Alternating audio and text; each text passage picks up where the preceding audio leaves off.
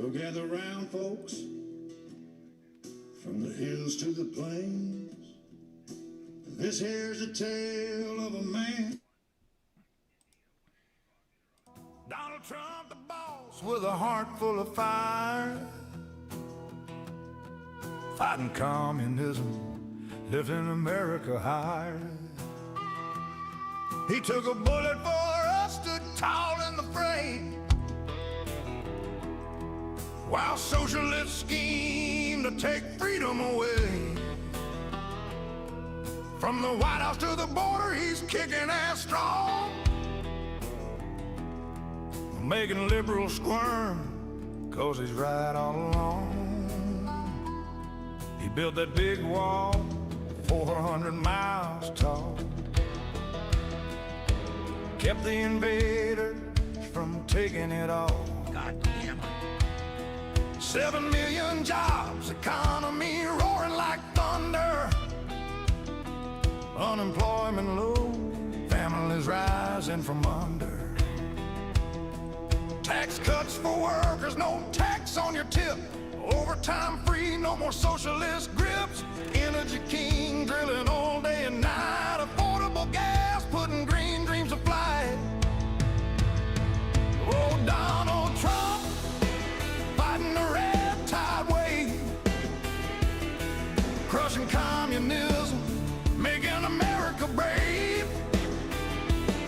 He took a bullet for freedom, bled on that stage. Liberals hate him 'cause he's winning the page. From sea to shining sea, red, white, and blue, he's kicking ass daily, seeing us through. God bless the USA, land of the free. Trump's our fighter eternity.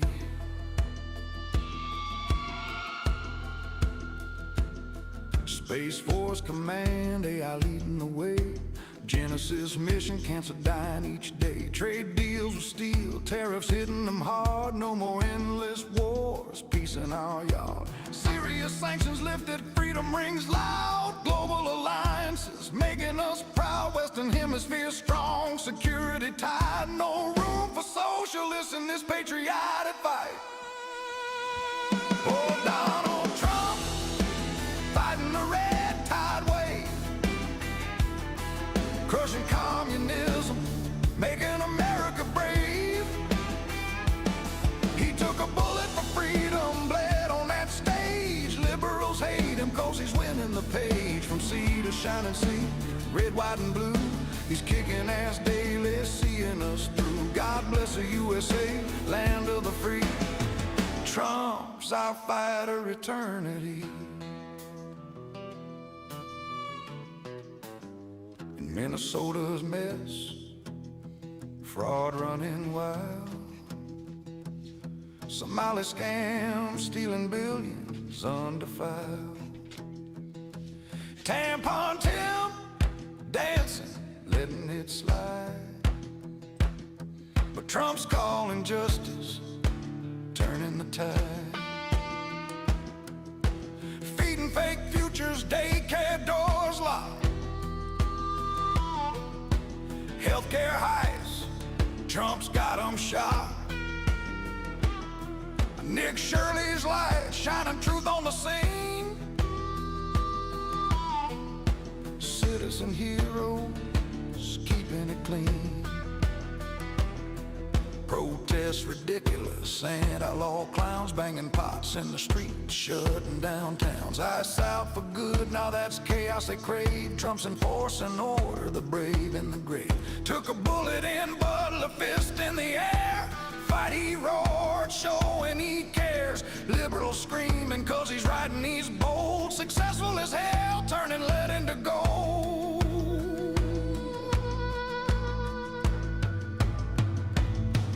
Better get that Nobel for peace. He's the king, bringing freedom worldwide. Here liberty reign. From Iran to the borders, kicking ass every day, handling crises like wildfire, clearing the way. Socialists hating, but truth's on his side. Patriotic powerhouse, with God as his guide.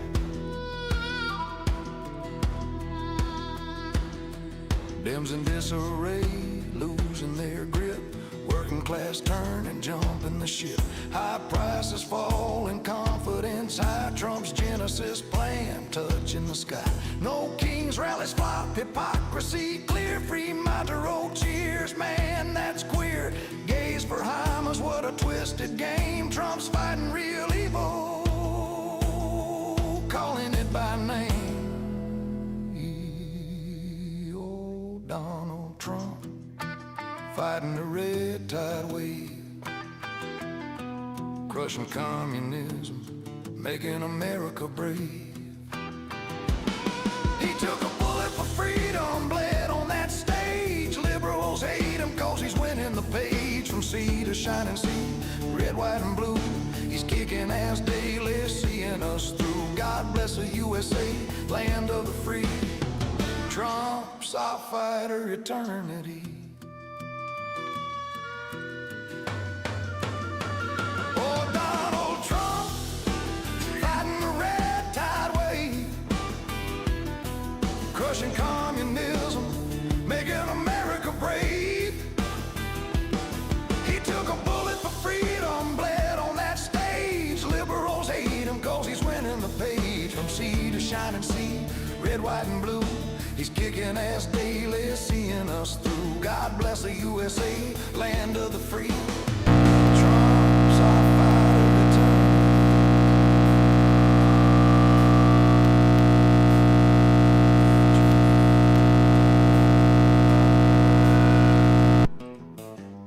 God bless America, folks.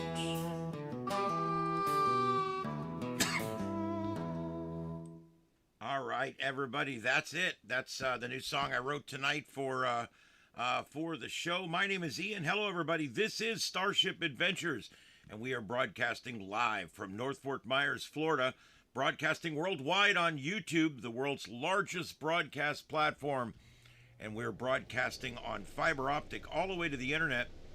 We've got a neat show tonight. I've got several interesting topics I wanted to broach.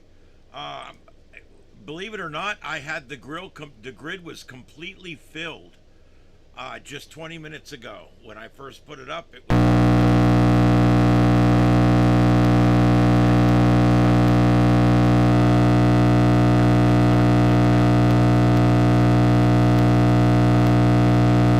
here is all I have right now, and I'm endeavoring to get other views.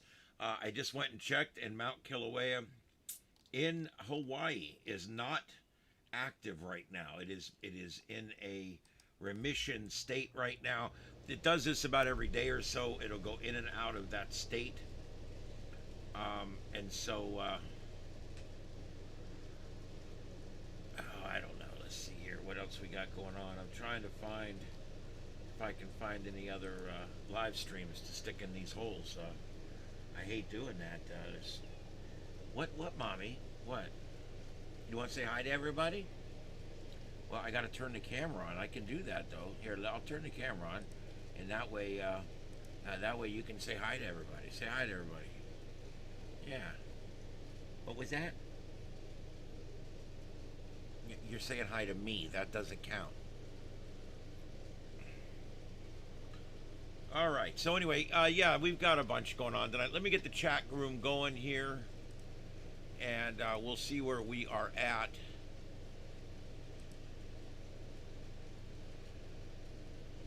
Oh, YouTube.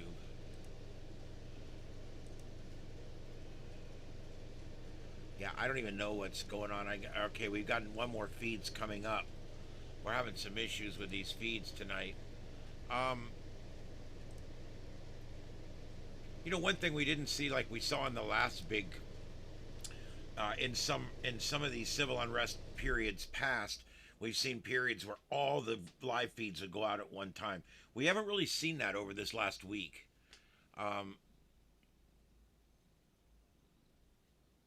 Intermittent sound problems? Oh, I have no idea. Everything looks good on this end.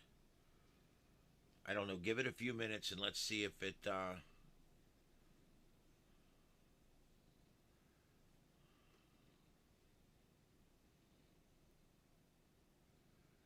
Okay, you can barely hear me at full volume. I'm turned up to the normal volume. It's bouncing right at the beginning of this. Let me try this again. 1, 2, 3. Let me make sure my mic's at the right mic. Sometimes when you restart, no, it's on the right mic. There, I reset it. And there we go. Let's see if that's any better. Check 1, 2, 1, 2. Is that any better, guys? Oh, I don't know. Whatever it is.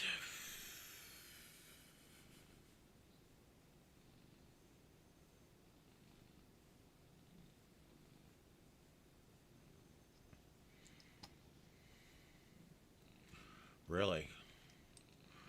All right, let me see what I can find on that. Mama, what are you doing?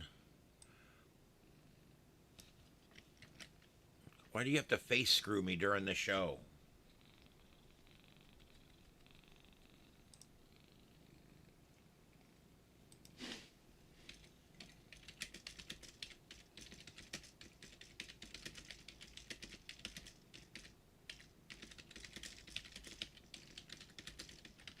I'm going to, a little bit later in the show tonight, I'm going to talk to you guys about AI. I've been working with a new AI program, and I'm going to tell you guys about it. I'm going to let you know what it is if you want to start playing with it yourself. It's a really neat program where AI helps you build AI programs for yourself, and I made a couple of different ones already. I made one that makes my show's banners, and it'll make my show's banner with all I do is type in what's going on tonight in all the different spots, and it makes my whole banner for me. I built it myself. I made it. I executed it, and it's working. I've also made an AI interface for myself that knows all about me and what I do.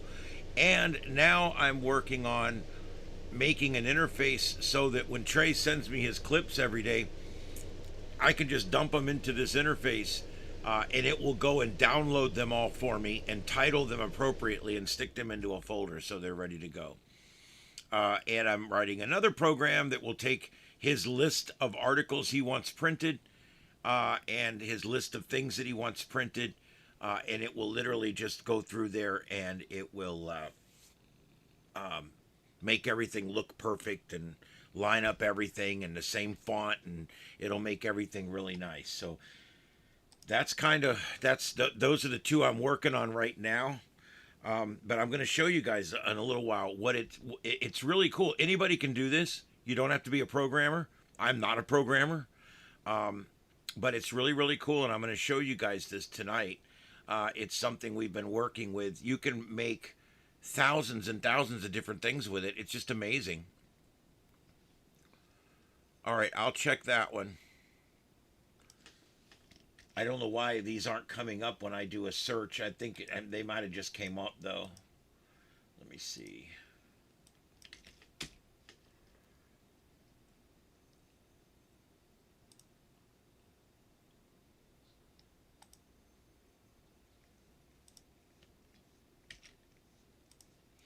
Okay, I will throw that one up here.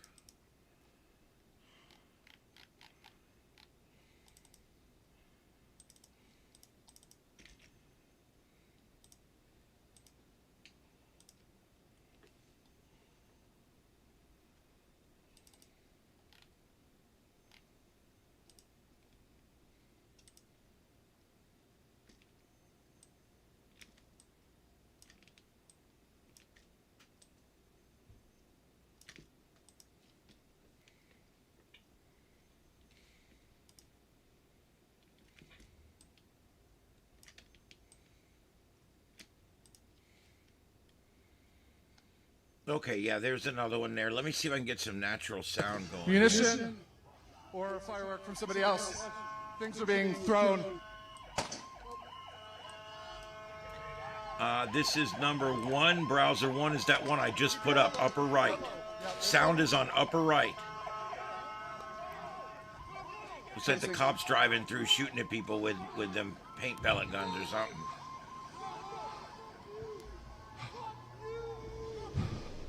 Guys, As they are race we off seeing into an escalation tonight? I mean, we've seen for 3 nights in a row, it's gotten bigger each night, where I would have expected it to have gotten smaller each night. So, just an observation. Some of this stuff is yippee skippy. Also, everything is going up and down so fast I can't even keep it up. I don't know what's going on. I'm going to keep looking for live stuff. If you guys find anything else, throw it in there for me. We're guessing, we're masking up a little bit right now.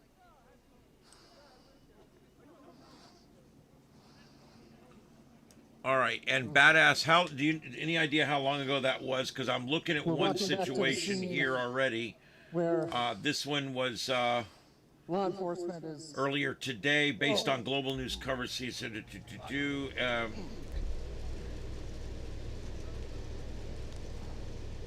oh, damn it.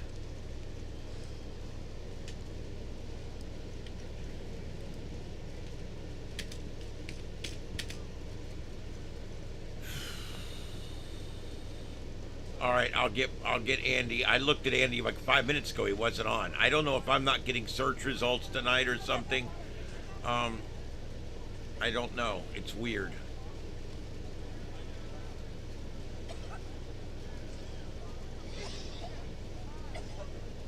Multiple people are wrenching from the gas that they fired.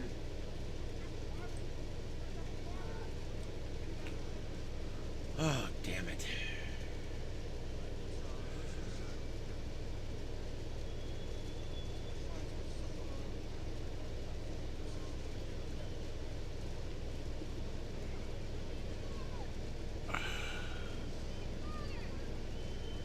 Why can I not find messages that were just put in here? Once again, we go live, and almost immediately, munitions are fired into the crowd. There was a bear cat up here. There's still a person laying down on the ground here. You want to focus on that for a second?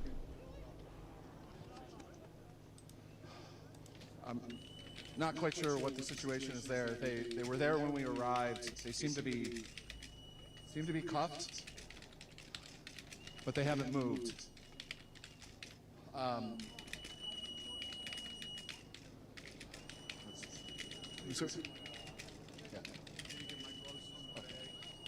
Okay, let's taking a get moment that to going. get a little more set up.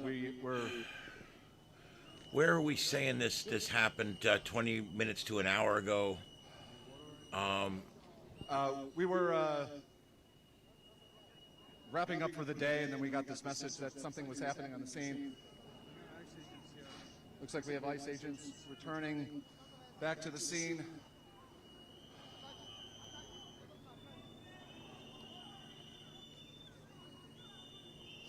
Yep.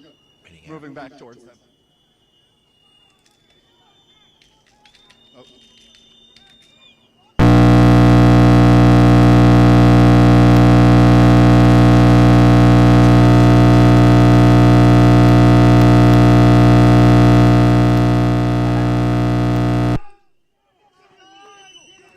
I don't know what's wrong with my audio. I just noticed that it was sky high for no Pepper reason. spray was sprayed. And then it came back down. So I don't know what's going on. I have no idea. You pussy little man! You're a pussy little man! Oh my God. These people, it's like, it's senseless. Every day it's the same senseless crap. All right, let's see here. Real quick, let's check this out. Outage starting time. Problem started for Verizon Wireless today about 12:30 p.m. Eastern, just before 1 p.m. The reports of phones showing SOS mode, iPhone, or no signal crossed out bars on Android. Verizon confirmed the issue shortly after 1 p.m. Peak reported outage was about 1.5 to 2 million users reported on Down Detector within the first several hours, with a peak of 178,000 plus reported in a 15-minute window around early afternoon. This marks the largest outage of 2026 so far and the first major outage. Let's see, service is slowly returning for many customers, but not fully restored for everyone. Down Detector reports dropped significantly from peaks of 170,000 down to about 40,000 now. With ongoing residual issues, Verizon teams are working throughout the night, primarily wireless voice calls, unable to place and receive voice calls. Mobile data and internet and some Verizon home internet also had disruptions. Text may work over Wi-Fi via iMessage RCS, but calls generally do not. Even over Wi-Fi calling, in many cases, you're not able to make calls. Widespread nationwide impact. The heaviest reports in the East Coast. Every state east of the Mississippi reporting heavily impacted, including major cities like New York City, Washington, D.C., Chicago, Atlanta, Charlotte, Pennsylvania, Philadelphia, Boston. Significant outages in Texas, centered around the Houston area. Scattered reports in California, Washington, Arizona, Colorado, and other western states. Good. I hate Verizon, so this is good.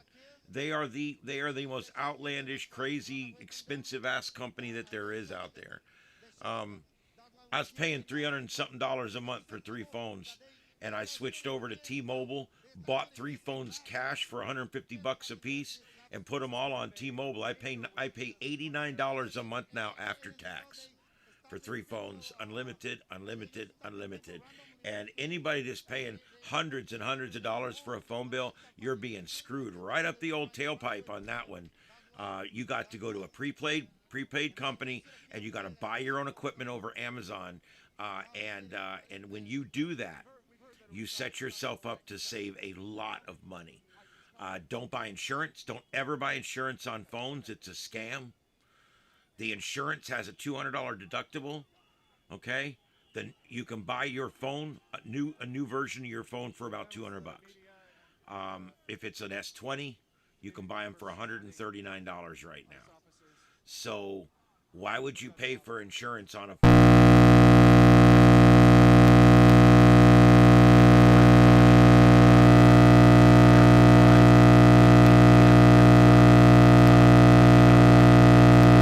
They want to sell you these phones, and they'll sell you a phone, and they'll sell it to you for $2,000 or $1,500, and you never actually see that number anywhere, because you're going to be paying it off over the next 3 years. And Verizon's got this little game they play where you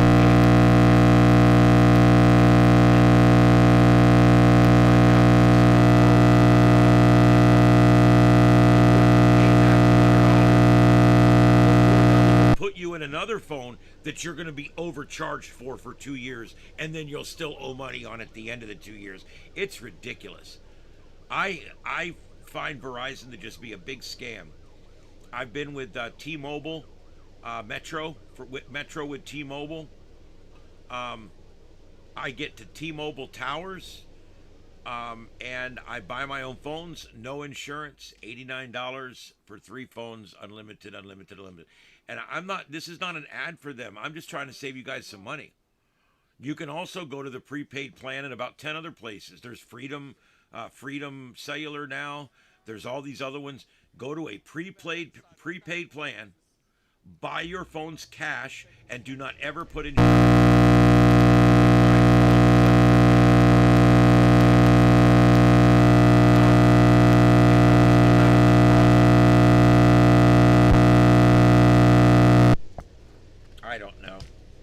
I don't know what it is. Everything's plugged in. Everything seems to be working. I don't know why it seems to be going to shit in the handbasket all of a sudden.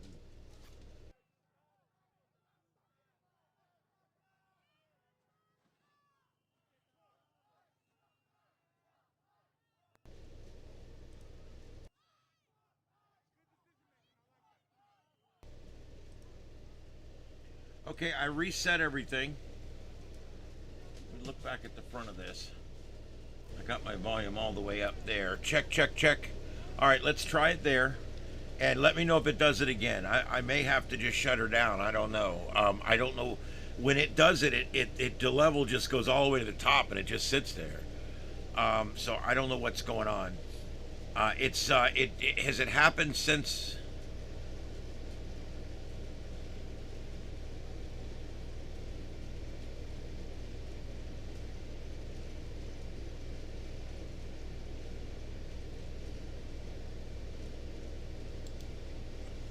I don't know. Anyway, let's see if it does it again.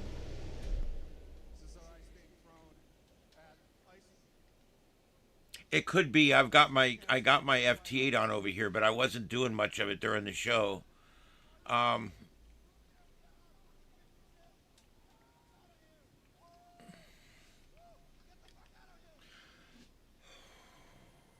right, here's what I got so far. An ICE-involved shooting reported federal immigration and customs enforcement agents were attempting to make contact with a suspect or a target in North Minneapolis when the individual allegedly swung or attempted to use a shovel as a weapon against an officer. Now, I'm sure they're going to say that, you know, just because you're swinging a shovel at police officers don't mean they should shoot you. I mean, I'm sure that's what they're going to say. According to the multiple law enforcement sources, and you know they shot him in the leg. I know they did that on purpose. They're like, I'm not going to kill this guy. I'm just going to shoot him in the leg. And they're not allowed to do that, but I'm sure that's what happened. According to multiple law enforcement sources, including reports from Fox News correspondent, ICE agents fired shots in response to the alleged assault. Let's see here.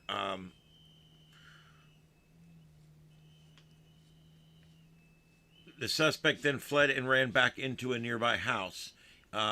Early reports did not confirm if anyone was hit or injured by the gunfire. Details were preliminary, with no immediate confirmation of fatalities or specific wounds. Some unverified social media claims mentioned a leg injury, but these remain unsubstantiated at this time. The city of Minneapolis issued a statement acknowledging reports of a shooting involving federal law enforcement in North Minneapolis and said they were working to confirm additional details while urging calm. You guys know what they're doing right now, right? Every one of these incidents, whether it's the woman that got her face shot off, or whether it's the two out in Portland, or this one, or the other 9 or 10 incidents that I read about. What this is these people like to be martyrs. They want to be victims. They want to go and be the one that's talked about. They all have complexes about that, and I think there's a lot to that. I think that woman that got shot, Good. I think that I think that she was crazy. And she was gonna do whatever had to be done, and we're seeing more and more of that, and that is a bit scary. Did that one freeze up now? I'm having a really hard time keeping anything on the screen here. I'm resetting that one, and it looks like it's dead. Let me see what else I can come up with real quick. Stand by. Let me go. Let me get Portland Andy up. I'll get him up there.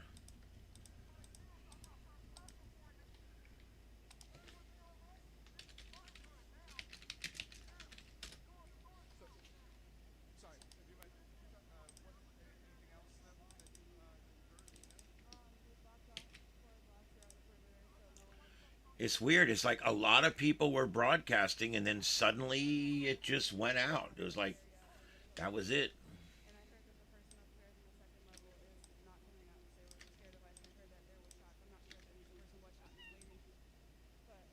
What's wrong, kitty?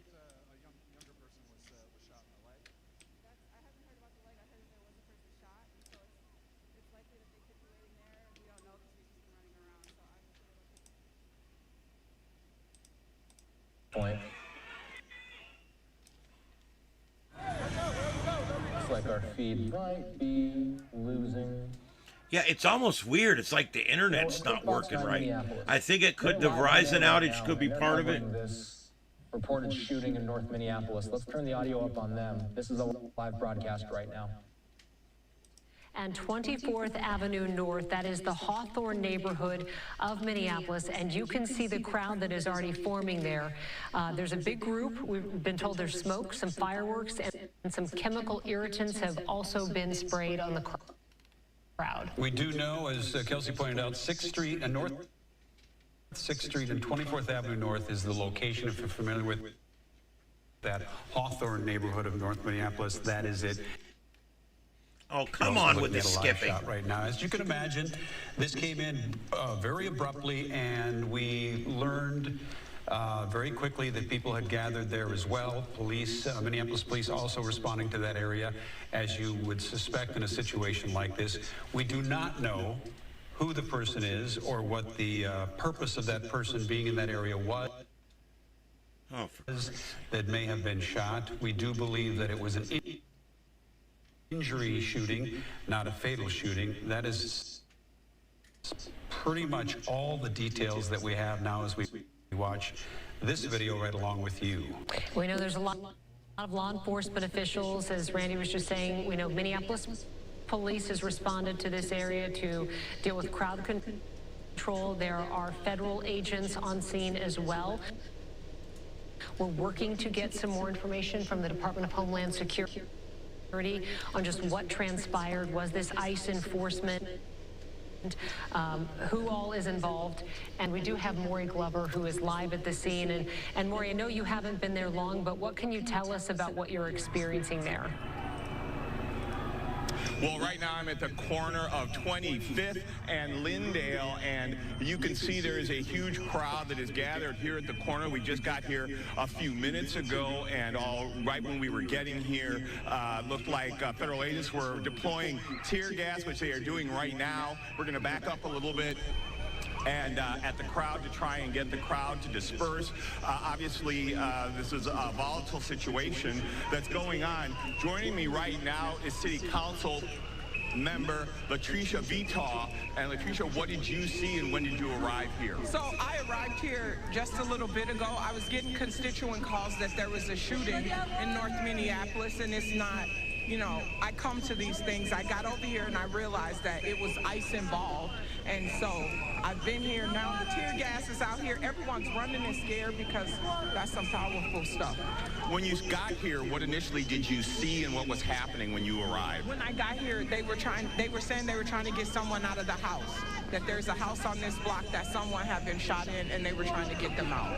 I know the city had released or tweeted a statement saying that you know, they were aware of reports of a shooting involving federal agents, but that no Minneapolis police or local agencies were involved in that. Have you heard that or read that as well? Not Minneapolis police involved. Minneapolis police is here to make sure that the residents and folks are safe.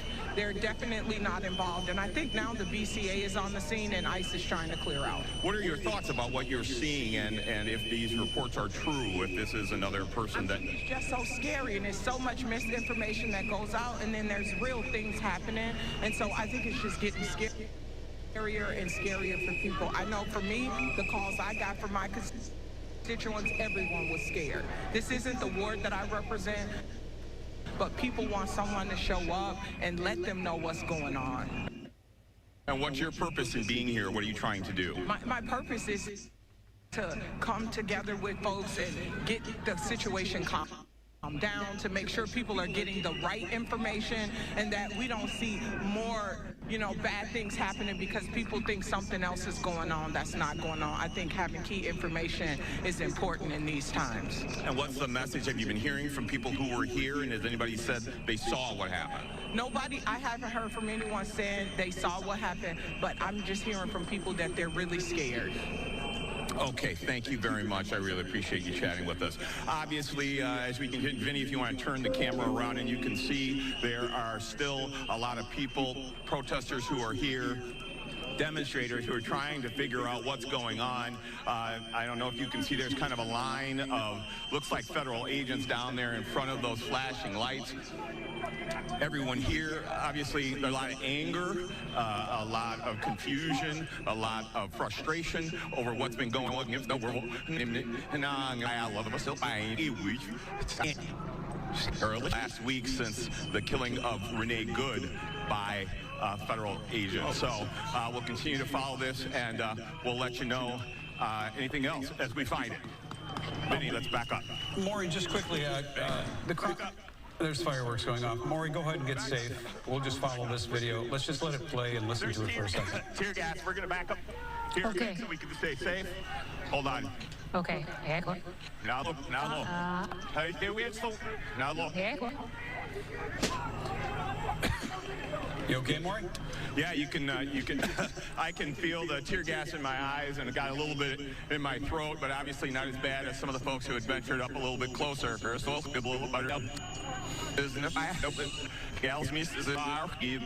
The federal agents, and as they get close, they deploy some sort of gas, and then that kind of drives the folks back to the corner. And that's been repeated several times just since we was not a little bit since we've been here. I don't know what that digital bullshit is, but it's funny. One of our cameras, a crime scene tape that has been put up almost as a full city block. Can you see how far back from the... This seems a little different tonight. It's, yeah, It's kind of difficult to see. All right, I'm endeavoring to get more from 24th and Lindale. stuff up here. I believe it was a little bit farther from there, but I'm not exactly sure. They have several blocks taped off around this area, so we're, like I said, at least a block away from where it looks like the main activity of whatever happened, but the crowd has caused federal agents to kind of push folks back up this way, and this seems to be one of the points where people are gathering. Okay, and we imagine that crowd has gotten a lot bigger in the last half an hour or so since we first heard news of this shooting. Given that they are deploying those chemical irritants, you can hear the whistles in the background as well. That yes, we can hear the whistles. Yes. Can we go to Sky? We do have Chopper 9 up. Is there Sky Fox 9? Okay, there it is. Skyfox 9 Hey, is up now. 26 Manueli. Maury is at 25th and Lindale. Hey, how you doing? Thank you. Welcome and again, in. This is coming in as an injury shooting, potentially of someone who was being taken into custody by ICE. Maury Glover, you have found another bystander there to talk to about their experience? Yeah, she's just standing here in the street kind of recording what's happening. First, can you just say and spell your name for us? Hi, I'm Casey, K-A-S-E-Y, Hayes, H-A-Y-E-S. And why are you out here tonight? I live in North Minneapolis, so this is my name. This is Phyllis. Yeah. I'm a little startled.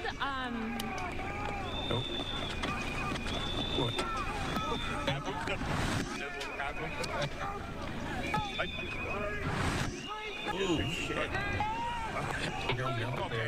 This is a little different feel tonight, isn't it? Tear gas and other irritants. Maury, you okay? Yep, we're okay. Yeah. What are you feeling about what you're seeing right now? Disappointed.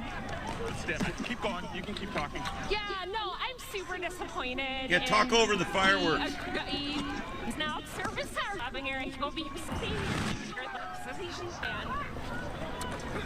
Obviously, they're using flashbangs and tear gas. We're going to move away a little bit and catch our breath for a second. I think Vinny's still over there. But you can keep talking, I guess. Kind of, you said you're disappointed to see this aggressive response. Yeah, you know, we as Minnesotans care about each other, and we want to make the rest of the world ain't like that. Please back up. And this is clear dissonance to our care and consideration for our neighbors. Obviously, you can see that the federal agents kind of moved up the block to kind of move people away. And they say stop the violence by creating more violence. Throwing tear gas, and it's being met by other people, residents who are throwing or launching fireworks at the I don't know why they start speaking Russian all of a sudden. It's some digital glitch going on, but there's nothing I can do about it on this end.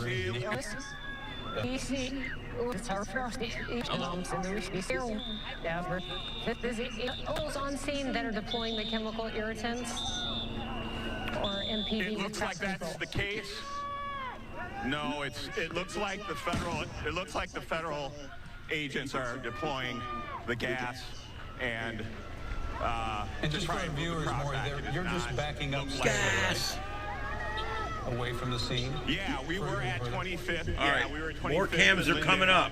And I'm a little bit farther back on Lindale. As I find more going cams, I'm towards, going to I get believe, rid of 26. myself here in a And you're minute. seeing people, now for the folks at home, you're seeing people who have been hit with that chemical irritant being aided. And it is nasty stuff. Get the water in the eyes, and that seems to help a little bit. Yeah, it's actually kind of made it a little difficult to talk when it comes to your lungs. You have to cough, and it hasn't been too bad for me, but I've seen several people who have been caught in that and then have been down on the ground. They've had to have help getting picked up and kind of moved back. Now it looks like federal agents are taping off the end of the intersection at 25th and Lindale, kind of to keep people from walking down that way. Still, obviously, a very volatile and fluid situation here. Maury, can you tell how big the crowd is? You said they were setting off fireworks prior to this chemical irritant being sprayed out there, but can you tell how I'm sorry, many people? can you repeat that? Yeah, can you tell how many people have gathered there? I would say there's probably about 100, maybe 150. It's hard because it's dark, and I believe this probably isn't the only place that people are gathered, but at least from where we are, I'd say at least about 100, 150 people are here. And again, Maury, just for our viewers at home, you're at least probably 2 blocks away from where, this reported injury shooting may have occurred between ICE and an individual. We do not know who that individual is, don't know what the situation was that occurred. All right, let me check to the that. AP. What the reports is one injury shooting. How far away from that have you now had to retreat to? Well, we just moved back about another half block, so the federal agents are still at the corner, right at the intersection before they were about a half block down towards, I guess, 20. Sorry, getting a little confused. That's okay. Here. We have Skyfox 9 street up. signs. We have Skyfox 9 up, Maury, so we're kind of up and over the scene. The federal agents moved up about a half a block. Okay. They're now blocked off the intersection and are trying to, looks like they're kind of making a thing of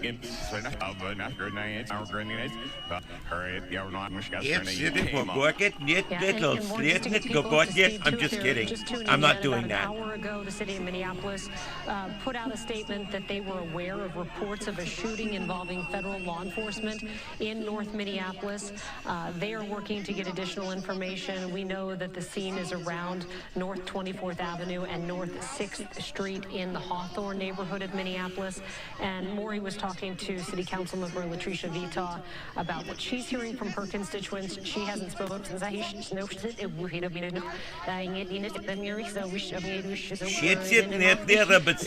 scary situation. She showed up to try to get the situation.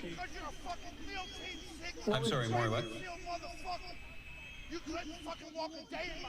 He may be talking. Yeah, I think Maury's off. All that's going over the air. They're live on the air. But, City Council member Latricia Vita talking about how she came to the scene because she felt like she could be, as a city official, somebody who could maintain some calm and try to get information to people as well, because she said she did feel like it was very chaotic. And of course, this comes just 1 week after the shooting of Renée Good at 34th and Portland in the city of Minneapolis. Well, the concern tonight at this moment in time is misinformation getting out. And again, we're trying to avoid that as well and give the folks at home and anybody who may be listening or watching or following us online is that we don't know exactly what the circumstances were.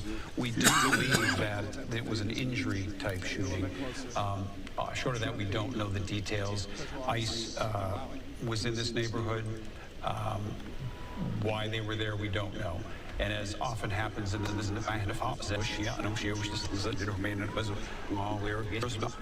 activists and agitators to show up as well. And that clearly is what happened. However, in this case, Minneapolis police, probably along with federal agents, did get the area cordoned off pretty quickly with their crime scene tape or police tape. And that has kept the crowd back away from where the original shooters there. 4th Avenue North That's in the Hawthorne neighborhood of North Minneapolis. And we've been working to try to get some more information from Department of Homeland Security as well to see what they can confirm at this time as to what happened in this Minneapolis neighborhood earlier tonight. It came a short time after the governor addressed the state, did a public address at 7 o'clock tonight. And of course, it comes amid the big operation of federal officials that brought 2,000 to 3,000 ICE agents and ICE officers to the state of Minnesota for these enforcement actions. One of the asks of Governor Walz tonight during his speech to Minnesota citizens was keep recording, keep staying out there, keep recording. Why is that still playing? Jesus. I hate when things just go off on their own. Targeted, they believe, by immigration officers. That's according to some people who've been out here on the scene. A lot of this may just be speculation. We have not confirmed with officials at this point exactly what happened. I'm simply relaying to you what we are hearing from people who are out here on the ground at the moment. But certainly a very confrontational and chaotic scene that we rolled into. There are also helicopters that are roaming overhead right now, so I'm not sure if you can hear them, but there were at least 2 or 3 that are overhead at the moment. Yeah, one of them we can say is Sky 11, giving us a better vantage point, but we do believe there's at least 1 law enforcement helicopter up over the area as well. It's hard for you to say, I'm sure, because you obviously can't get close to the house that was being blocked off at 24th and Lindale. Do you get a sense at all that any of what are you doing? Law enforcement in that area are leaving, or that presence is dying down? And the reason I ask is I'm just wondering if the original scene has been cleared, therefore some of those vehicles could be leaving. Understanding, of course, some are still there because it sounds like the situation is getting very heated. Well, I will tell you that there is still a Minneapolis squad car out here, but that initial SUV that we saw that was unmarked, that I believe did belong to federal agents, did exit the scene. So that vehicle is no longer there, but I will say the police perimeter, of course, is still put up. That's around that home as well, and some of the other homes in the neighborhood. So it's kind of hard to know at the moment exactly if police are leaving or if they are staying here, because we do see that Minneapolis police cars are here, although, like I said, that vehicle that I believe belongs to federal immigration officers did exit. All right, and I know we had video from that scene. We believe this reported shooting may have taken place around 7 o'clock tonight.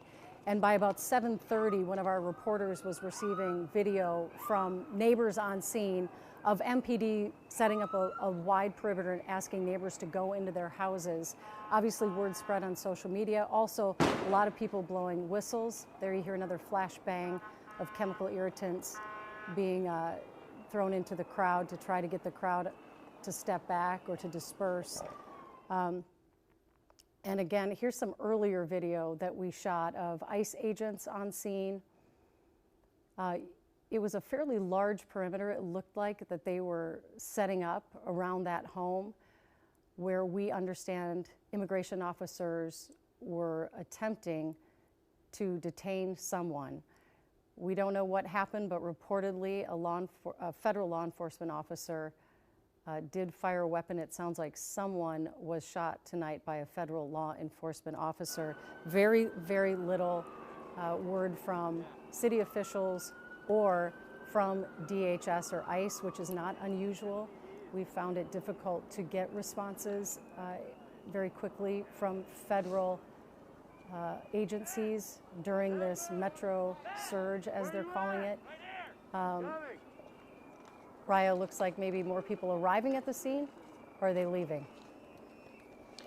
Well, Julie, I just want to describe to you what we just saw. So that was at least 7 or 8 Minneapolis police squad cars that I hadn't seen before, but it looks like they just drove away from the scene. They had their lights and a little bit of sirens going on too. There was also one unmarked vehicle, just a little bit of siren, within those vehicles that just left. So it looks like, to answer your question that you just asked me a few minutes ago, it looks like at this point in time, police are in fact leaving this scene as protesters continue to show up. So the crowd is getting bigger. At the same time, what we just witnessed is police leaving. All right, hopefully indicating that that scene can die down. We know that sometimes just the mere presence of MPD or the federal officers tends to agitate and get people a little more aggressive. Joe McCoy is also on scene. Earlier, he saw some of those anti-ICE protesters throwing ice and snowballs at officers and swearing at them. What are you seeing now, Joe? Julie, I want to show you the line of federal agents behind me, and this is noteworthy because when we got here on scene around 8, this line of now a couple dozen federal agents was only about 5 or 6 federal agents that were keeping the peace here, and we're trying to keep this perimeter. But now they have brought in 2 to 3 dozen federal agents to try to keep protesters back.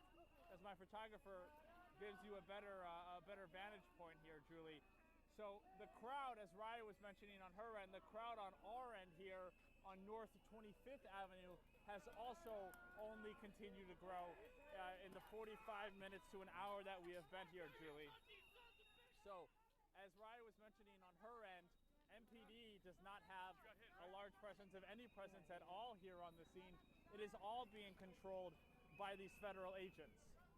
All right, and Joe, we can let our viewers know that the Associated Press is now reporting that one person was shot in the leg, we believe by a federal law enforcement officer tonight. And we are looking for more details. City of Minneapolis hasn't updated their information for 1 hour. An hour ago, they put on X that they're aware of reports of a shooting involving federal law enforcement in North Minneapolis. Associated Press now confirming that that was one person they say was shot in the leg. Neighbors in that area sent us videos earlier tonight, and according to those neighbors, they did hear some shots fired. During the video that they sent us, we saw MPD asking them to go back into their home. They were questioning whether they legally had to do that. Officers saying, we want you to do that for your safety. During the course of that conversation, we were already hearing flashbangs in the background as ICE agents form a perimeter blocking off that area at 24th and Lyndale in the Hawthorne neighborhood where all of this has been transpiring, and as word starts to spread, escalating. More people are showing up to the scene. Joe McCoy's been there for about a half an hour. Joe, we can see behind you as you're talking, people walking up to that scene. Yeah, exactly, Julie. The crowd only continues to grow. There was a couple of dozen protesters here when we arrived on scene about 30 to 45 minutes ago. Now I would say there's at least 100, if not more, protesters that are here. And you may hear in the background, you hear these whistles, and these protesters keep blowing these whistles. And what their intention is with doing that is to alert others in the neighborhood that ICE is here and that there is ICE activity going on. And as you just mentioned, Julie, the AP reporting that one man was shot in the leg. I'm sure as word of that gets out, that more protesters will start to come to the scene. I want to kind of take people back to what we have seen in the 45 minutes we have been here. We saw an ambulance leave the scene right when we got here, and that was when there was only a couple dozen protesters. But that group has to continue to grow as, here we go, Julie, more chemical irritant being deployed. And there are some flashbangs, Julie.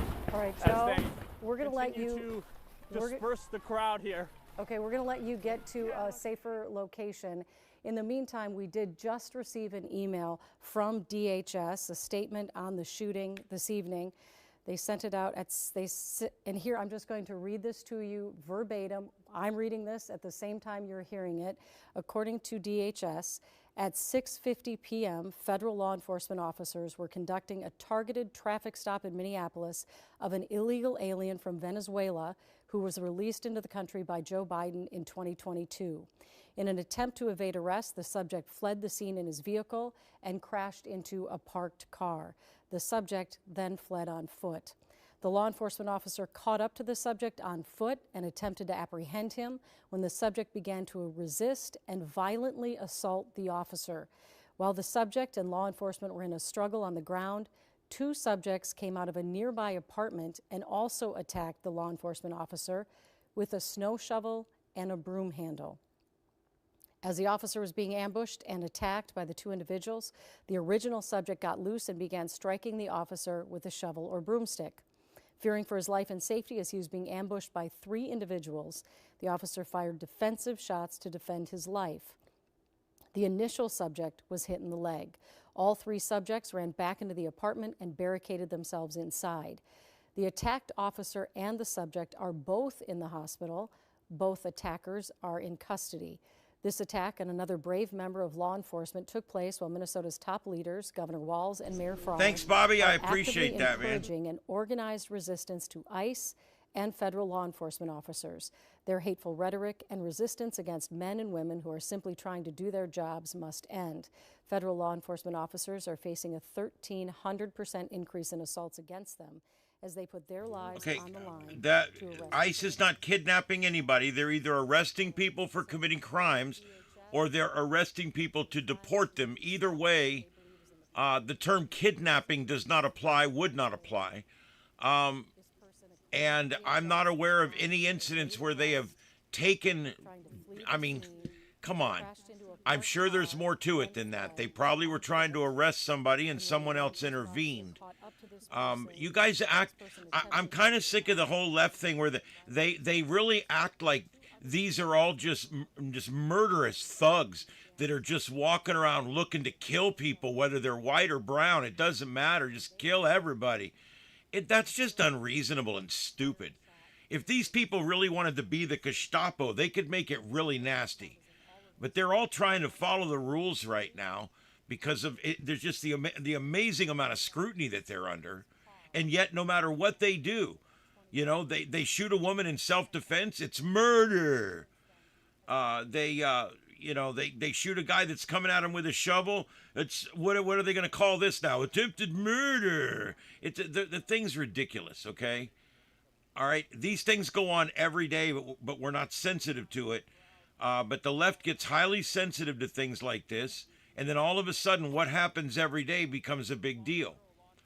People are arrested every day and deported. It's been going on. Barack Obama did it. Wow, he deported a lot. He was like the deporter-in-chief over the last 40 years. You know why? Because Barack Obama felt the exact opposite of the way you guys feel today about illegal immigration. He felt that they all needed to be removed, just like Donald Trump feels. That's what's weird. There's been a very big change in the way people think of illegal immigration on the left. Because the left was not for legal immigration at all. The only reason legal immigration became a big thing for the left was because, hey, they're like, we're losing so many people and they're all moving to red states. We've got to somehow backfill our states with enough illegal immigrants so that when the census comes around in 2030, we will not lose any congressional seats. And that's exactly what's going on. That's exactly why they let them all in. And it's going to backfire on them because we're going to find a way to do the census without counting illegal aliens. When that happens, these blue states are going to lose 40 seats, 50 seats. It's going to be nuts.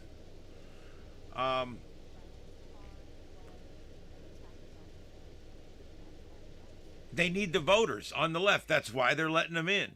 Because they may not equate to registered voters right away, but they equate to House seats, congressional seats, is what it equates to right away.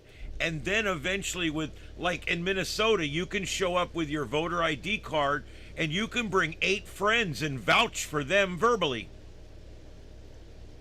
We got to end bullshit like that. Do we need it? Is it time? All right. I just want to make sure everybody remembers this section of the show tonight, sponsored by MAGA-Streak Trumpanol. MAGA-Streak Trumpanol, produced by the Trumpanol Company. For those suffering from Trump derangement syndrome, Trumpanol works great. However, it is strong.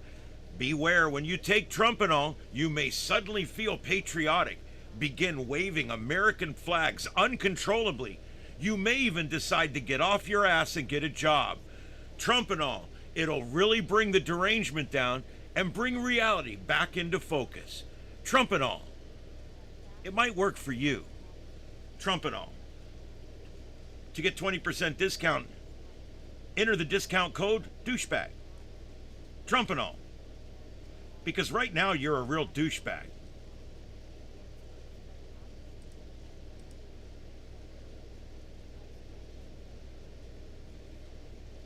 Sent us videos, said that they heard the shots fire. At that point, MPD started setting up a large perimeter around 24th and Lyndale where this all occurred. And as that situation has been unfolding, more and more people have been showing up on scene to protest ICE and their presence. We have our Raya Katene and our Joe McCoy in that neighborhood in North Minneapolis tonight. Let's check in now with Raya. Is it Raya or Joe? Hi, Raya. What are you seeing from your vantage point? And can you tell our viewers who are just Hey, joining Julie. us now So on we air are where you still with the crowd here on 23rd Avenue. And I want to show you what's going on because at one point there was a perimeter set up right here with yellow tape right behind us, but that has since been broken. And now this crowd of protesters, they formed this sort of line directly in front of these federal agents. There is a line of federal agents here. They're wearing vests that say Federal Officer, Bureau of Prisons. And what we've seen is direct interactions between these protesters and the officers out here. Some of them are yelling at the officers. Some of them have asked them questions like, who are you out here protecting? Some of them have taken some steps, getting even closer to the officers. Hey, Murphy, Protesters welcome who did aboard the approach ship. with their hands up, Thanks for hitting that but button. who are continuously trying to talk to the agents who are out here. And these agents are not responding. Some of them, I have seen them point with their hands, perhaps telling these people to back up a little bit. But this perimeter has now been broken. And so the space between these agents and the protesters is getting smaller and smaller. And as I said before, more and more people are continuously showing up here tonight. So from what we've seen, these tensions just continue escalating. Well, and we can unfortunately sometimes at these protests you are going to hear some very foul language, which we hear behind Raya right now. According to DHS, both the person who was shot and the federal officer who they say was attacked are both in the MJ, hospital, thanks for so they're joining no up. longer on scene. Welcome aboard. But again, as word starts to spread, we know that there are networks of people that alert each other that there's ICE activity in various neighborhoods, and so more and more protesters show up. We have heard the whistles, which have become a common sound now throughout the Twin Cities, the whistles of anti-ICE protesters trying to alert their friends and neighbors that there's ICE activity in their neighborhood. You can see our vantage point now, lots of law enforcement activity in that neighborhood at 24th and Lyndale. Our Joe McCoy has been on scene now for about an hour and a half. What are you seeing, Joe, and how has it changed in the last half hour or so from your vantage point? Well, Julie, perfect example here. This is what ICE agents are deploying. An example, these are Stinger rubber balls. These are being shot to the ground at these protesters, Julie. But what we have seen in the past 45 minutes to an hour, what we've been there is this increased escalation. When we first got here on scene, there were a couple dozen protesters maybe and 5 or 6 ICE agents that were holding a line in a perimeter. And now, as you can see, there's at least 100 to 200 protesters here. And this line of ICE agents that has grown significantly in the past 30 minutes, we have seen significant clashes between these ICE agents and the protesters as ICE agents have deployed chemical irritant, they have deployed pepper balls, they've deployed those rubber, almost grenade-looking things as I showed you earlier. So what will happen is that the ICE agents will hold this line here, and then the protesters will advance, and eventually the ICE agents will shoot those chemical irritants to back them up, and that's just happened repeatedly. What we are seeing from the protesters is, of course, chanting, and they're extremely angry and agitated with these ICE agents and what they're doing in our communities, and the protesters will then throw snowballs or ice at these federal agents, Julie. But the crowd has only grown significantly in the hour that we have been here, and it doesn't look like these people plan to go home anytime soon. Well, I'm curious because it appears from DHS's statement that the officer involved and the man who was shot have both left the scene and are in the hospital. So I'm curious how long ICE will remain in that area now that it appears that situation has been resolved. But it doesn't appear to you that they're leaving or they're trying to clear out of that scene? No, ICE has been holding this line for the past hour, Julie, since we've been here. About 5 minutes after we got on scene, which would have been right after 8 o'clock, we did see one ambulance leave the scene. Of course, we don't know if there was an ICE agent who was in that ambulance or if it was the individual who was shot. But it does not appear that ICE has any plan of leaving, and it's interesting because there's no, from what we can see at our vantage point on this side, Julie, there is no Minneapolis police presence. So you see these cars coming through. These are just pedestrians and people trying to drive through the neighborhood, but there's no one here to direct traffic. So you have a couple hundred protesters who are in the street, and then you have this line of a couple dozen federal agents. All right, and we appreciate your reporting tonight. I know that air has been very thick at times with chemical irritants, making it hard for you to breathe on scene there as it escalated. People swearing at ICE agents, throwing snowballs at them, and then the federal officers responding with flashbangs and throwing chemical irritants into the crowd, as Joe said. And as you can tell, it's a fraught scene out there at 24th and Lyndale tonight.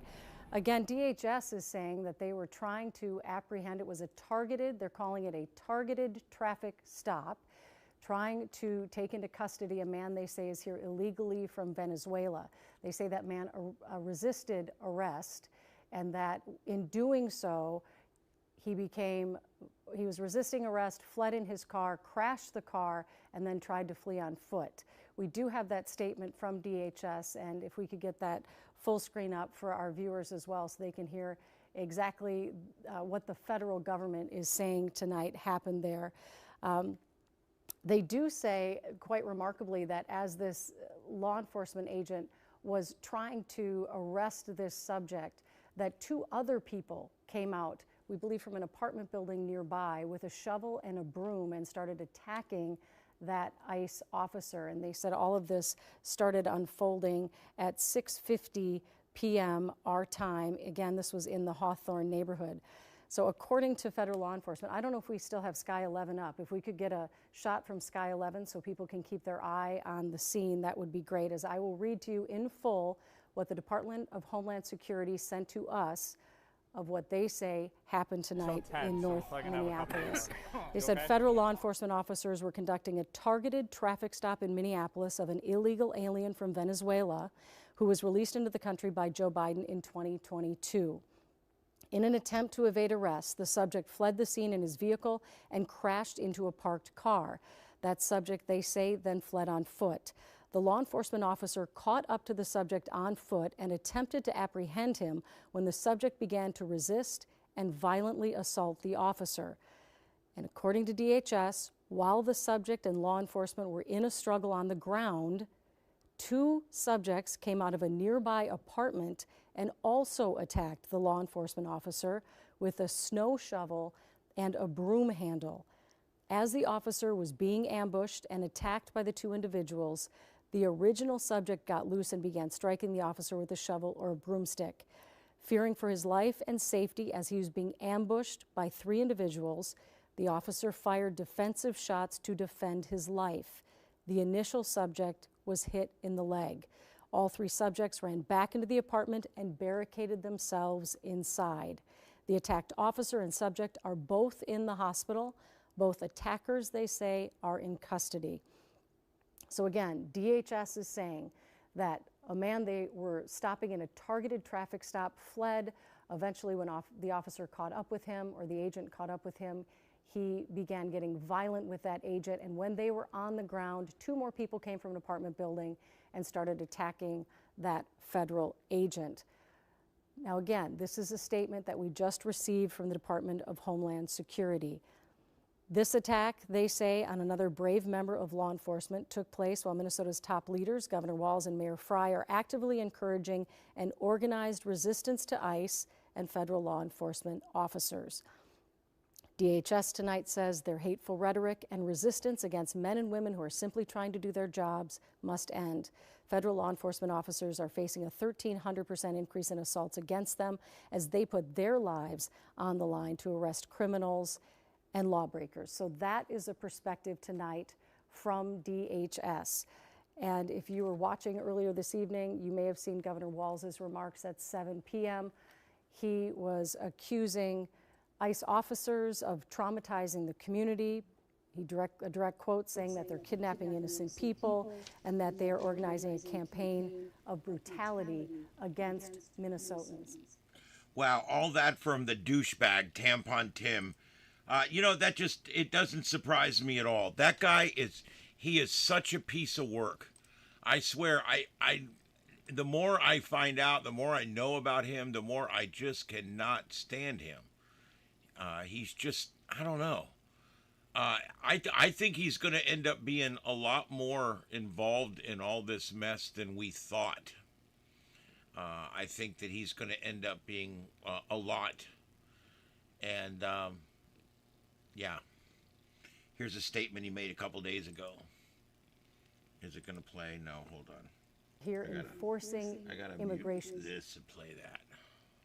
But I also was on the ticket, quite honestly, you know, because I could code talk to white guys watching football, fixing their truck, doing that I could put them at ease. I was the permission structure to say, look, you can do this and vote for this. Look, it's not law. What does that even mean? He was the permission structure that allowed white men to vote for him. What does that even mean? I mean, he is just such a doucher. He can code talk to men. He can sit there and watch the Super Bowl and talk about first down, bitch. He can go out with his gun and he can... Oh, that's right. He went out with the gun and didn't know how to use it. Tampon Tim Walz. What a doucher. That guy is such an amazing, amazing douchebag. And I mean, he was literally runner-up for vice president, if you want to think about that. He was almost vice president. Behind what would have been probably one of the least smart presidents we ever would have had. Because Kamala Harris, she's never had a deep thought in her life. And I couldn't imagine her. It's almost like when she picked him, she had to pick someone that was actually worse than her. And she found it with Tampon Tim. He probably will never see justice, Billy, and you want to know why? Because he's in the government. These people never see justice. All right? They never see justice. Well, I got it pretty bad. Yeah, even Bill Clinton. He did whatever he wanted. He never saw justice. He got sanctioned. Yeah. It depends on the definition of the word is. Whatever. You know, I used to not like Bill Clinton much at all. Nowadays, he was actually not a bad president compared to Joe Biden or Barack Obama. He actually ran a great budget. He was more of a budget hawk than the Bushes were. Are you kidding? He was the last of the budget hawks. He actually did good with the budget. I didn't like much of the other shit that he did. But he did pretty good with the budget. And then it went completely off the rails from there. Yeah, they both just dodged a subpoena. And they're going to try to do something about it. They'll end up doing all kinds of shit. Nothing will really happen. And they'll end up getting like a letter that tells them they were wrong or something. I mean, that's what always happens. Oh, well, we censured that person. What is a censure exactly? Oh, a censure means we wrote him a letter and said, hey, man, don't do that again, okay? That's literally what a censure is. All right. I mean, people get in more trouble in middle school. It's ridiculous.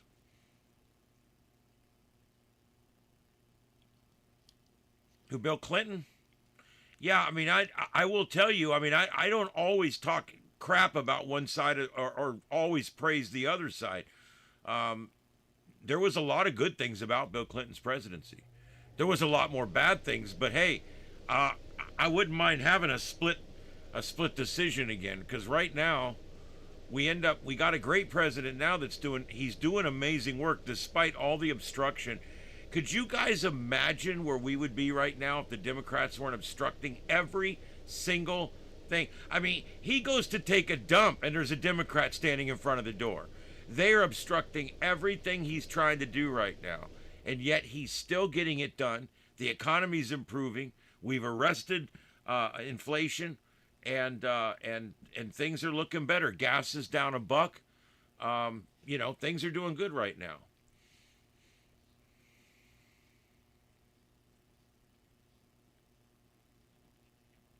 Yeah, the Clintons, if they could do 2 days in jail, at least I'd be happy.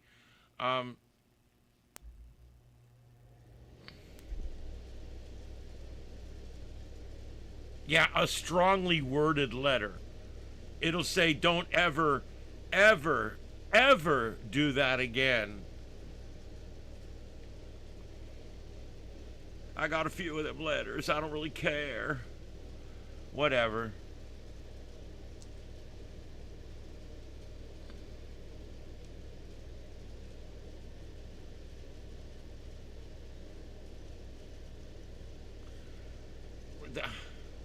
The ultimate peach. I've been reading what you've been putting in, and I have to tell you that you're simply just cutting and pasting talking points off of Facebook. That's what I love about the left. Why is ICE doing papers, please, to us citizens? ICE is verifying that people are legal. All right? They don't have any more right to your ID as a police officer. If you know your rights, then you stand up for your rights. Okay?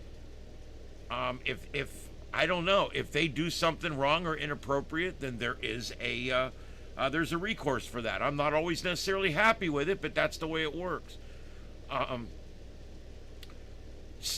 They are not purposely stopping citizens. The only time that a citizen becomes involved in a stop is when they interject themselves, they're present in the vehicle that's being stopped, okay? Or they are misidentified, and therefore they have to just make sure that that's not an illegal, and they let them go. Well, if you sure sound like one, Peach. If you're not a liberal, you sure speak for them.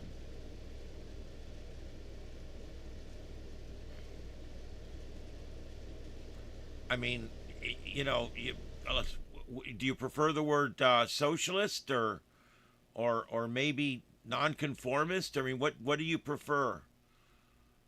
I mean, because I'm telling you right now, ICE has been operating right now the same way they've been operating for years, except right now they're being careful. This has been going on for years. Barack Obama, I mean, under him, there was so many people deported. I'm going to see if I can get a number.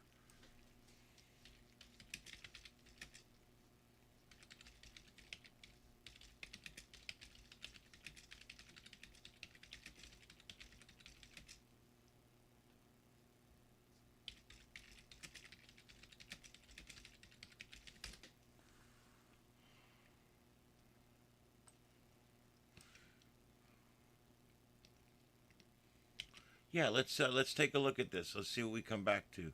I love using AI to do deep research like this. This is great. They're being very lenient, actually. They should act quicker and more harshly than they are, but they're really trying to be chill about it. I want you guys to listen to me now. This is something under Jimmy Carter. 1977 to 1981, approximately 3.5 to 4 million total deportations. Ronald Reagan, one of my favorite all-time presidents right behind Donald Trump, approximately 8 to 8.5 million. And due to his programs, many of those were voluntary. He ran one of those programs. We'll pay you a bit of money. We'll take you back over. George H.W. Bush, 4 to 5 million total.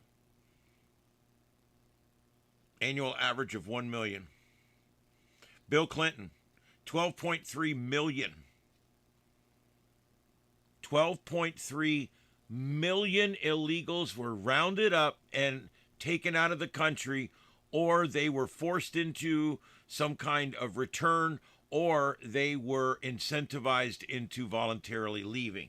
That is a lot. So Barack Obama, we're coming up. But Bill Clinton, 12.3 million. 12.3 million. George W. Bush, they were both in office at the same time, only 10.3 million. So why would Bill Clinton deport more illegals than George Bush? What a Nazi. What a Nazi. Oh my God, he's literally Hitler. Oh my God. So Bill Clinton deported more people than George W. Bush.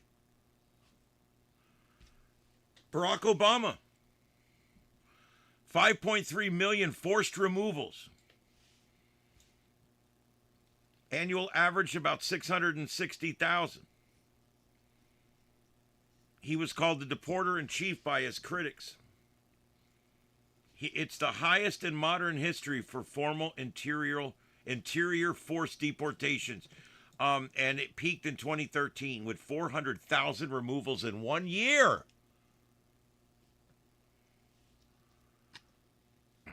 Donald Trump, first term, 1.5 to 2.1 million. So, Donald Trump's first term, okay, only a fraction of what Barack Obama deported, only a fraction of what George W. Bush deported, only a fraction of what Bill Clinton deported. My God, these Democrats are terrible. Oh my God, look at this. They're terrible. Joe Biden only deported and voluntarily removed and allowed to remove. We're looking at probably about 3 million expulsions. Yeah. So Biden actually deported some, but not all that many. About as many as Trump did in his first term.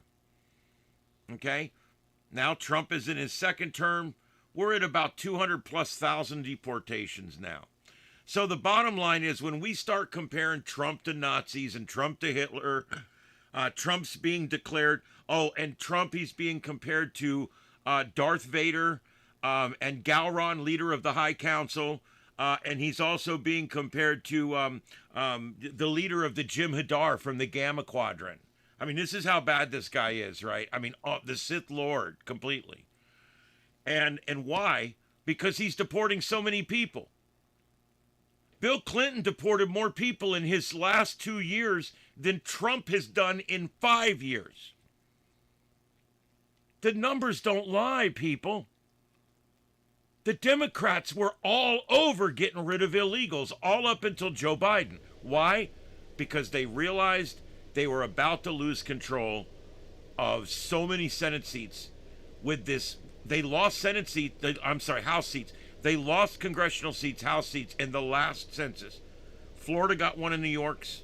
Texas got one in California's. And that was simply just a precursor of what was to come. Because in this next one, we're going to get 3 or 4 more. And Texas is going to get at least 3 or 4 more. And when that happens, it's going to be a huge power shift. The Democrats saw this coming. They saw this coming 5 years ago. And that's why Biden immediately opened all the borders. He immediately opened everything up and just let as many people in as possible.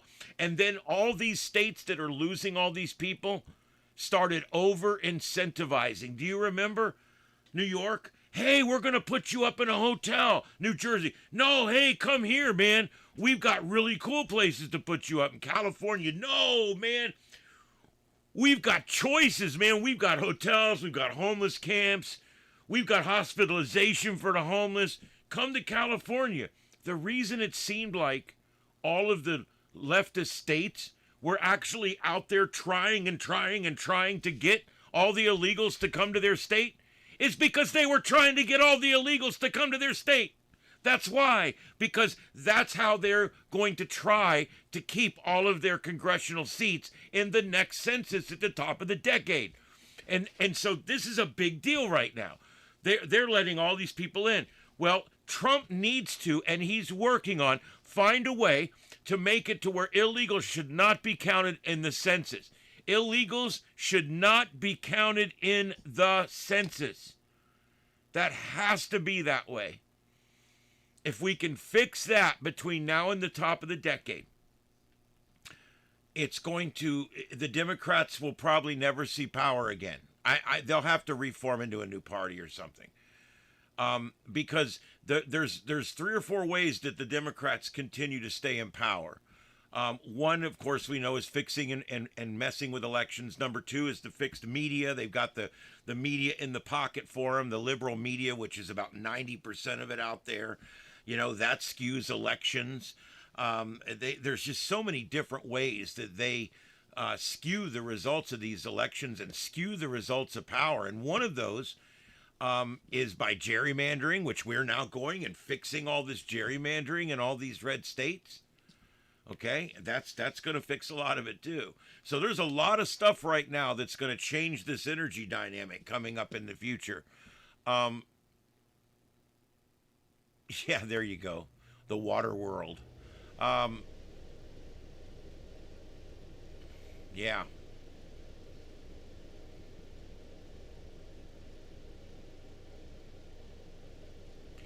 Sometimes I hope when they go quiet, they're still listening and they're pondering and thinking. Because they're generally, I have to admit, some people on the left are just sheeple. They're just weak-minded. They go along to get along. They love being a part of something bigger. They interviewed a guy on Saturday. I just keep remembering this interview. They interviewed a guy on Saturday, and they said, "So what brings you out here today?" He says, "Well, I come out because I coordinate LGBTQIA2S plus rallies, and since I coordinate these rallies, these girls always come, these women always come out to my rallies, and so I decided that I would come out today and support them since they always support me." So in other words, he didn't give a shit about ICE or illegals or, any of that kind of shit.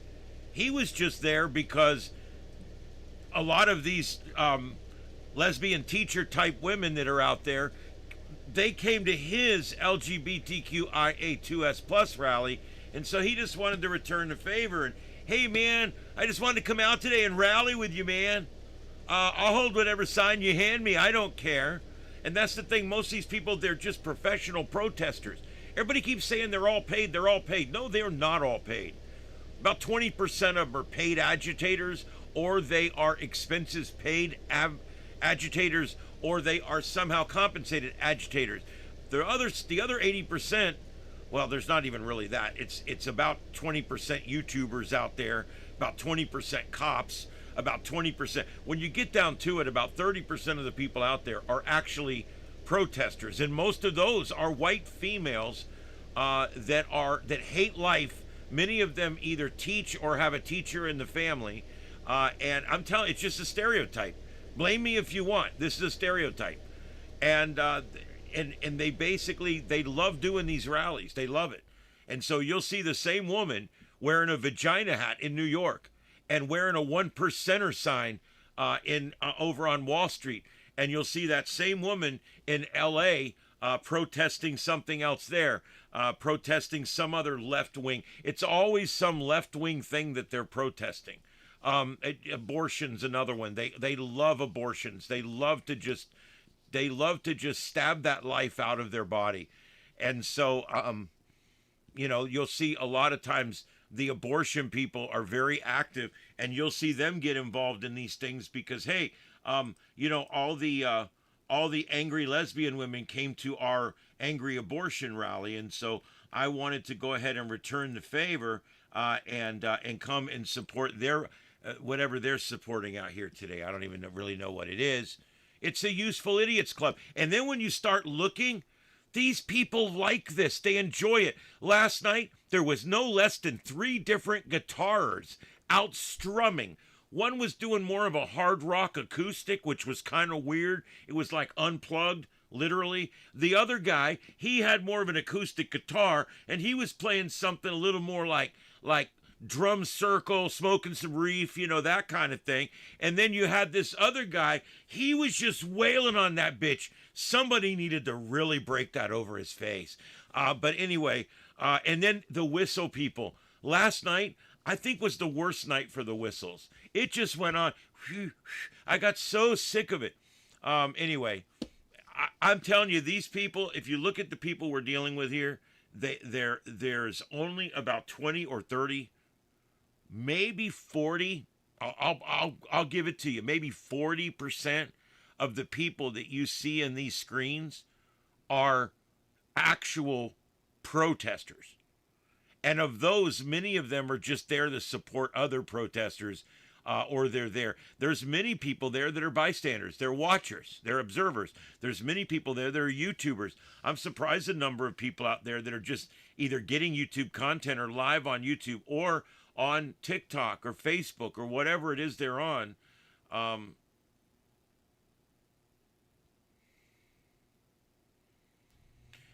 Yeah, I mean, the kazoos would be worse. And there was some kazoos last night, but it was mostly whistles. All right, and we're still getting shots from overhead here. No pun intended. Let me see if let's go back to this for just a minute and see if anything news happened. Every single fucking worthless... Not that guy, this one. Nope, not that one, this one. Minnesota residents in a state address. And so let's go to Tim Blotz for just a look at all the pieces that we've been able to get information for tonight so far. You know, one of the main pieces, I think, Kelsey, is literally about 10 minutes before Governor Tim Walz went on the air tonight to address the state of Minnesota about the ongoing ICE enforcement. You and I were on the air directing our audience to the governor's speech, Kelsey, and literally 10 minutes before that happened is when this shooting happened. And the governor had some main points that he wanted to make here tonight. And he said, look, I know this is scary. He said, we're all scared by this. I said, you're angry. I'm angry. Anger is not strong enough of a word, but he said you have to stay peaceful. And he reiterated again what he's been talking about many times here in the past week, that to get angry, to protest and have violence against these federal officers is doing exactly, in the governor's thoughts and words, exactly what President Trump wants. And he had very pointed messages for the administration here tonight. And he said, quote, to the President and Secretary Noem, end this occupation. You're done. Enough.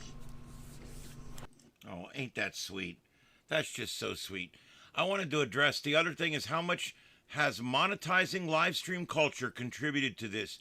Underdiscovered Parks USA says this is their job now, to go make content and get views. I agree with your point. And after all, I'm still here. I'm here every night. But when something like this goes on, I use this to get hits. It's going on and I can't change it. And I understand that too. So I see there's both sides to that. You can say the same thing about the media. The media has been causing things to be a lot worse for many, many years. But the alternate to not having media is not having information. And so I don't care. I want the YouTubers out there because everywhere there's a camera rolling, there's accountability. And I think that's important. And I don't care if a Trumper's holding the camera. I don't care if a socialist is holding the camera. I don't care who it is. It's still documenting the world. It's putting it online. And the truth will be the truth because all I've ever wanted was the truth. Tom, thanks for being here, buddy. Appreciate it. Welcome aboard the ship. So yeah, I mean, I want them to cam it. Now, I understand what you're saying about, hey, if we didn't monetize these people, they wouldn't all be out there when it's 25 degrees outside and in the ice and the cold shooting these videos if they weren't getting paid. That may be true, but I really don't think it would affect too much. I don't know. I guess if all of the social media broadcasts went away, it would definitely reduce some of what's happening, I'm sure. But how would you do that under the First Amendment? I mean, I don't know. So we can blame something, but not necessarily have a solution too, I guess. I agree with you. That is part of the issue, but I also believe in what they're doing. Citizen journalism is so important. Whether you're on this side or that side, it is so important. Look at Nick Shirley. Look what he's bringing down Tampon Tim. So if he's bringing down Tampon Tim, he's bringing down all these going to be thousands of Somalis when it's all said and done. And the fraud is slowing down. It's stopping. This, not because of mainstream media, not because of government accountability, not because of the people in that town doing something, but it was because Nick Shirley has a monetized YouTube channel, and he's out looking for good content, which is what journalists do. They go out and they get the scoop. All right? I've done the work. I know. You don't sit there and hope that the world comes down. But when the world comes down, you hope you can get there and interview people. It's one of those kind of things. Some people call it ghoulish. Other people say it's terrible how the news media makes money on other people's pain and suffering. No, they make money on bringing you the views and the images of the event. So blaming them for the event, I think, is a little much. I will meet you halfway and say that I believe they add to the amount of people at the event, and they also add to the amount of online presence the event gets. So we will meet halfway, and I agree with you on that. And it's not good, but I believe there's nothing that can be done about it. Yeah.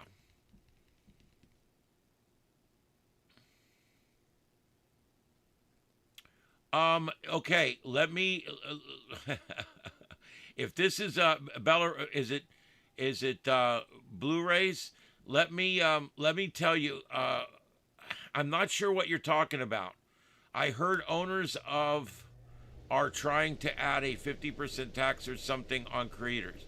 Okay, the only thing I've heard with a 50% tax is one of the people down here in Southwest Florida that's running for Republican office. His name is Fishback, I think. And he released a video where he's talking about he wants to get into the governor's office here so that he can tax anybody that's making money off of OnlyFans and sites like OnlyFans 50%. However, that man will not be elected here. He's just talking a bunch of shit. We don't tax our people like that here. Florida's a low tax, low regulation state, and we want to keep it that way. He made that announcement today, a couple days ago. It went over like a flop, like an absolute flop. So I don't expect anything to come of that. He's trying to find a unique angle, and you don't come into a really red conservative place running for a conservative primary on the premise of taxing the shit out of people that like looking at naked women. So I'm just saying, probably not real smart, big man. But that's the only thing I know of with a 50% tax that I've heard of in the last few weeks. But he's not going to get elected.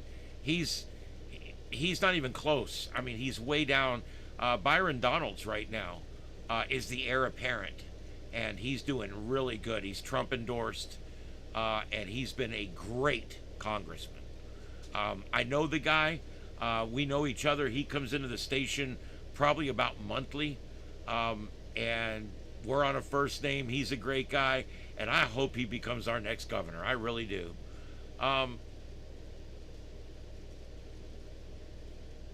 It's a nincompoop. It's not in Florida. Okay, it's somewhere else. Okay, let's see. CarMax, Blistex. My lips are dry too. We're in that time of year. Even down here in Florida, they were saying we were going to get some rain tonight. Lying bastards. I mean, it literally faded out before it got here. Now, there's another batch out there that might make it over us later tonight. I'm really hoping, because you know something? We need the rain here in a worst way possible. And it just doesn't seem like it just doesn't seem like we're going to get it. This is what we got coming right now. We've got a we are under just a watch box for thunderstorms. It's not really it's the lowest level possible. It's just a general thunderstorm outlook. We do have this large amount of rain out here that's moving in. There's no lightning associated with it right now. And I'm tending to think this is moving kind of in this direction. You can see as it moves. And there's a lot more out here that you can't see because it's outside the radar range. So I think this is going to come over us tonight, and I think we're actually going to get some rain. My studio's right here. So I think we're actually going to get some rain tonight, and we need it, but I don't think it's going to be enough to really add anything to our rain gauges. But boy, we need the rain right now. We are way behind on our rain for the year. Anyway, this is a live shot from Vero Beach, where it's still clear, but it did rain there a little while ago, and they're going to get some more rain coming up in just a little while. And the other camera I have here, this is in Palm Bay, where the rain is coming down right now, but no big deal. All right, so I don't know why that did that. There we go. Yep, there we go. That's over on the east coast of Florida, on the Atlantic side, where we do have some rainfall. And anytime rain falls in Florida, that's a good thing, because we really don't have it right now. Let's go back to here for fucking scare people, and you know, but why should from the ground you can see the number of agents that are still they're stationed across the roadway. They're creating a perimeter to keep people out of the crime scene. You can see it's a neighborhood street that we're talking about, so these are narrow roads. They are letting some traffic around the area, but we have seen more. We've seen more first responder vehicles coming in. Yeah, and presumably some of that would be based on the number of chemical irritants that have been deployed and other things that have been rocketed through the crowd and at law enforcement officers. There may have been some injuries there tonight as a result of this crowd gathering and the back and forth between law enforcement and protesters. These are all scenes from various angles around that area. Pinellas. I'm very familiar with Pinellas area. Avenue North in North Minneapolis in the Hawthorne neighborhood. That's all the Tampa, St. Petersburg, Clearwater, Pinellas. It's all that same area right there. How big the scene is, how many people are there, how many law enforcement personnel are there, and how it's been unfolding throughout the last 2.5 hours. And it has been intense at times. He played Sloth. I love that movie, The Goonies. It's a guilty pleasure of mine. It's like a kid movie that I like at 56 years old. Let us know if Courtney or Maury are available again to talk, and we'll go back out to them on the scene. But again, you know, the house still exists. You can go see it. You can't go inside. People live there, but it's on the map. You can go see it, walk up the street and see it. And there's a few other landmarks that are still out there. But ICE officials are staying on this scene. Yeah. The old restaurant that they were in was actually just a facade that was built. It's not actually there. Renée Good. That scene did not get under control until ICE agents left the scene. Once an investigation begins, ICE agents, generally speaking, can and do often leave the scene. Maury Glover has been on the scene since it unfolded. He joins us now live with more on. First of all, Maury, how you doing? You were coughing up a lung last time we talked to you.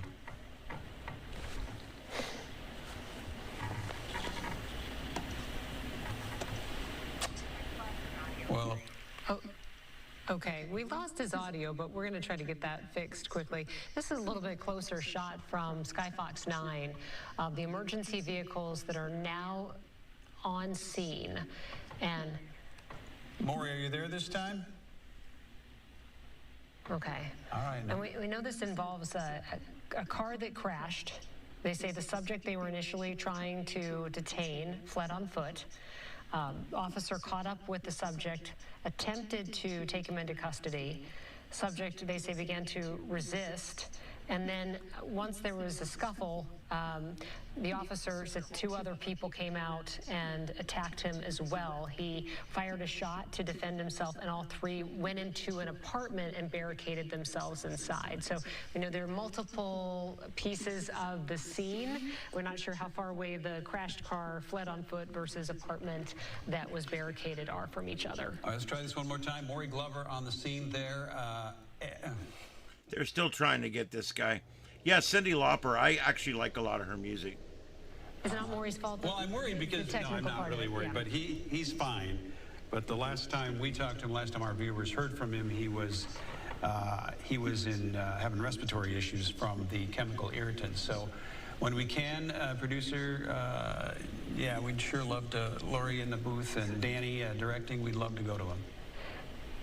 That these law enforcement officials may be on the scene for a long time because, as we've gotten a statement from DHS, there are a number of places where all of this played out. You can kind of see now, Kelsey, it looks like that entire city block, the center of your screen, is basically the scene which we are dealing with. You can see the flashing lights in the center of that square. It's a city block, and then pretty much everything around the perimeters looks like it has law enforcement or other personnel, emergency personnel in those streets there in that Hawthorne neighborhood. And they said that the person they were originally trying to detain who was shot is in the hospital. The officer who was trying to detain the subject also in the hospital. 2 other people who they say came out of an apartment and started to attack officers are also in custody as well. So we're trying to get some information about conditions on people. The initial subject who was shot was hit in the leg. You're looking, folks at home, at an area in North Minneapolis, in that Hawthorne neighborhood. Originally, the focus of this was North 6th Street and 24th Avenue. It has spread out now. We've talked to our reporters at 25th and Lyndale, 24th and Aldrich, 23rd and Lyndale. So it was a growing scene earlier. I think it seems fairly well defined now, but throughout the evening and throughout the last couple hours, more and more bystanders, observers, activists, protesters there's another, sounds like flashbang, which would help disperse the crowd with chemical irritants. And you can see they're moving quickly, which means that's exactly what's happening, pushing them back. Courtney's there in the foreground, Courtney Godfrey, our reporter. We'll go to our reporters when it's safe for us to go to them, and when they can technically come to us as well. So folks at home, just bear with us on going to our on-scene reporters. We're only going to do it when it's safe for them and everybody else. So in the meantime, let's look at those images. You're seeing from various angles that area that we've been talking about from the sky and from different points.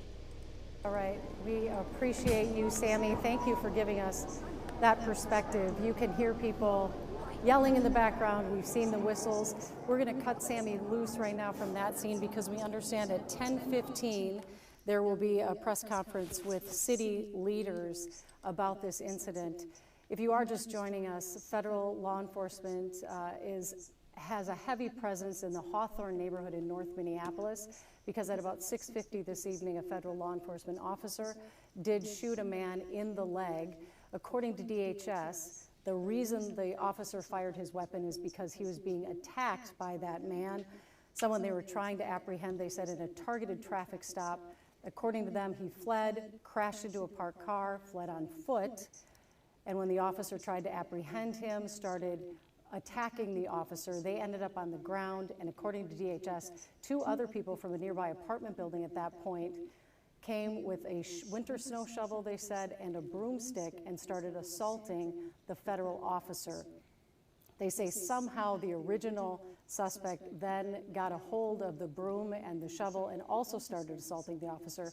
They say the officer feared for his life, and that is when he shot the man in the thigh.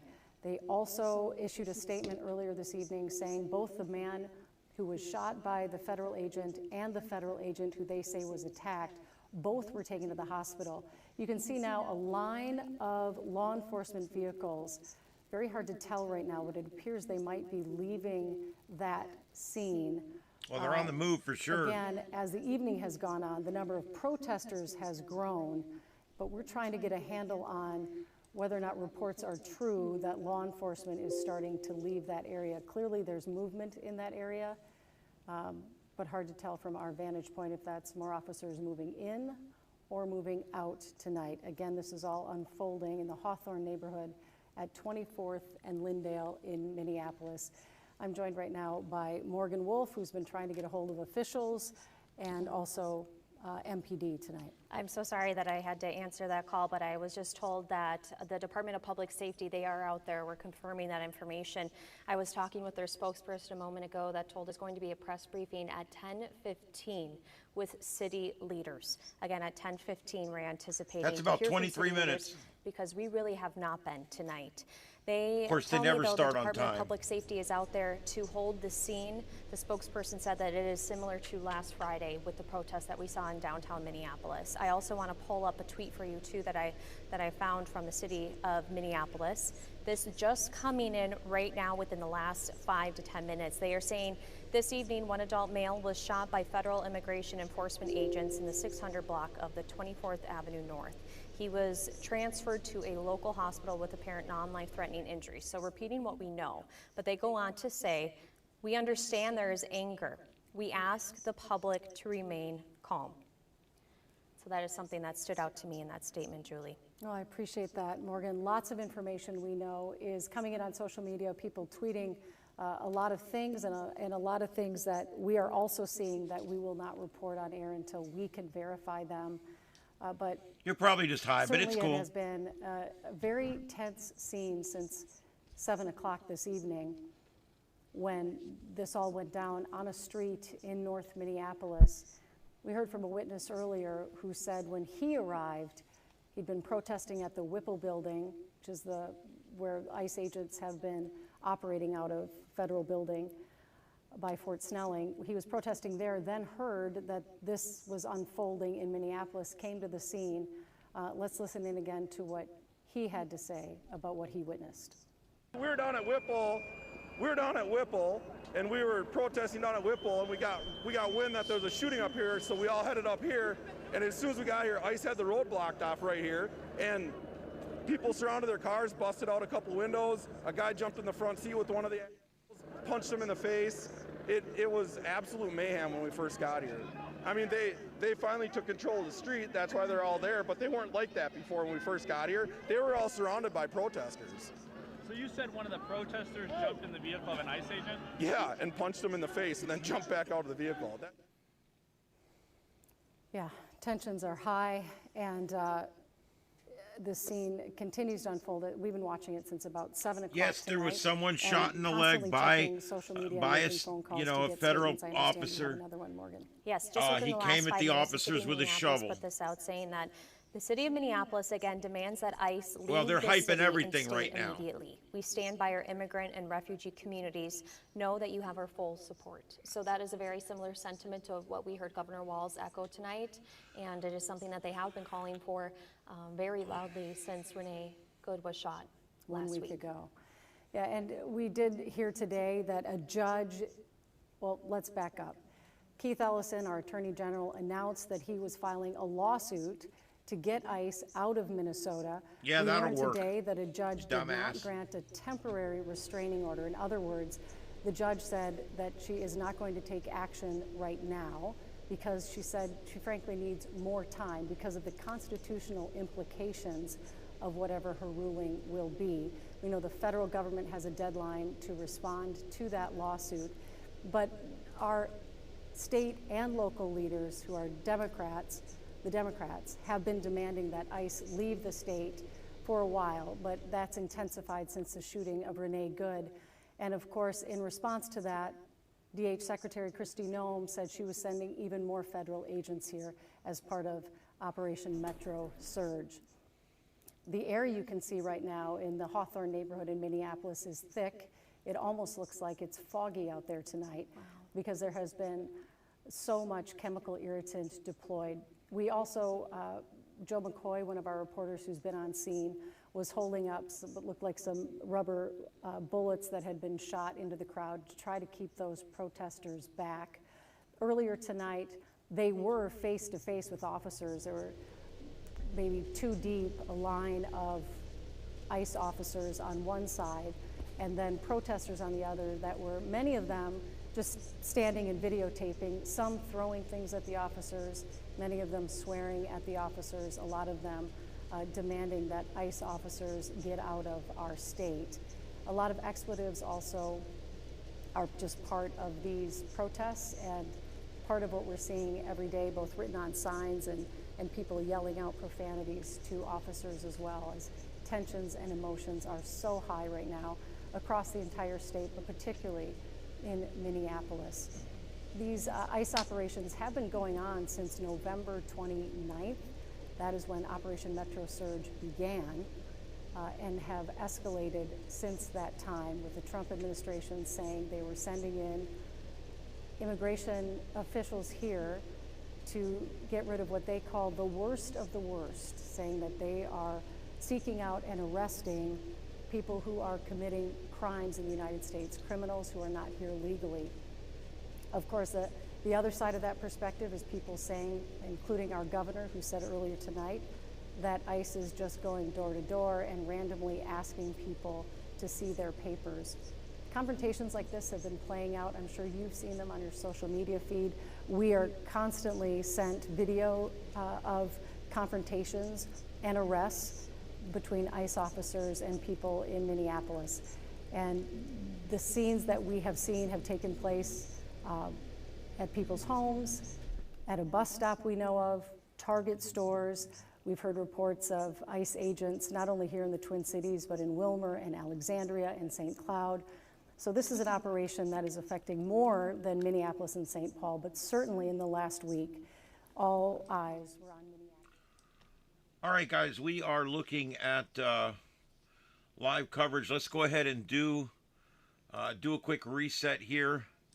Hello, everybody. My name is Ian. This is StarShip Adventures. I'm here with my co-host, Mama Bleep, and we are covering the civil unrest across the country, mostly just in Minneapolis, and we are covering it here on StarShip Adventures. This is the sights and sounds of Earth, and somebody's really in the mood tonight. I don't know. What's the deal with you, huh? Anyway, we basically, we're here again tonight covering these protests. They are a little more agitated tonight. I don't know. It's a little different than last night, a very different mood than last night. So different agitators in the crowd, I guess, or whatever. But this is coverage from StarShip Studios in Southwest Florida, and we are here every night at 9 o'clock. It is now 11 o'clock, so we're now going to stay live and go into extended coverage here on the sights and sounds of Earth. Stay with us. The scene after that shooting, and we also have seen EMTs, we have seen the fire departments there as well. What we do know about the man who was shot, he was shot in the leg by a law enforcement officer who DHS says was also assaulted. Both of those men, we're told, are in the hospital tonight, and the 2 other men that DHS says was attacking that federal agent, they say those 2 men are in custody. We'll be right back with KARE 11 News at 10. Right now, there's a little bit of chaos in this neighborhood. A lot of chaos, actually. Thank you, Courtney. Stay safe out there. I know you got hit with some of that chemical irritant as well. We can hear it in your lungs. Again, for folks at home, we're going to reset here coming up on 10 o'clock. Before we get to the top of the hour, I just want to give you some more images of what's happening out there in North Minneapolis right now in that Hawthorne neighborhood. 23rd and Lyndale, 24th and Aldrich, 25th and Lyndale, North 6th Street and 24th Avenue North. That's sort of the epicenter for where all this is happening. from an event that occurred at 6:50 tonight. So let's go over what DHS says about what happened earlier tonight with a traffic stop in Minneapolis. They say that they had an officer pursuing somebody who was in the country illegally from Venezuela, who was the subject of a traffic stop. They say that person tried to evade arrest by driving off. He then crashed his vehicle into a parked car. We don't know the location of that, but we know there are multiple parts of this scene. The subject then apparently fled on foot.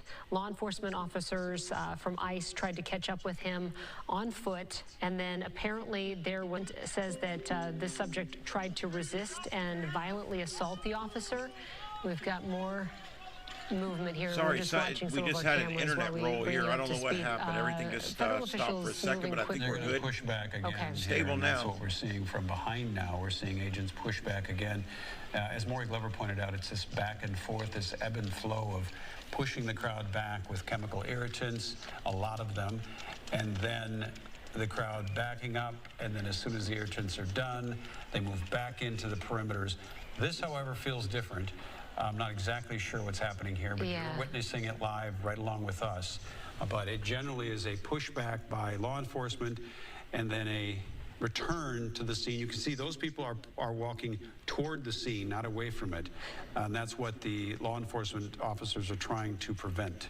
So they've had a line of law enforcement, ICE officials at the perimeter line. So we'll try to get more information about what they may be running to. But again, back to that initial scene, the ICE officer felt like again, he was trying to detain this subject, was being attacked, and then two other people came out, and DHS says the original subject got loose and began striking the officer with a shovel or broomstick. The officer, fearing for his life, fired a shot. The subject was the person who was part of that initial traffic stop, shot in the leg, taken to a hospital. The officer taken to a hospital. In the midst of all this, though, two people who came out and the person who was shot all barricaded themselves inside an apartment, according to DHS. And so we know that the officer's in the hospital, two people taken into custody, the person shot in the leg also in the hospital And tonight. as you watch this scene unfolding right there, that's a really good example of what is happening, that strife between law enforcement and the activists and protesters out there right now. This is a tweet from the city of Minneapolis, came in to us about 15 minutes ago. It says, this evening, again, this is from the city of Minneapolis, this evening, one adult male was shot by federal immigration enforcement agents in the 600 block of 24th Avenue North. He was transferred to a local hospital with apparent non-life-threatening injuries. We understand there is anger. This way. Yep, see it. And by our immigrant and refugee communities, know that you have our full support.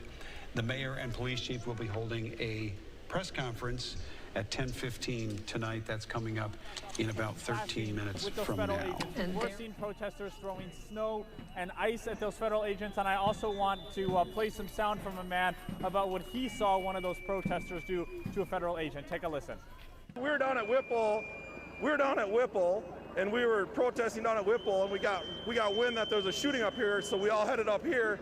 And as soon as we got here, ICE had the road blocked off right here, and people surrounded their cars, busted out a couple windows. A guy jumped in the front seat with one of the animals, punched him in the face. It was absolute mayhem when we first got here. I mean, they finally took control of the street. That's why they're all there, but they weren't like that before when we first got here. They were all surrounded by protesters. So you said one of the protesters jumped in the vehicle of an ICE agent? Yeah, and punched him in the face and then jumped back out of the vehicle. All right, Thirsty Eye, we'll see you in a little while. Now, this presence of State Patrol and MPD officers, that is new on scene. That happened, I would say, about 20 to 30 minutes ago. So it seems like some of the ICE agents have left. As I mentioned, they seem to be about a block down, holding another perimeter, those federal agents.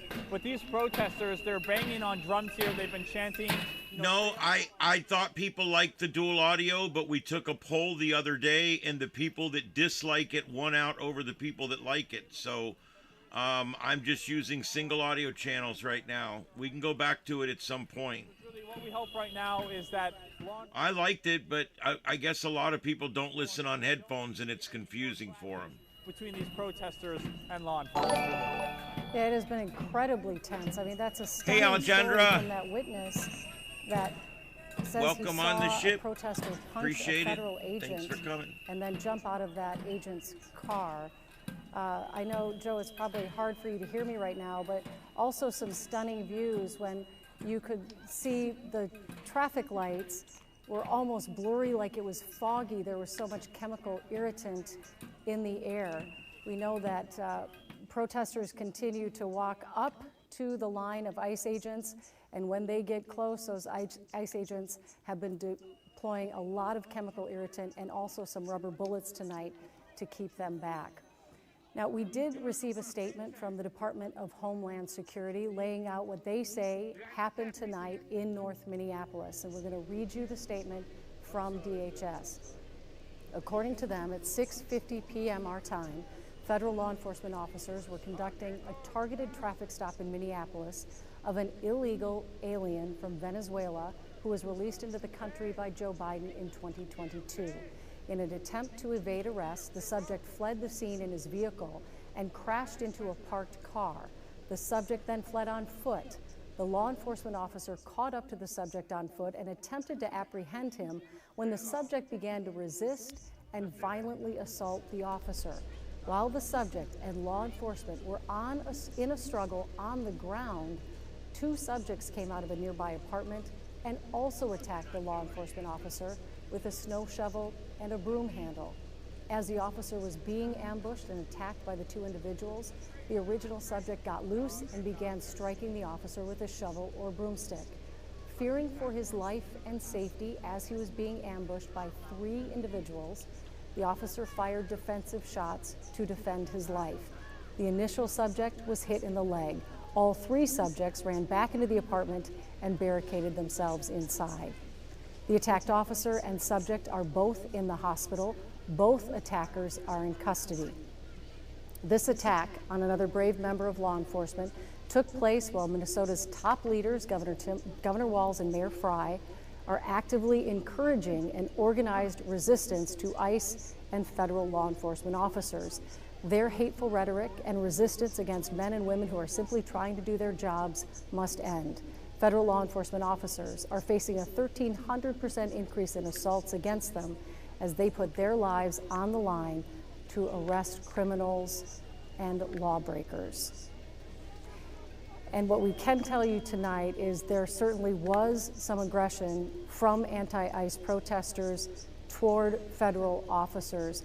Joe McCoy saw several objects being thrown at those officers, and you heard from a witness earlier about someone punching an ICE officer in the face. So tensions have certainly been rising throughout the last week between anti-ICE protesters and ICE agents themselves. Well, the shooting tonight happened just as Governor Tim Walz had finished addressing the state tonight. Douchebag Tim Walz. He was calling for U.S. leaders to pull federal agents out of Minnesota.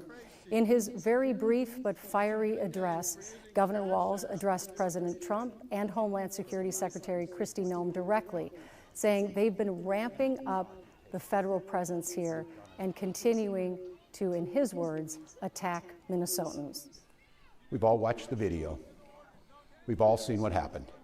And yet, instead of conducting an impartial investigation so we can hold accountable the officer responsible for Renée's death, the Trump administration is devoting the full power of the federal government to finding an excuse to attack the victim and her family.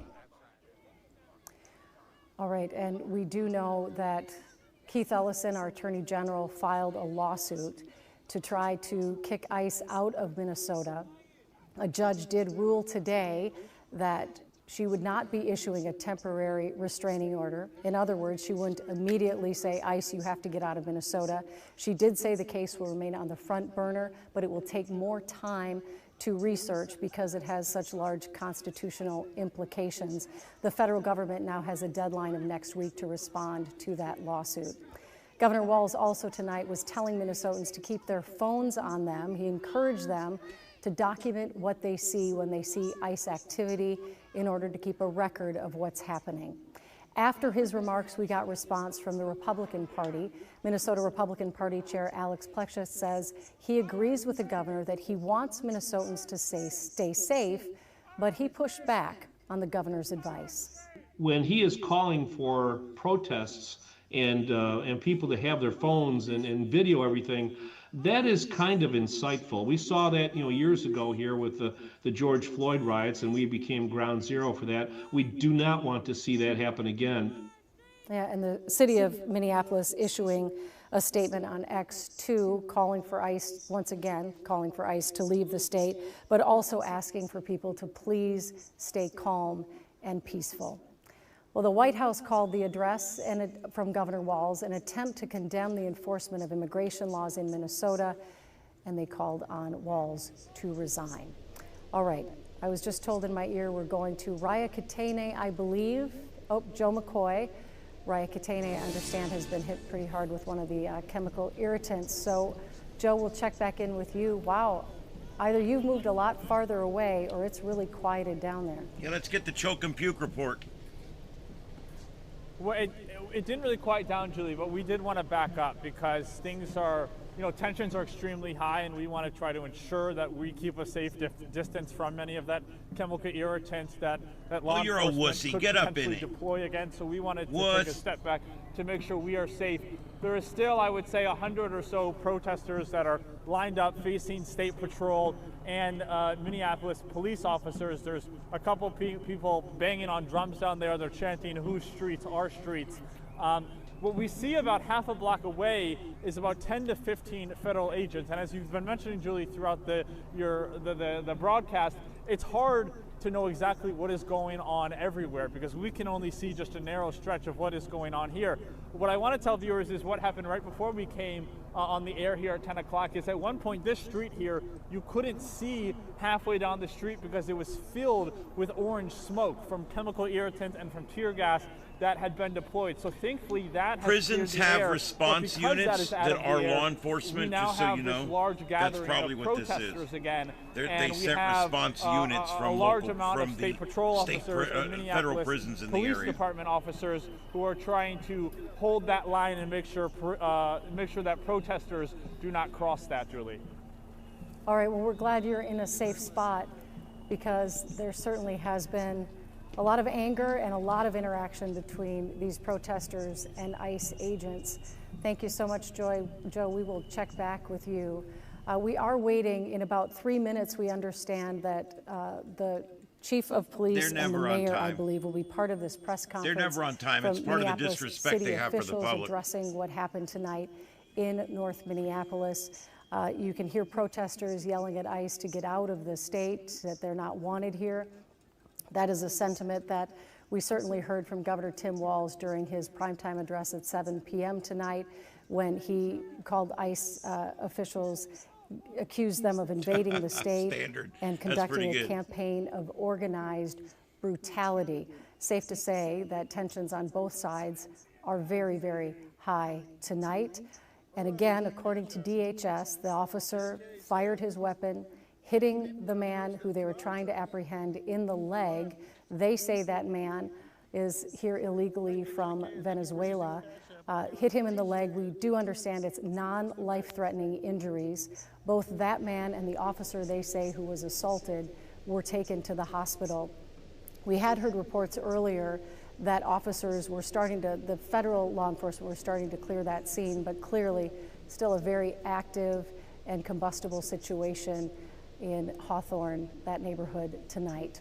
In just a minute or so, we expect to hear from Minneapolis Mayor Jacob Fry and Police Chief Brian O'Hara. Expecting their comments will likely mirror those of Governor Walz.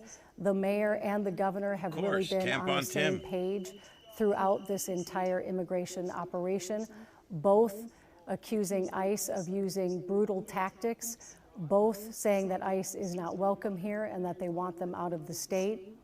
The city of Minneapolis explicitly saying they would not assist ICE in any of their operations. And the Minneapolis police chief repeatedly saying they as well would not be assisting ICE in any of their immigration enforcement in Minneapolis, but that when the safety of the public is on the line, they would send their officers to make sure that people stay safe. Earlier this evening, we did see quite a large presence from MPD when they were originally setting up the perimeter around the area where the ICE agent shot the man in the leg. But our reporters, we have 3 of them on the scene, did not see much of a presence from MPD later in the evening. It was State Patrol. There you go, guys. There's a poll. I figured I'd make it a little easier for you. To hear what Police Chief Brian O'Hara has to say about their involvement in keeping the peace tonight. Yeah, Fry's a real piece of work. And also their perspective on what happened tonight. But again, Minneapolis Mayor Jacob Fry and the governor have really been in lockstep with their messaging. And the governor's messaging earlier tonight, fiery, defiant, angry, and accusatory, saying that the Trump administration is Everybody put a vote in there so we can see what the overall even going is so here. far as to say that what the president wants is chaos in our streets. I'm paraphrasing, but the basic message was, the poll is not a trap. This is what the Trump administration It's a trap! You sound like that guy in Star Wars. We did hear from a witness The fish earlier guy. this evening calling the scene that was playing out in Minneapolis tonight something that looks like it's out of a war zone. And for a while there, the tension was incredibly high, and there was so much tear gas or chemical irritant being deployed that the air almost looked foggy. A lot of yelling and screaming, and a lot of those whistles being blown. So a chaotic scene unfolding in Minneapolis tonight. Let's take a look again at the press conference that's about to take place in Minneapolis with our city leaders and our chief of police. Again, we have been reaching out to several officials throughout the evening to try to get other perspectives on what happened tonight. Nor do I know. We have a very clear perspective from DHS on what they say transpired. One of the most extraordinary things about what appears to have happened tonight is that a federal law enforcement agency, who DHS says was trying to arrest a man who's here illegally from Venezuela, that 2 other people came from an apartment building nearby and started attacking that ICE agent with apparently a shovel and a broomstick. It's a pretty extraordinary set of circumstances that played out in Minneapolis tonight, according to DHS. And we have witnesses on the scene who live in that neighborhood who said they heard gunshots earlier in the evening. And we have video of Minneapolis police asking them to please go back into their homes. And at least one of the neighbors saying, do I have a legal right to be outside? And the officer trying to convey they wanted them to go back into their homes because of safety. But there's a real desire by people to videotape and to record what has been happening on the streets of Minneapolis. And Governor Walz tonight encouraging them to take out their phones and record what is happening. Raya Katene has been on the scene at 24th and Lyndale, or that nearby area, for a couple hours now. What are you seeing, Raya? Well, Julie, I want to tell you about the experience that we just had a few minutes ago. We were walking alongside a crowd that was walking down this street here, which is 23rd Avenue. It intersects with Lyndale. And there was a group of protesters who was walking down, and on the other end of the street were some federal agents who were sort of standing there, and the crowd was sort of pushing in. And so we were just walking alongside them. There was no perimeter that was set up there, and then all of a sudden we get tear gassed, and it's a difficult feeling to describe because it feels as though you're suffocating in a way, and it's hard to see because the air gets so hazy and your eyes are just stinging and burning. And so we were kind of carried away. My photojournalist, Jack, and I were kind of carried away and helped by someone who said that they had served in the Marines before. And so there are people who are out here pretty much just on standby trying to help people who may be impacted by this sort of thing. They flushed our eyes out with water and gave us water bottles, and we're feeling a lot better now. We're actually able to breathe once again, but a lot of flash bombs going off that we've witnessed here tonight as well, some of that chemical irritant that I just described. These whistles are being used by protesters. We've heard that these whistles have been being used for quite a while now over the past couple of weeks as more ICE agents show up, and they're being used here tonight as well, pretty much as a signal for people to let them know that ICE is here. But when we first got to the scene, it was around 8:15 p.m. and it was absolute chaos. We saw federal agents in confrontations with protesters. Some of those confrontations were even physical. a lot of pushing and shoving from both sides. Where's this press conference? I swear the government has never pulled off a press conference on time. Never once. Was up. We saw a lot of yellow tape around this perimeter of Lyndale, between Lyndale 23rd and then 24th Avenue on the other side. That has since pretty much gone away, but this crowd of people just keeps on growing, and we moved a little bit away so that you could hear us a little bit better, but this crowd just keeps on growing and growing. There's at least a couple hundred people here, I would estimate, if not more at this point. And so a lot of chanting. We've seen some people bringing out some instruments now as well, some drumming that I've heard as well. And we also know that there are now state troopers out here. When they first arrived, which was about a half an hour ago now, we saw them coming out with some batons. They had gas masks on. We saw them wearing helmets as well. And when we first got here, we know that Minneapolis police officers were on the scene. We did see their vehicles. And then after a while, we saw a row of those Minneapolis police squad cars just moving out.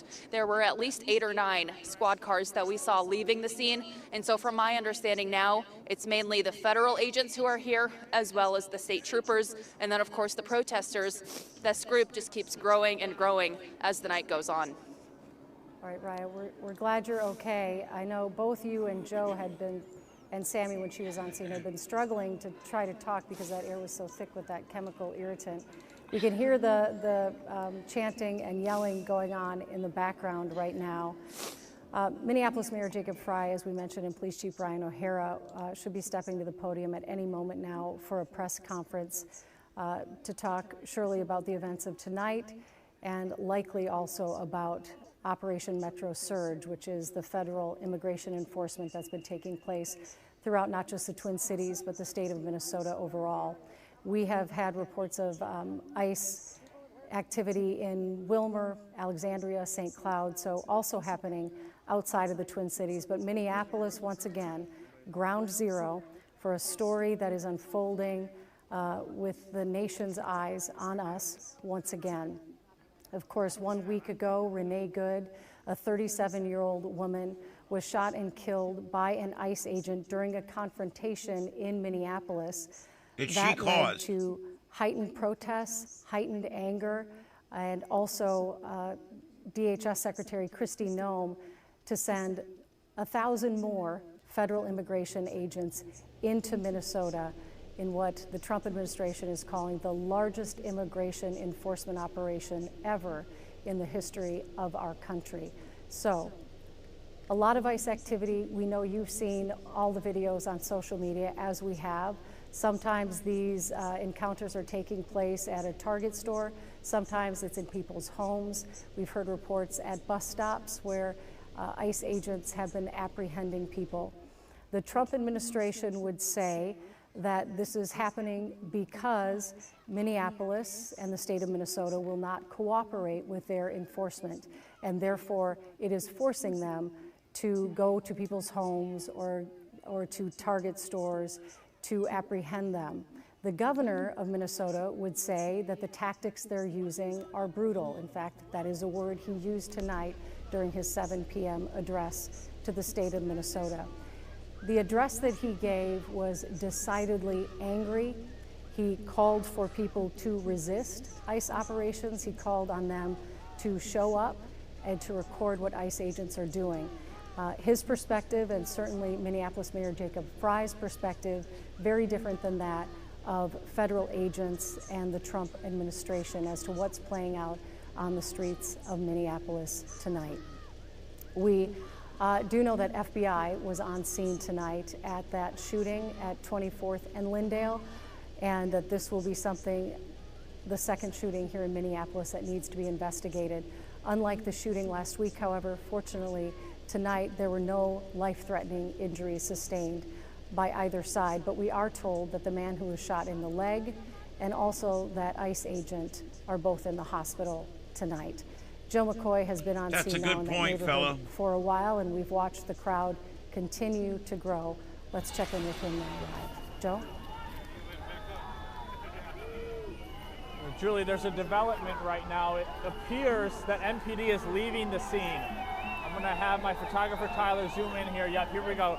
It appears MPD and State Patrol is backing up here. We saw someone just throw a water bottle into the air. Of course, we're not sure where eventually MPD or State Patrol is ultimately going to go. We just saw another protester They're throw definitely in Here, retreat. flashbang, Julie. We're going to back up here, but remain safe.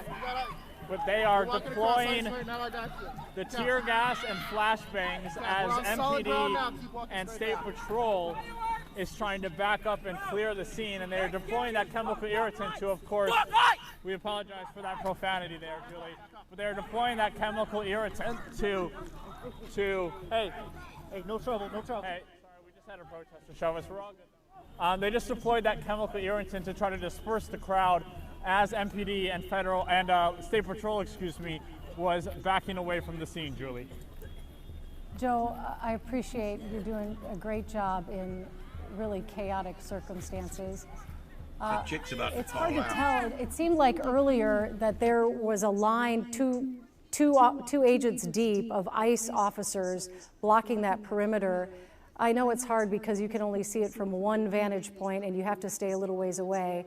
I hope we still have Joe, because I'm just wondering, it appears like there aren't as many federal agents there for sure, or even law enforcement at all. Do we still have Joe? Yo, Joe.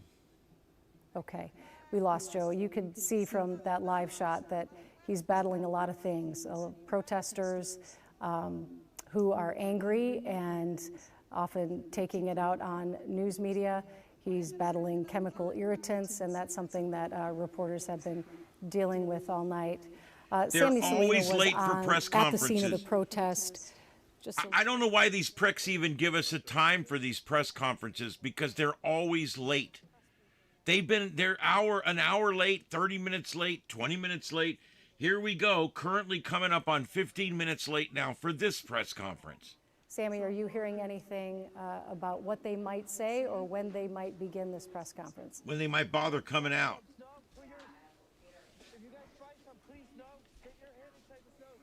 I think we're having trouble with Sammy's audio. I feel like I can hear her talking in the background, but I don't know that her microphone is working. I think she's on the IFB Sammy, and can not you hear on the me? audio.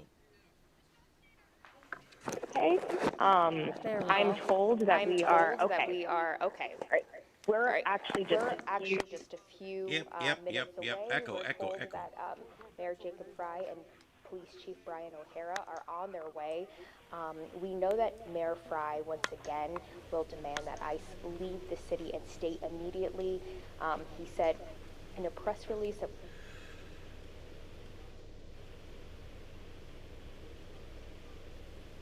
Oh, I think we lost her. All right, it sounds like we're having some difficulties with Sammy's You think? microphone. I believe that we can take a live shot, hopefully just of the street at 24th and Lyndale, just to show people what's going on and keep an eye out. We do have Sky 11 that has been out all evening, and if we could have some video, maybe even of what we shot earlier, of that massive police presence. We are trying to She's get a handle literally right trying to now tell them on what to whether or put up. not law Put something enforcement up. in that area, if their presence has been reducing. We feel like they have maybe been moving out of that area, but again, it's hard to tell in the midst of the chaos. All there of they this found a map. transpired at about 6:50 p.m.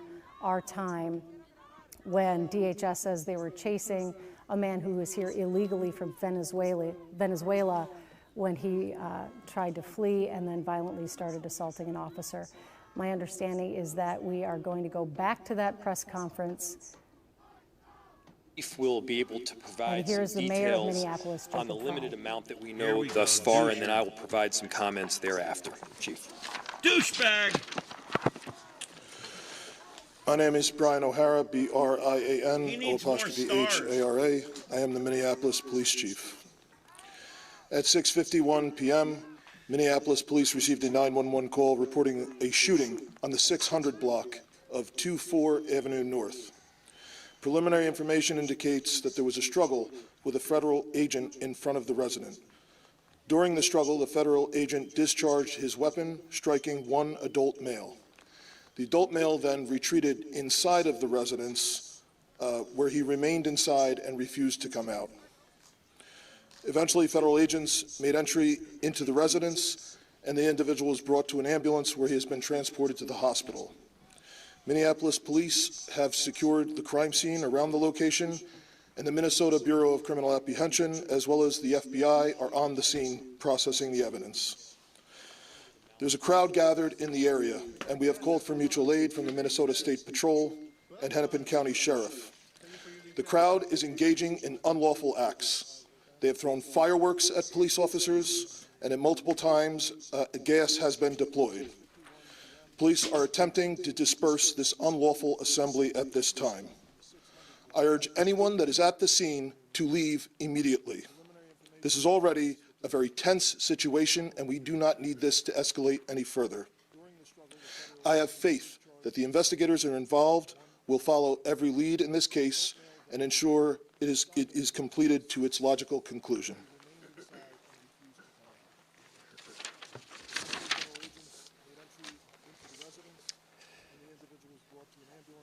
There's still a lot that we don't know at this time, but what I can tell you for certain is that this is not sustainable. This is an impossible situation that our city is presently being put in. And at the same time, we are trying to find a way forward, to keep people safe, to protect our neighbors, to maintain order. And we're in a position right now where we have residents that are asking the very limited number of police officers that we have to fight ICE agents on the street, to stand by their neighbors. We cannot be at a place right now in America where we have two governmental entities that are literally fighting one another. Why are we put in this position? We're put in this position because we have approximately 600 police officers in Minneapolis, far fewer that are able to work at any given time. And there are approximately 3,000 ICE agents in the area. 3,000. The 600 police officers that we have are charged on any given day with investigating crime, stopping homicides from taking place, preventing carjackings. That's the work of a police officer in a city. Meanwhile, we have ICE agents throughout creating chaos. This is not the path that we should be on right now in America. Thankfully, there's another path. And I want to talk to everybody who's out there, even people who aren't living in Minneapolis right now. Maybe you just put your kids to bed. Maybe you're cleaning up the dishes. I'm sure you love your family. There's no doubt in my mind that you love your town. Imagine if that city or that town was suddenly invaded by thousands of federal agents that do not share the values that you hold dear. Imagine if your daily routines were disrupted. The local cafe that you eat at was shut down because they're scared that their own family might get torn apart. Imagine if schools shut down and suddenly parents got to figure out what to do for daycare. This is not creating safety. It's certainly not creating safety when a huge percentage of the shootings that have taken place so far this year in Minneapolis have been by ICE. So let's be very clear. I've seen conduct from ICE that is disgusting and is intolerable. If it were your city, it would be unacceptable there too. And for anyone that is taking the bait tonight, stop. That is not helpful. Go home. We cannot counter Donald Trump's chaos with our own brand of chaos. And I have seen thousands of people throughout our city peacefully protesting. For those that have peacefully protested, I applaud you. For those that are taking the bait, you are not helping, and you are not helping the undocumented immigrants in our city. You are not helping the people that call this place home.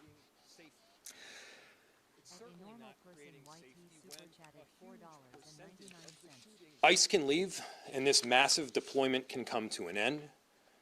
We have filed litigation to hopefully make it so, and at the same time, I'm deeply concerned that we don't have that kind of time. This is already the second shooting that we've had in a week. People are scared, the atmosphere is tense, but again, there is another option. We can stop going down this route together. We'll open it to any questions. I just wanted to see if you might be able to clear up some of the rumors that were circulating on social media that a pregnant woman and possibly a 12-year-old boy were involved in this. Is that true or not true at all? So there were reports initially that there was more than one person shot. That is not true. There is one person that's been shot. It is a non-life-threatening injury, and they have been transported to the hospital. The remainder of the residence has been cleared. We did have one call of, I believe, a woman having an anxiety attack in the basement of the same residence, the same building. But to my understanding, no one else has been transported to the hospital. And no children involved in this? To my understanding, no. DHS has said that 2 other people came out of an apartment and started attacking the officer with shovels, and that the original person that they were looking for also did that. What has your investigation told you so far?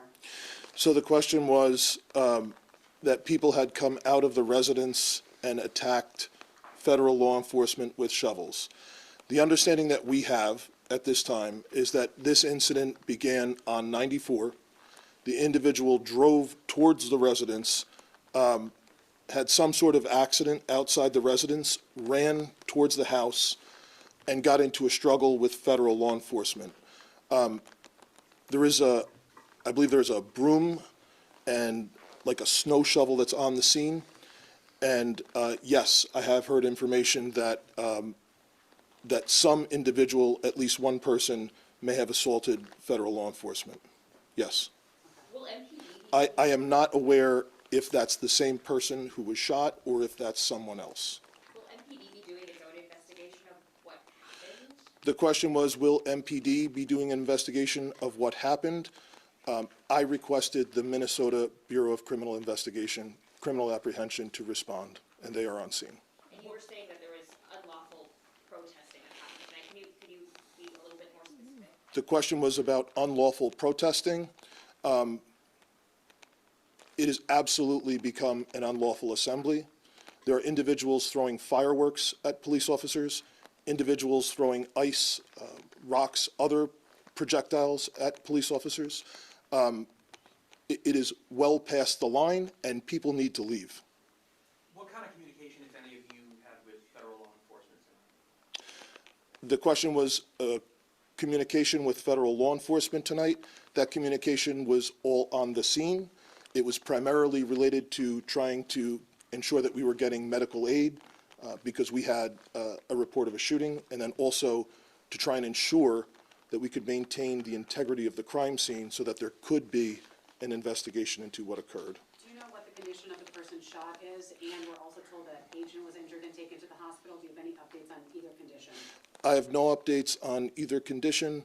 It's my understanding that this is a non-life-threatening gunshot wound. And can you talk about anything you know about that initial stop that started on 94, that initial chase, if you will, and anything you know about the person that they were following? So I know nothing about the person that they were following. And then the rest of the question was about the initial chase. It's my understanding that we have some other 911 call indicating that someone from the house was calling, saying that the person in the car was running from ICE. It was driving towards the residence. That's my understanding. Could Mayor Fry respond to criticism that local officials are contributing to rising rhetoric, and that's part of the reason why we're seeing, as DHS says, protesters behaving in this way? What rhetoric? So the question was, can I respond to rhetoric? What rhetoric? Says that there's rhetoric from local officials that they say has just kind of taken up the temperature of everything that's going on in Minneapolis. So the question was, there has been the accusation that local officials have perhaps taken up the temperature in Minneapolis. First, I'll say, show me a single place where I have encouraged anything other than peace. Show me a single place where we have encouraged violence. I have said from the get-go to people in Minneapolis, do not take the bait. We are better than that. I have encouraged peaceful protest, and I'll say it again, I am inspired by the tens of thousands of people who have in fact peacefully protested and fairly documented with transparency what is taking place. That is allowed in any city in the country. And I have made it clear that to the extent people are going beyond that, and those protests are not peaceful, and the violence that the chief mentioned, it's got to stop, and you got to go home. 2 more questions. If this situation is not sustainable, as you said a few minutes ago, where do you go from here? What options do you as mayor have from this point forward? Yeah. So just yesterday or the day before, I'm losing track of the days here, Minneapolis, along with St. Paul and the Attorney General's office at the state, filed a lawsuit.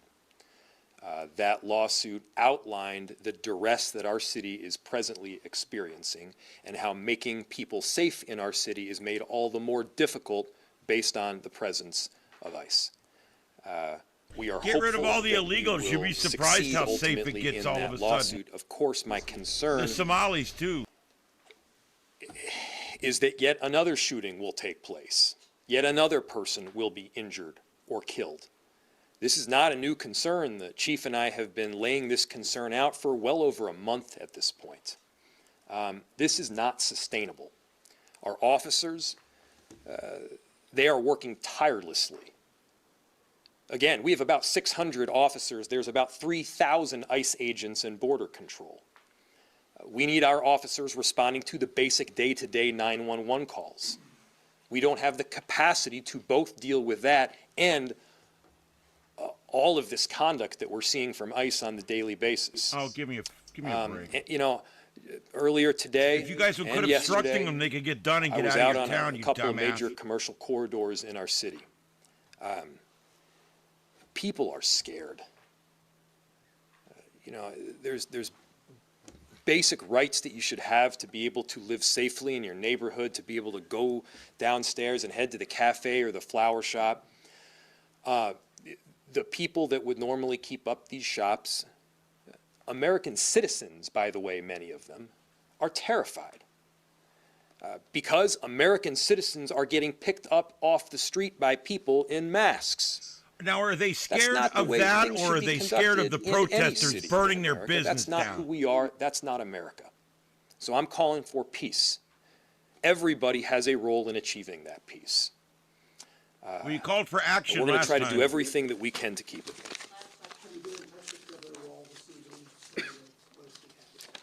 Yes, our office, yes, is in touch with the governor's office, as we've been for the last week here. He has been an excellent partner in both ensuring that we have additional resources through the Minnesota State Patrol,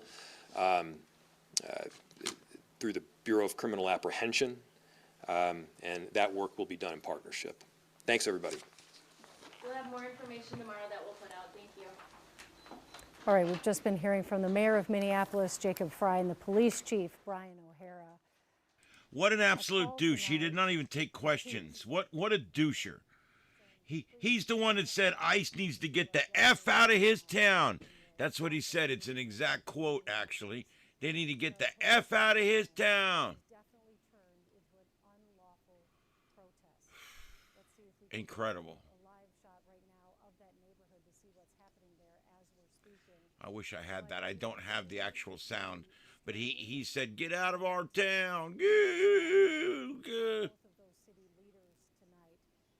The mayor pointing out that this is not sustainable, particularly for the Minneapolis police. All right, so anyway, that's what we got with that. That was the latest there. And the other channels are kind of catching up here. Let's hear what she's saying. In Minneapolis has become so overwhelming, and the resources that it is taking away from the MPD. It's just not a sustainable situation. Okay, ICE is not taking any resources from the MPD. ICE is completely self-sustained, lady. All the resources being taken up that you're talking about are being taken up by the protesters, by the anarchists and by the streetwalkers and the shoe throwers. That is literally who's causing the deficit of police services. It has nothing to do with ICE. ICE operations are self-sustained and 95% of the time do not require local police. So that's literally just a misrepresentation of the truth right there. A home. We also learned from that press conference that MPD received a 911 call apparently from someone inside the home saying an ICE agent was chasing a man outside that home. Then we understand that the ICE agent was able to apprehend the target of this chase. They ended up getting into a struggle. They say, according to DHS, that the man was assaulting this federal officer and the two of them ended up on the ground. That is when they say two people came out of a nearby apartment building and started hitting the federal officer with a shovel and a broomstick. What we learned tonight from the Minneapolis Police Chief, Brian O'Hara, is that there was a broom and what looked like a winter shovel on that scene that they did recover.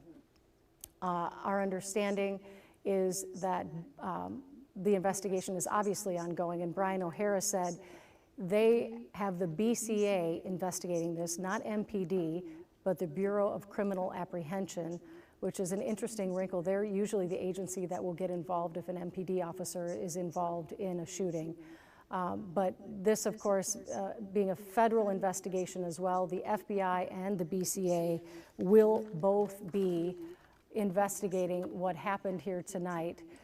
This shooting of a man, non-life-threatening injuries. He is in the hospital with a gunshot wound to the leg. A very clear call from both the chief and the mayor tonight for people who are on scene protesting tonight to please go home. The mayor saying, you are not helping this city. Well, that's funny, he changed his mind, didn't he? And the mayor said, you are not helping your undocumented neighbors by participating in this protest tonight that the police chief said has definitely turned unlawful. Joe McCoy has been on the scene since about 7 o'clock tonight. Joe, does it seem to be dying down at all?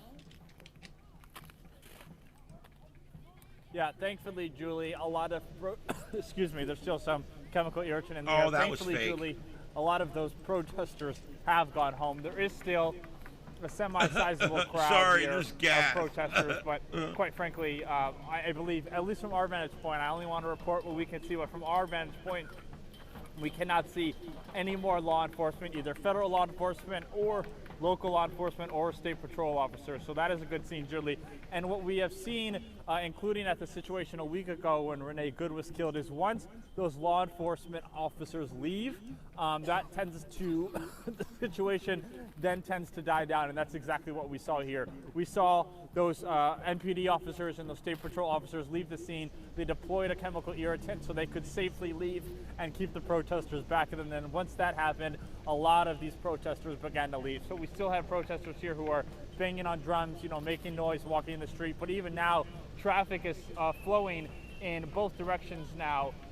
So you would like to believe that these protesters will soon all go home and that we can end the night on a peaceful note here, Julie. And thankfully, it doesn't seem like I know O'Hara mentioned things have turned unlawful at times, and that is completely true, but it doesn't seem like anything escalated to a seriously dangerous level here tonight, Julie.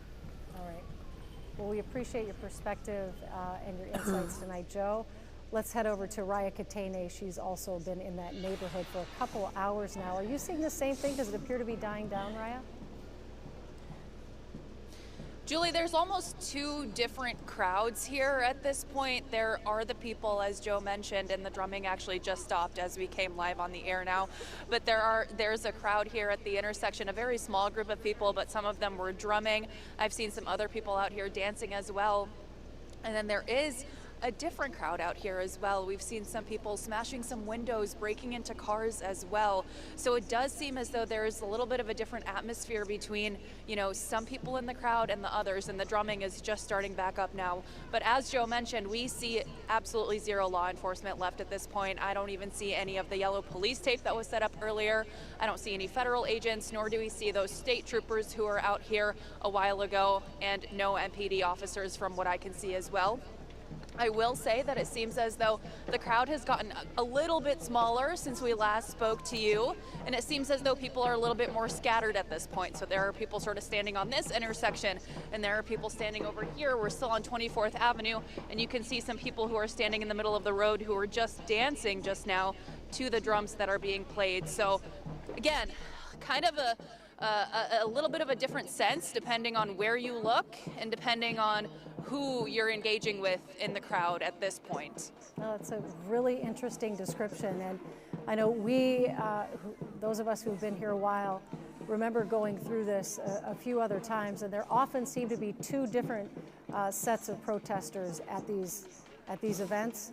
Those that are there to peacefully protest and those that are there just to cause trouble and create mayhem. So, you think? Hopefully now that those officers and law enforcement seem to be clearing the scene, it will just continue to die down. Raya, thanks so much. We'll keep you on standby for a while longer. Let's listen in again. We just did hear from Chief O'Hara.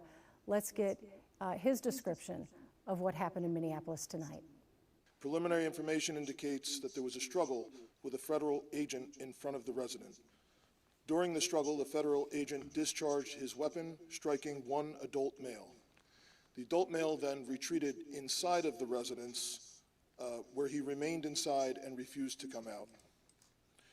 Eventually, federal agents made entry into the residence, and the individual was brought to an ambulance where he has been transported to the hospital. Minneapolis police have secured the crime scene around the location, and the Minnesota Bureau of Criminal Apprehension, as well as the FBI, are on the scene processing the evidence. Understanding that we have at this time is that this incident began on 94. The individual drove towards the residence, had some sort of accident outside the residence, ran towards the house, and got into a struggle with federal law enforcement. I believe there's a broom and like a snow shovel that's on the scene. And yes, I have heard information that that some individual, at least one person, may have assaulted federal law enforcement. Yes. I am not aware if that's the same person who was shot or if that's someone else. All right, we learned a lot of new information out of that press conference with the mayor and the police chief tonight. Again. The mayor emphasizing that MPD only has 600 officers and that there are about 3,000 federal agents in Minnesota. And with the status quo, what happened here? Well, you know, telling ICE to get out of here. I wanted a little too close, and one of them decided to unleash, unload their paintball onto my thigh. I can see a mark on your pants there, I think. Yeah. I tried to guard myself by holding. There was a straight TV laying around here. I was just like, I'm gonna use that as a shield. And the guy's like, "Oh, you want to be smart?" Bam! Right into my thigh. What Mayor Fry had to say. What brings you out? What inspires you to come out here in this sort of violence that's happening? This is my home. The fact that I had to watch not only this is an impossible the people that are supposed to protect and serve our people fail us on multiple accounts, and at the same time, the fact that it happened so many times in such a short span. To keep people even safe, with the context of George Floyd back in 2020, like it's not tolerated. This is too fucking much. And we're in a position right now where we have I shouldn't have residents to constantly be looking that over are my asking back the very limited number of police officers that we have to fight ICE agents on I the have to street. go home and talk to my 9-year-old little brother and tell him that he has to be Maybe you mentally just prepared put for your shit like kids this to in the bed. future. Maybe you're I don't want to do that. cleaning up and the I'm willing to dishes. take the sacrifice and I'm sure you stand love your ground family. to make sure that he doesn't have to live There's no the doubt same in my mind that you love your same days town. as I do. Like, Imagine if that city that's all it is by the end of or the that day. town So, was suddenly invaded by thousands of federal agents that do not share the values that you hold dear. Imagine if your daily routines were disrupted. The local cafe that you eat at was shut down because they're scared that their own family might get torn apart. Imagine if schools shut down and suddenly parents got to figure out what to do for daycare. Stay safe, please. Make sure you get some medical attention if you can. This is not creating safety. It's certainly not creating safety when a huge percentage of the shootings that have taken place so far this year in Minneapolis have been by ICE. I think you might have some pepper pellets some other places. So let's be very clear. When you get into a vehicle, I've seen conduct from ICE that is disgusting and is intolerable. So just be careful. If it were your city, it would be unacceptable there too.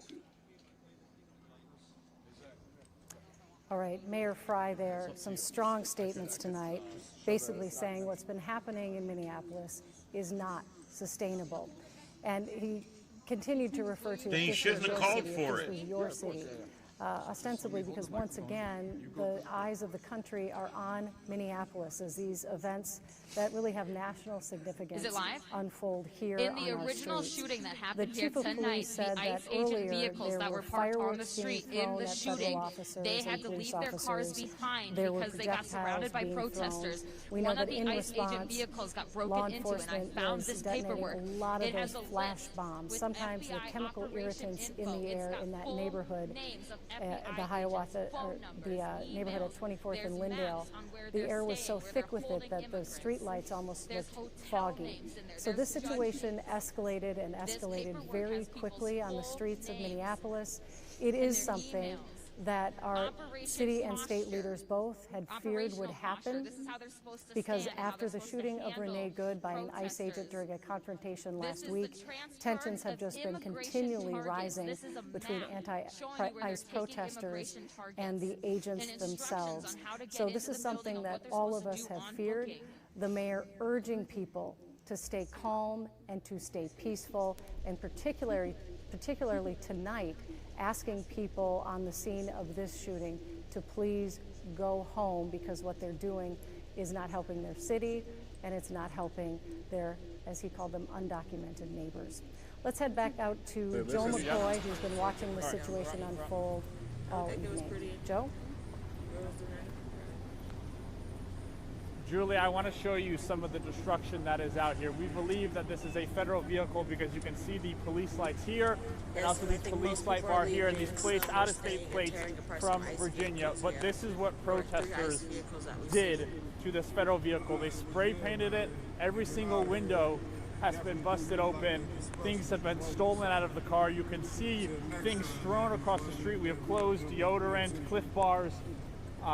This is the first time. Look at that shit. They've destroyed those ICE vehicles. Tonight, but yeah, this isn't a riot, right? Yeah, bullshit, it's not a riot.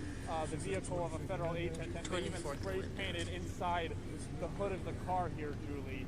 I heard Ryan mention that a car was damaged, and this appears to be the one. I don't know if there's any other vehicles that have been damaged here, Julie, but this one, they clearly were either using some object to smash the windshield here. They smashed the windows. They wrote profanity on the side of the car here. Here is just some aftermath of what transpired here tonight. So that is a stunning image. And it just shows how much that had escalated at one point and the anger of those protesters. You know, over your shoulder, it looks like they're still letting off fireworks behind you. The chief of police had said that people were firing those fireworks at agents. So a bit of a scene there, but even just by looking at that car, nothing like it was a couple hours ago. That Mayor Fry's a real douchebag. So he's very quiet by you as well. I don't know what he thought or what he knew. I don't know. It is very quiet, Julie. There's just, quite frankly, maybe a couple dozen protesters who are still mingling around here. There is zero law enforcement presence, either federally or locally. So that is all cleared out. Traffic is flowing again. And as I mentioned, protesters are kind of just mulling about, walking in the streets, still filming things as the aftermath of what happened here tonight is visible exactly here with what appears to be a federal law enforcement vehicle. tonight. Joe, I want to thank you for your reporting tonight. We appreciate the perspective that you gave us. Thank you so much. And we, of course, will continue following the story. Right now, the investigation is in the hands of both the FBI and the BCA, and the investigation ongoing as the man who was shot in the leg by a federal agent is in the hospital tonight with non-life-threatening injuries. We want to thank you so much for watching KARE 11. Stay tuned. We'll continue to follow this story as it develops both on air and online. Thanks so much for joining us. Sunrise begins Homeland at 4:30 Security tomorrow Task at the very Force latest. with We now return you to our regularly scheduled program in progress. These cost a pretty penny today, too. Okay, so it looks like local media is going off wall to wall now that it's 11 p.m. for them. I would figure they would go on with their regular 11 o'clock news at this point, so we'll wait and hold and see if that's what they're going to do. It is currently 12:01. Hello, everybody. My name is Ian. It is currently 12:01, and we are here tonight.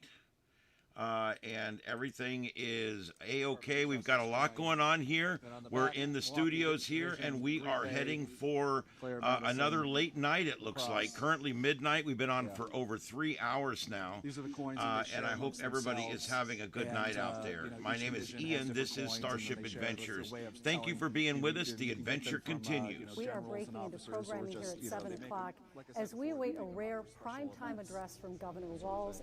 Okay, and that is now re-racked. It's racked back and it's running again. So that's old. I'll be working to change that out. Stay with us. Vehicles got left behind, and we broke into their vehicle, and we got all of his paperwork from his. Doesn't want no violence and everything like that. But do you believe him? Do you believe Mayor Fry when he says that? Oh, crazy. And then, you know, Minneapolis police chief. I talked to. There's no Minneapolis police out there. There's no Minneapolis. There's a fire truck coming into the zone, and the police were like talking to these people in their house. There's Tampon Tim. I went over there, and there was an SUV with all the airbags deployed. And for a moment, I thought maybe it was like the vehicle in the supposed chase with ICE. But then this man came out and he said that it was his car, and I asked him what happened.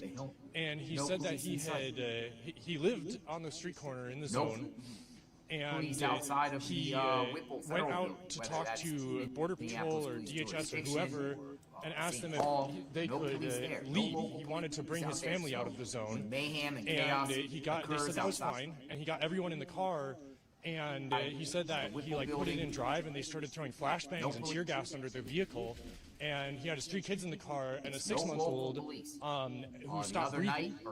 And they brought EMS in to tend to the baby. But I talked to him directly. I like have it on video. Weekend before that. Yeah, we'll get your contact info. Yeah, please. If you can share that with us. Yeah. Were there originally, and then they all retreated. They all dipped out of there and they ran off. There's no police. No police. Where is the local police? Maybe if the local police would be there to at least assist federal agents in keeping the crowd back, we could have some sort of peace out here. But the fact that local police are not patrolling their own streets, it's bringing these anarchists, these protesters, these rioters up to the faces of federal agents. The federal agents are telling these people to move back. And these people are coming up as close as possible, obstructing law enforcement, doing whatever. But maybe if the local police were they're not doing ICE enforcement, right? Because they said they're not going to help ICE. Other ones do in other states. But at least for crowd control, of chaos, and I have seen it's not happening. Maybe the Minneapolis police should get involved as far as being there, and a lot of this stuff could be like more contained. But I'm. Here we are. You're good. Here we are. I talked to And this the man, situation is literally there was on the kind of verge, I there was a feel, fire of truck coming into the martial law, zone, Insurrection and Act, the police were like talking to Guard, these people in their house and their yard. things like that. So I went over there, Seriously, and you know, there was an this is SUV getting- with all the airbags deployed.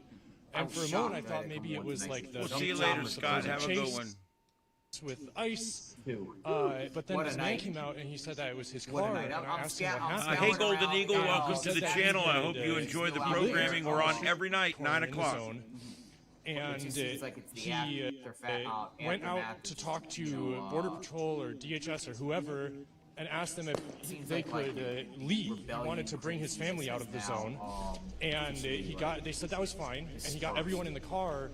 And So I don't think they're gonna he be said doing, that like, he put it in rioting or drive and doing they started looting throwing tonight. I flashbangs think and tear that was gas that under their moment there vehicle. when the agents were And there, he had his people 3 kids in the just car vandalism, and a spray 6-month-old painting, who stopped still breathing. crazy And lawless, for sure. they brought EMS in to tend to the baby.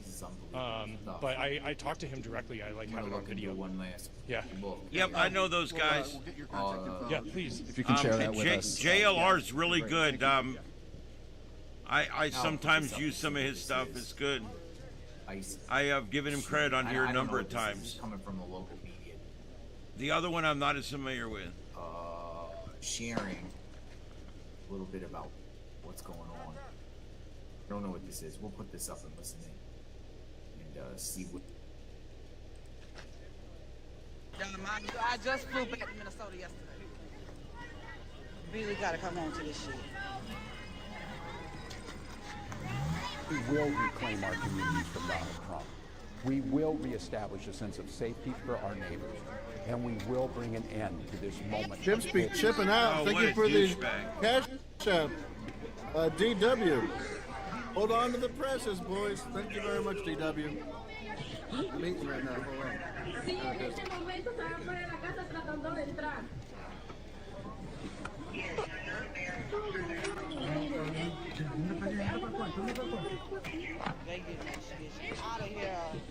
He's a colostomy bag. You mean he's a shit bag?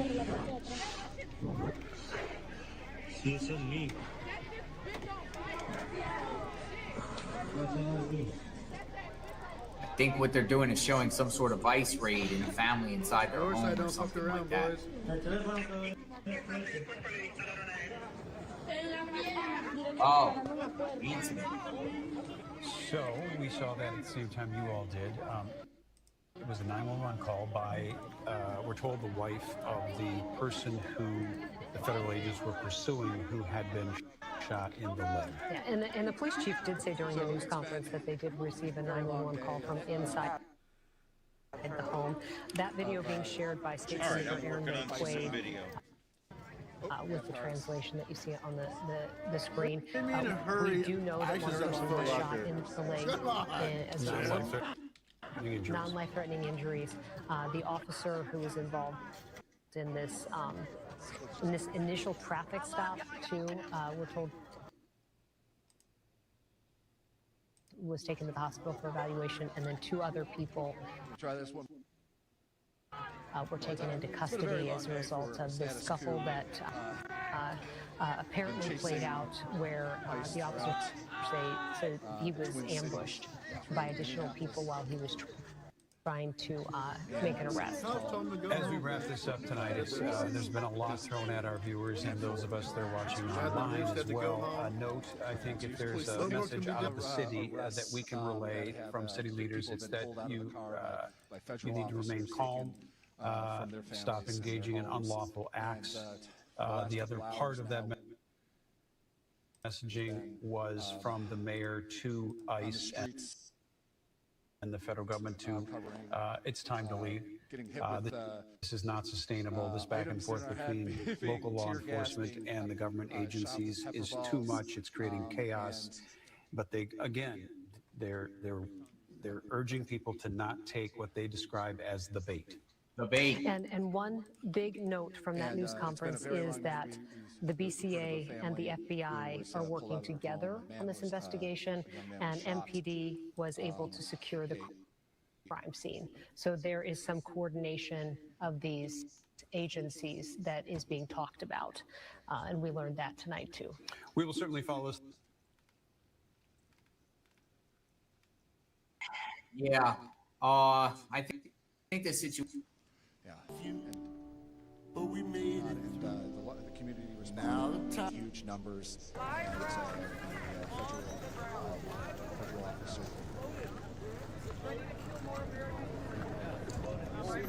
Yep. So we just dropped it and running. Wow.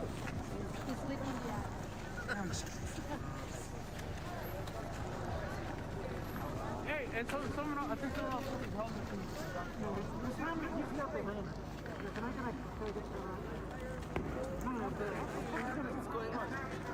Can I see the live round in there?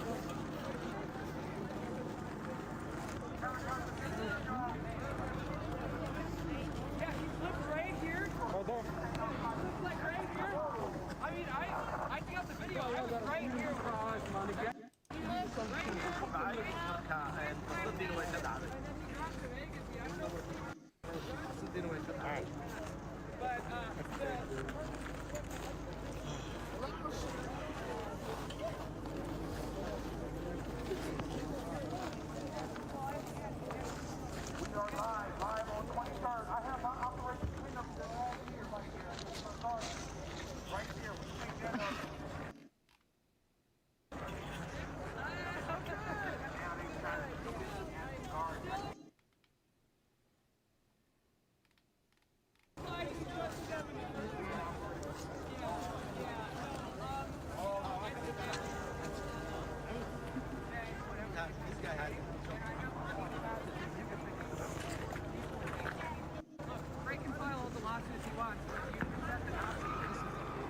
Yeah, they got a bunch of their paperwork here.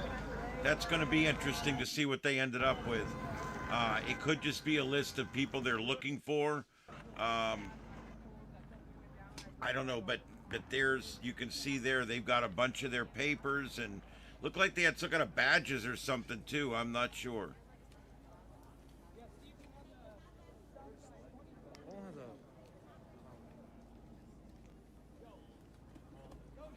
Hopefully it's nothing that's that big a deal. It looks like maybe that's their bill for the hotel last night. It's us. It's us that's got to do this fucking work. It is literally us. Back in town, my boy. They want to keep pushing that program back.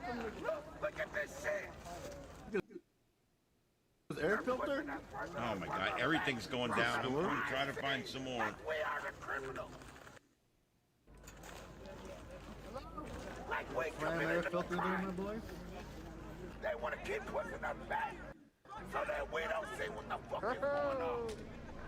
And then Minneapolis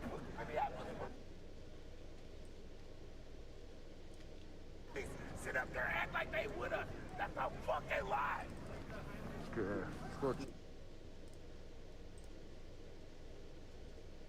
Check out this other car. We got another one over here. This is happening. We're gonna port them soon. Fucking community.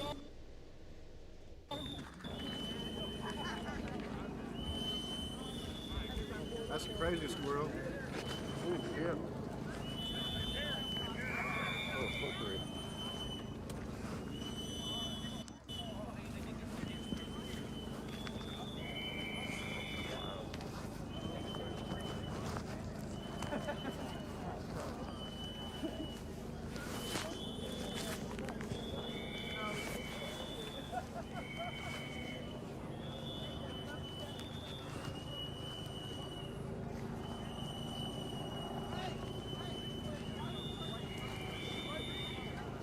I'm about done with these freaking whistles, I can tell you. Guys know we're taking the fight?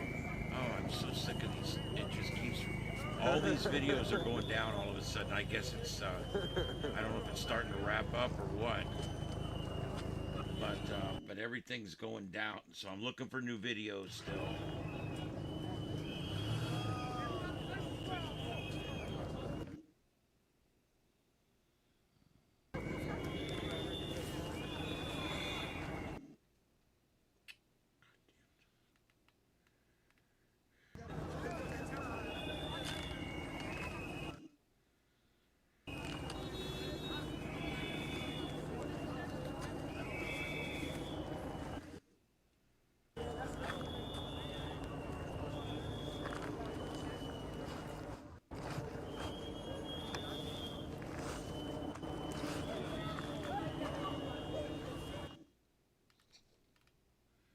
I don't know why that's doing that. Was Damn this it. a nice car?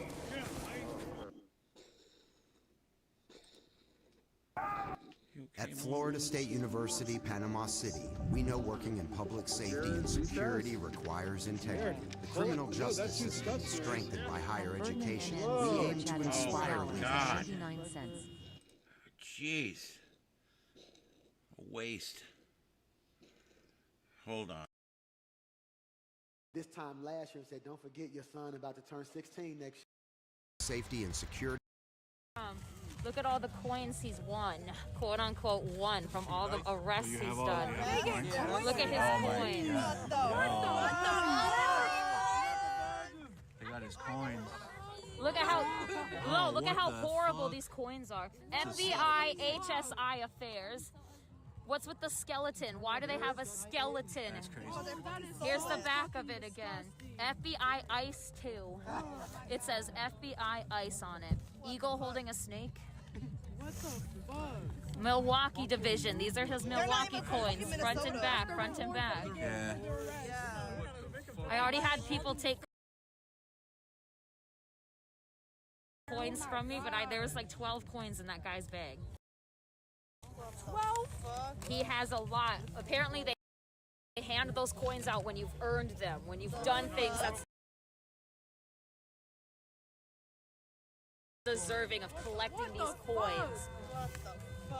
Yeah, here's 4 more. Yeah, you got all of the coins. Green Bay, Wisconsin coins. There's 4 more. I had people take coins from me already. This guy had like 12 of them. Yeah, look at these coins. Oh my God, Green Bay. This guy was decorated. This guy was decorated in doing this shit. This is a Jesus. Yeah. Oh, that's all good. Yeah, hold it up, bro. I'm not touching shit. FBI to Homeland Security. Suck a bag of dicks, fucking loser. Huh? Jesus. What fucking He won't loser. have these motherfucking souvenirs, bitch. I don't know why I'm not even surprised that they have this shit.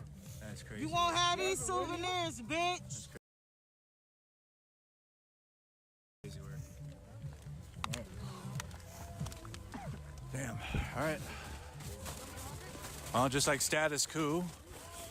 Just like status quo. And I was wondering where John was. I was like, why are they going through papers? I was like, because I was trying to figure out where John was. Well, there it was. So that's the paperwork that the protesters got out of the car.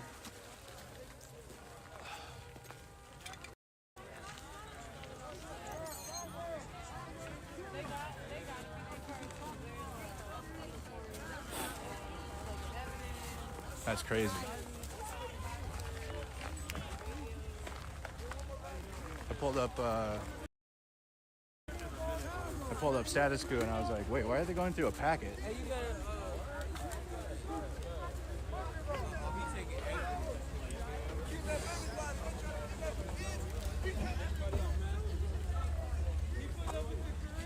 They left back their entire packet. And I'm with you guys. I can't believe that she just sat there and just, if nothing else, she knows that's stolen property and she's taking it from the scene and manipulating it. They're going to charge her. They're going to find her, guaranteed.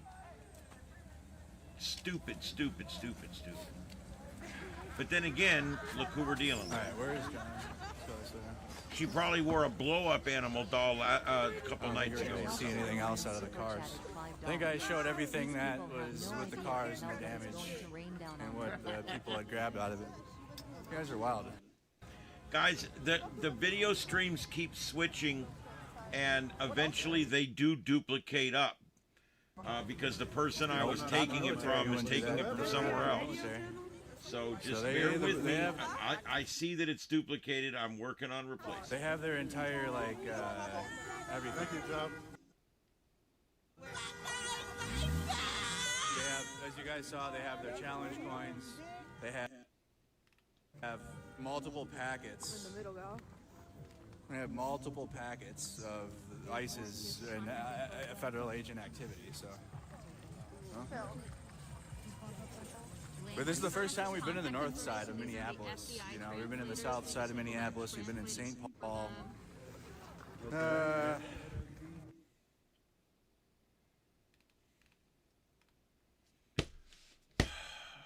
You know?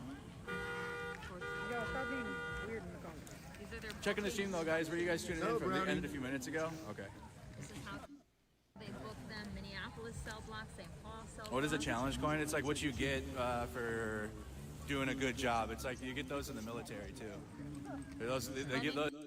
So you're supposed to show a challenge coin, and then you gotta like one up the challenge coin. You gotta like one up it.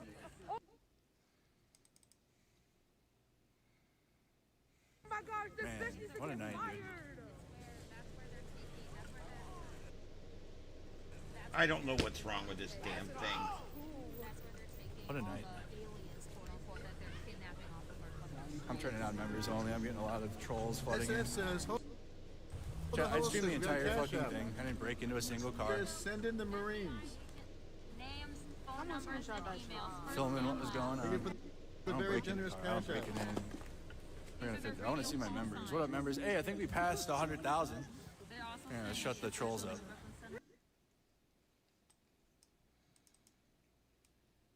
I think I passed 100K though.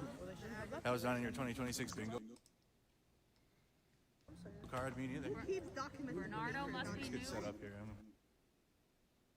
Who knows? I'm going home. Record yourself, dude. We should Committing talk about what felonies, happened. boys.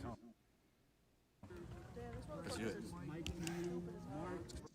Get the hell out of here. Yeah, for sure, guys. Phone numbers, emails. Nope. I was actively telling people like not to touch it, because I mean that's their choice if they want to. But I'm out here filming. You know? I don't touch any law enforcement, nothing, because I already know. I already know. They were like, "What's in the lockbox?" I'm like, I don't know. Find out. Yeah, no, that's fine. I'm not touching that shit. Yeah, they left. We're gonna get set up here. All right, and let's celebrate. Man, I think we hit 100K tonight, chat. We hit 100K. I don't want to believe it yet, though. Novice, I see you in the chat, bro. Hey, good work, bro. Hold on, I got some streamers in my chat right now. Hey, hold on. I turn it off. Hold on. Hey, pretend the trolls aren't there. They're gonna cry. Just let me get my phone. Oh, I'm gonna add the Kleenex. Let me get my phone. Tissue box for Hey, appreciate that. Any other streamers tuned in? Appreciate that. They banned my Twitch. That might be what's going on. I'm not sure. Some of them are going up and down, and some are not. So I've cleared everything running in my computer except just the broadcast. So I don't think it's me at this point. I don't know, but it's starting to clear. So let's hope it gets better. I'm running an amazingly huge computer here with amazing amounts of RAM and stuff like that. So I don't think it's me, but sometimes mine does do this. But see, it's only 2 of the 5 that are doing it, so I'm wondering if it's something from the location. Oh, okay. Yeah, we'll peel that. Thank you.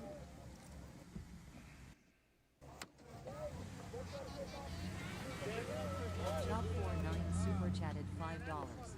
Do these genius people know that they are on video doing a crime? I don't know. Well, good thing we got YouTube. I mean, I think appreciate they know, that. but they don't. I don't think they're. You remember a long time ago. You don't need to rejoin now. I just do that for a troll filter. Of the actions. Do that for the troll filter. So all the news was there.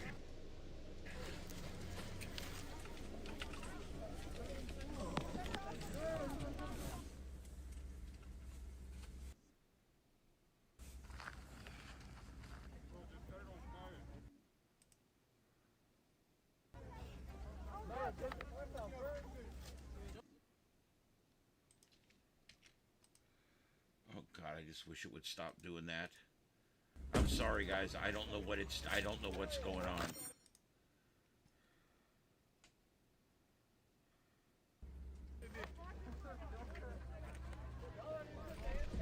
I don't have anything running.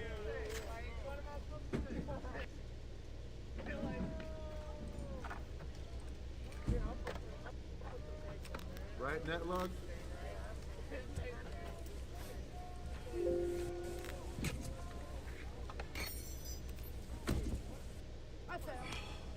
Hey, appreciate that, Brandy. W for the 100K. Thank you. Thank you. Oh, Sass, who got suspended on Twitch too? I hear you. Probably hate trolls. You know how it goes, yo. Yeah, me too. We might be fucked. Hey, appreciate that. I think we hit it, y'all. Wait. You don't have to be calling over. Don't worry about it. I do that to filter out trolls. GG's. Yeah, we'll have a safety meeting when we get home. You trying to pull it out. I don't think it's gonna work. That's just too sturdy. What's all that paper on the floor? They can't be hard. Doesn't matter. When they realize, chat, that they left behind all of that shit when they were leaving. Yeah, those are ice vehicles. I'm pretty sure. Enterprise gonna have a big deal for them. They're gonna have to pay At Tommy Enterprise a Boy lot of money for this. 3,321 super chatted $4.99. Ice coins hotter than a Goonies. Right, I know that's right.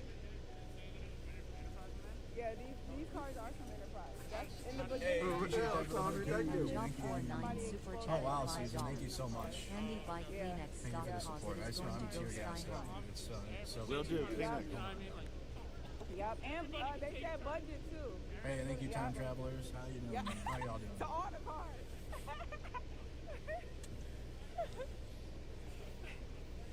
Dang, look at that.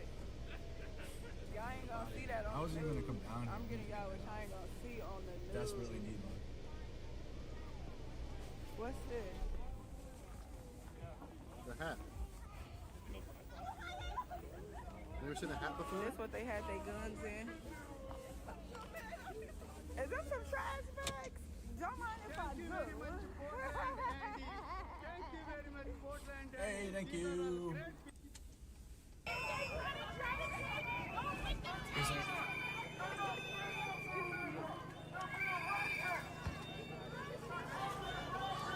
I hope they opt for the damage waiver. With these whistles, it sounds like about 12 referees fighting each other. I ain't gonna touch nothing. I'll kick it around and shit though. This a box of something? I don't know. Oop, I didn't try to do that. Oh my gosh. I tried to walk. Yeah, that's a box of something. Yeah. Y'all talking about action, that's that action. They over there trying to rip open. Oh, they'll get the parts off them vehicles later. Dude, you left your guns in the car? How dumb is that? Yeah, you know, that ain't got nothing to do with the car. I'm gonna go pull up over there by ice for y'all. Yeah, he told them to take to the streets and protest. And then the lieutenant governor said to go out there and use your body to send a message. I mean, when you start looking at these statements, it's pretty clear who incited this situation. It's a lot clearer than you think who incited this situation. And all you got to do is just, take a look at some things like the lieutenant governor's statement here, for instance. Our neighbors are being disappeared. P.S. Without due process, it is just called kidnapping. Then show up and use your voice. Put your body on the line. What are you finding?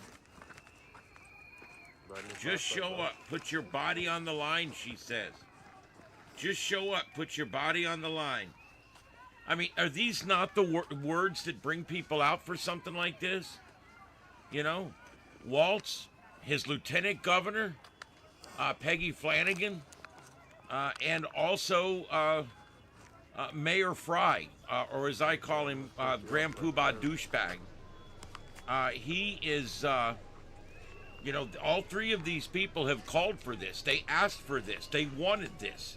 Now they got this. Now they're backtracking. Oh, shit. Maybe we shouldn't have done that.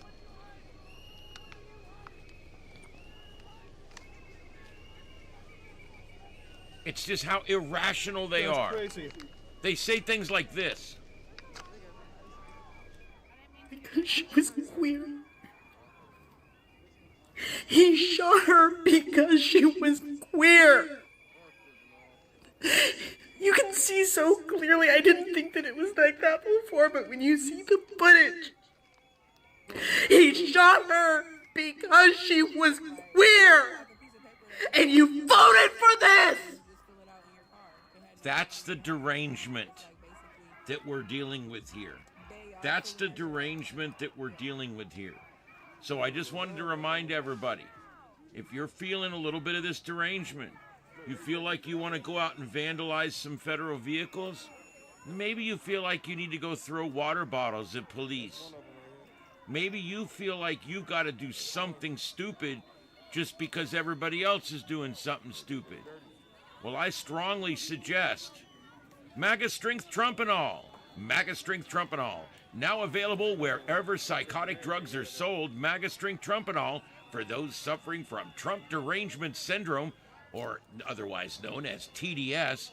Trump Derangement Syndrome, a syndrome that affects millions of Americans. Take Trumpanol today. The effects are nearly immediate. Once you take Trumpanol, you'll suddenly get the urge to wave a flag or be patriotic. You may even decide to have a nuclear family or settle down and possibly even get a job or start a business. Trumpanol, bringing rationality back to crazy liberals all over the world. Trumpanol. Buy it today. 20% discount if you use the discount code douchebag. Trumpanol. I was at the local building, first level, and then so I came from all the way down there, and I parked there. And How did they pull up the box? The Safe? That's pretty much it. And then I started to see The gun safe? 2 ICE cars start to leave. One big tank, big tank car went down that way. They left pretty quickly, but then There might be a rifle in that bitch. Oh, they've got that gun box out. That's a gun box. That's some kind of lockbox they took out of one of those federal vehicles.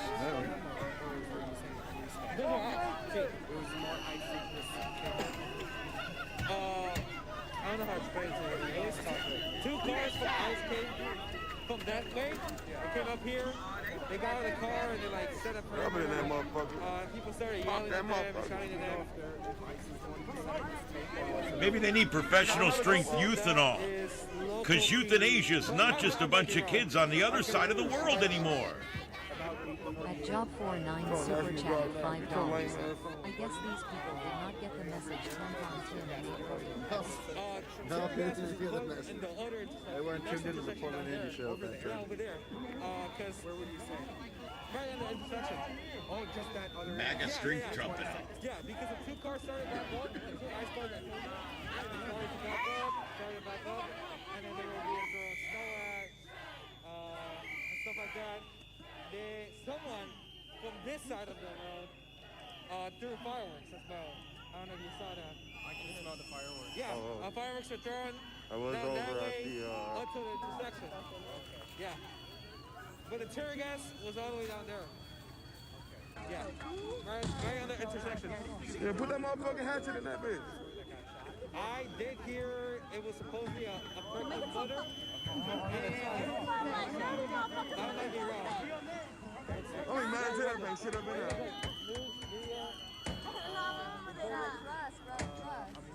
Break that bitch.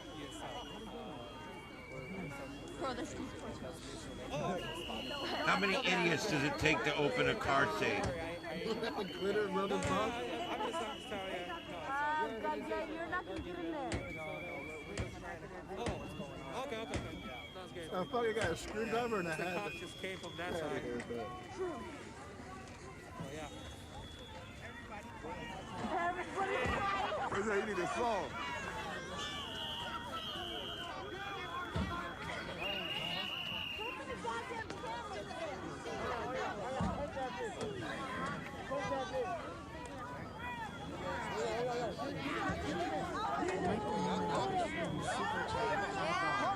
All part of the propaganda and psyop world for the incoming show. Let's do it.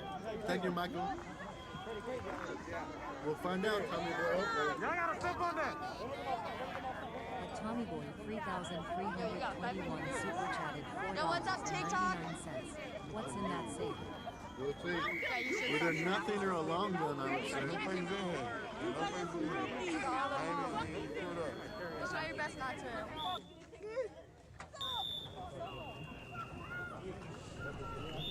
All on me. Everyone's, what the fuck is happening, bro? It's a trap, bro. No, I'm crying. I believe it. It's a trap. It's a trap. There's nothing in there. There's nothing in there, guys. Y'all don't have to turn off comments. Just swipe over. Imagine it's, I gotta go.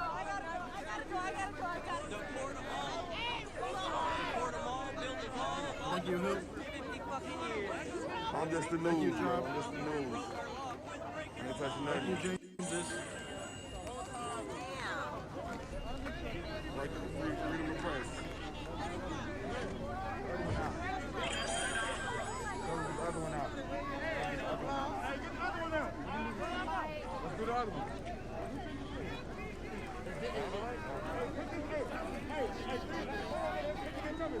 James's 797 super chatted $4.99. Love watching idiots live stream their felonies. Rolling on the This floor reminds me of when laughing. they were going for the ATMs in 2020. At Chatty 2041 super chatted $5. I can't wait for Waltz in the mayor to spin this. Trump will then take over the votes. Possibly, this is a mess. It's an absolute bad decision.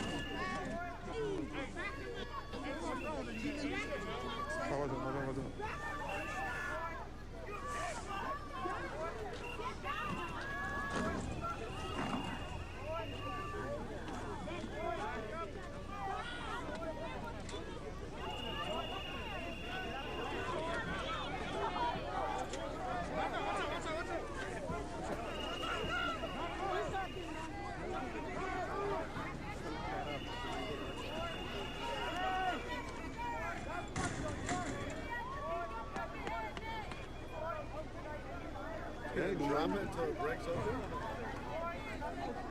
That's his plan. Goliath over here.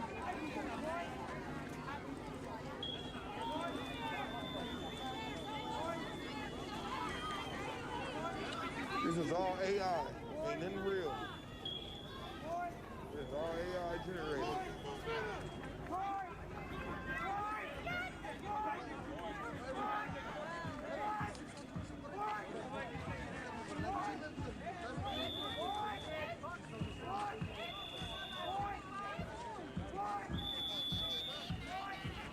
At Michael Newmanaka Shroom super chatted $5.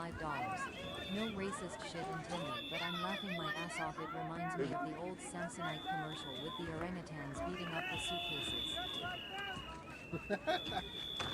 Oh, that's funny. That does. It does remind me of the when they had them. Remember, they would put the suitcases in with the orangutans, and they would try to break into them, and that was like the whole commercial was, look, nobody can break into our luggage or whatever.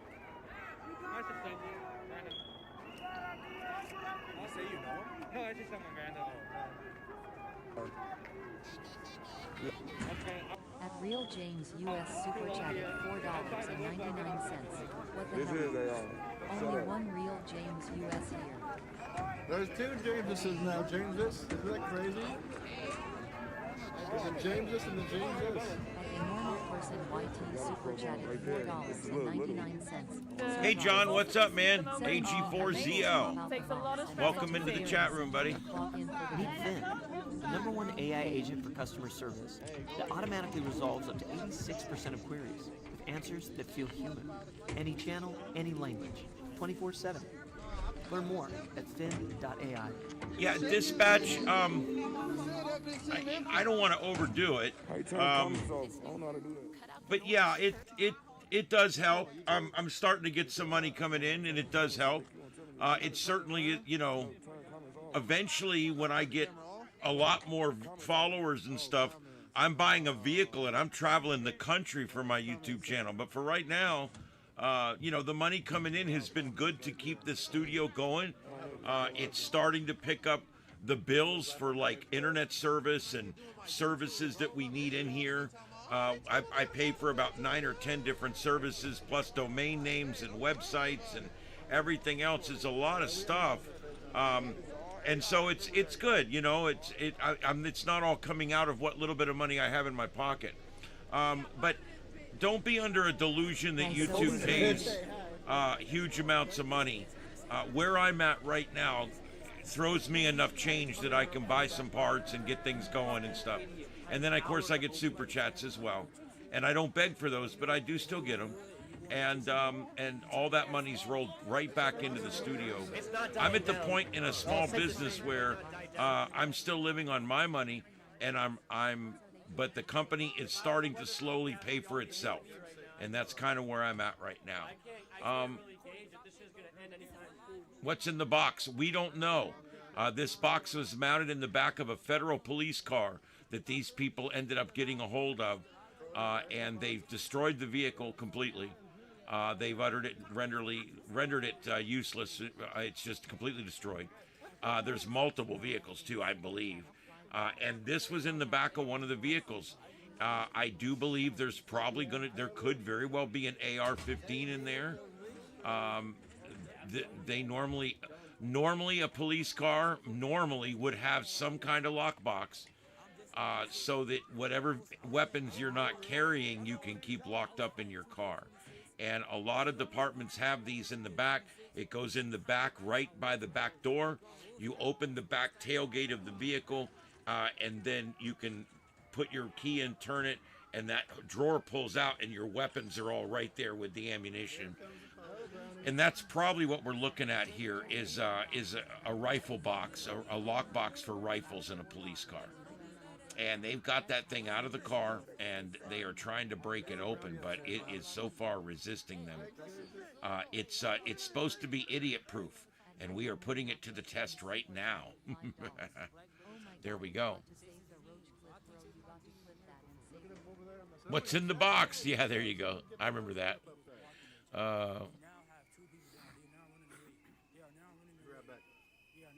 Yeah, I just like to dispel the rumors. People think, oh, you got 27,000 subs, you're making money.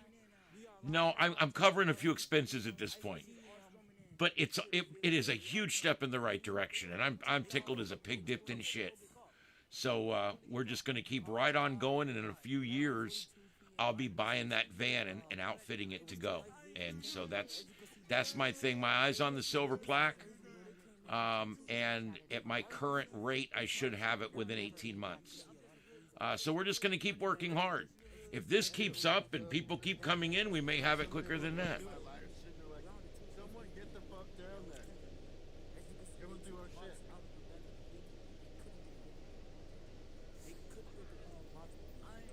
Bro, they try to get this they try to get this safe open. They didn't get it, chat. It was like at least 100 people right there trying to break it open, and they couldn't get it. They didn't attach it to a vehicle, and they pulled the vehicle out. Police officers are bringing this safe back. Didn't help at all either. Super chatted $4.99. I'm just a black bro. Accessories for watching. Don't be mad at me. Rolling on the floor, laughing. They from black. You feel me? Yeah, Jennifer, technically, it's been going on off and on now for months and months and months. But I will admit, most nights there was very few people involved. There was a week there where Portland had 2 guys showing up every night and 3 or 4 YouTubers that would come out to cover it, and it was becoming a thing. And the YouTubers, they'd all sign on, and they would get in their car or their bicycle and drive to the scene while they were live, talking about the protests and everything. And then when they would arrive, those same 2 guys are sitting there in their lawn chairs. Says like and subscribe. With their foreign flags or whatever.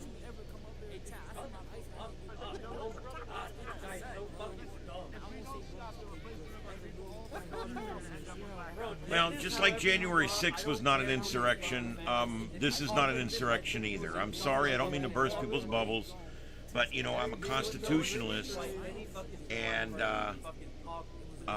January 6th was not an insurrection. It doesn't fit nearly any of the criteria for an insurrection. It's not even close. Not even close. However, what they're doing here is not an insurrection. It's not an armed takeover of the power center for the country. It's not what's going on here. All right? They're not trying to take over anything. They're not smart enough to take over anything, trust me. Most of these people out here couldn't do their own laundry.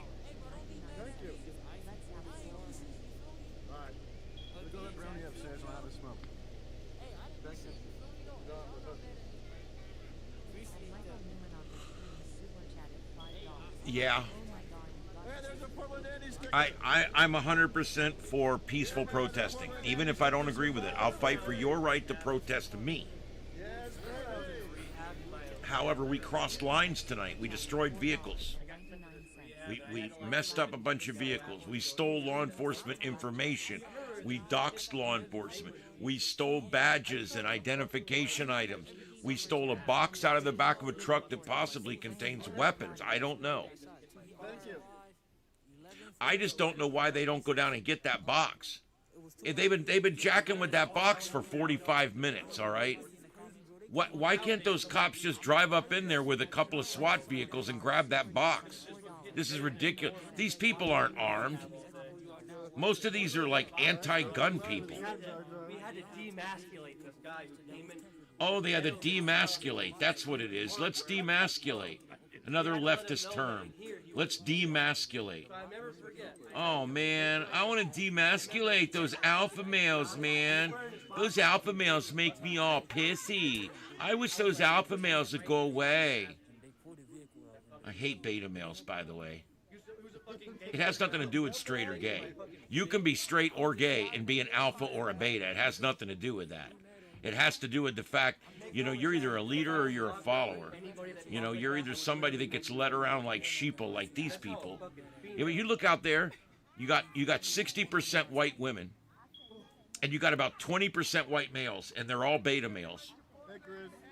And then you've got about 30% other, or 20% other ethnicities.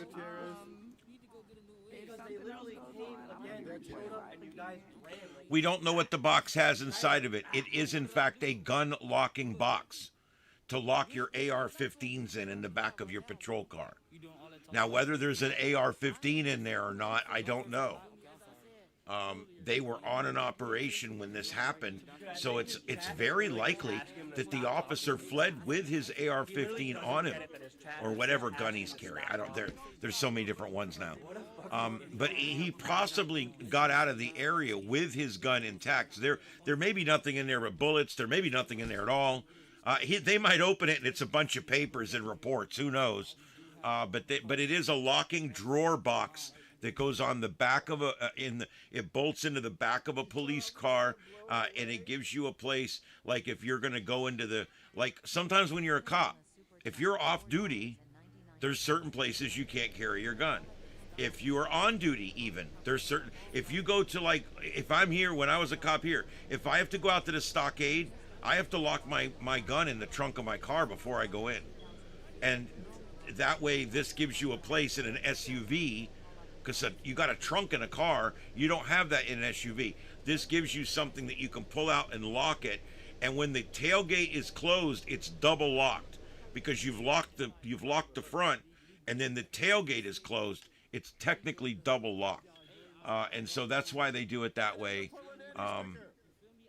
I've even seen those boxes with like a set of lights on them for when the thing's up, you can still see that it's the back of a police car, and you won't hit the cop while he's getting his paperwork out or whatever. But that's what that box is for sure. They did get a bunch of papers. I don't know if they were. Generally speaking, cops don't carry around rosters of numbers for police officers and things like that. They used to give us a roster. Well, back when I was in law enforcement, that was before the smartphone. They used to give us a roster, and they would tell us, to commit the numbers to memory or to write them down, but don't carry. They didn't want us having those rosters in our car. They were to go home or whatever. Even back then, law enforcement's very particular about protecting addresses and phone numbers and spouses' names and date of births and things like that.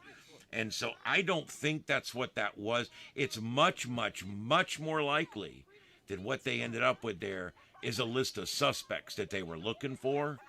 or a list of locations, or the one thing they showed looked like a bill for a hotel. It's entirely possible that that's the guy's expense report. I mean, you know, he's out of town, he's doing paperwork. You wouldn't believe how much paperwork these tough guys come walking up with all this bullshit. When they get back to the hotel at night, they got an hour and a half's worth of paperwork to do. A lot of paperwork's on the computer now, but a lot of it isn't, so it's hard to tell. But that was like a big packet of information there. So more than likely something they gave out at a briefing. Here's the list of names we're going for this week. Probably something like that, I would think. I don't think it was a setup. When people start talking about the government doing a setup, I'm like, the government, first of all, has to be smart enough to do a setup. And I don't think the government's smart enough to do a setup. I really don't.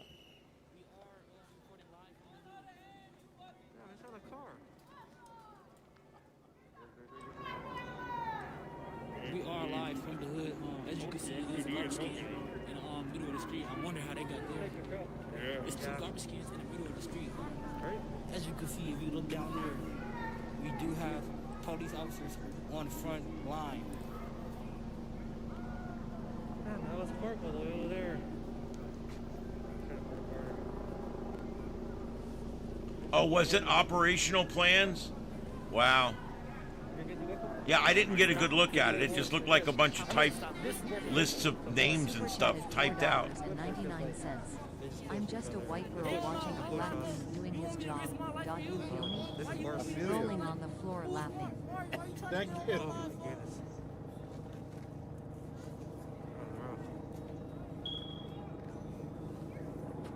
I just got a comment, bro. Yo, Eddie, boo. Look, we good in the hood, you feel me? We good in the hood. I hope y'all enjoy my hood news. You feel me, though? You feel me? You feel me, though? Hey, y'all gonna go play 2K, bro. At Real James US super chatted $9.99. Battle of the James uses tonight. Battle of the James is. We live in the hood, alright? Thank you, James. Alright, but who tried to play 2K? Alright, I'm out. Shit was, hey, Nate. Hey, I got a couple words for you.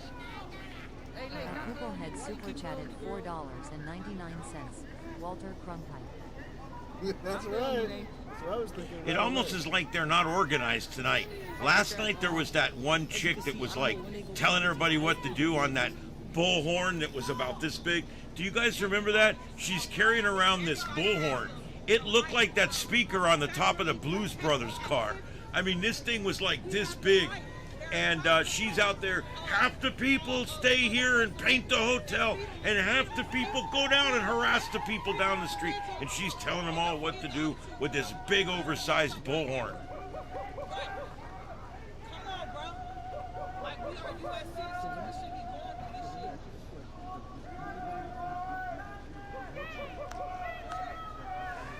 They should have went back and got those cars by now, or at least went and got the equipment out of them.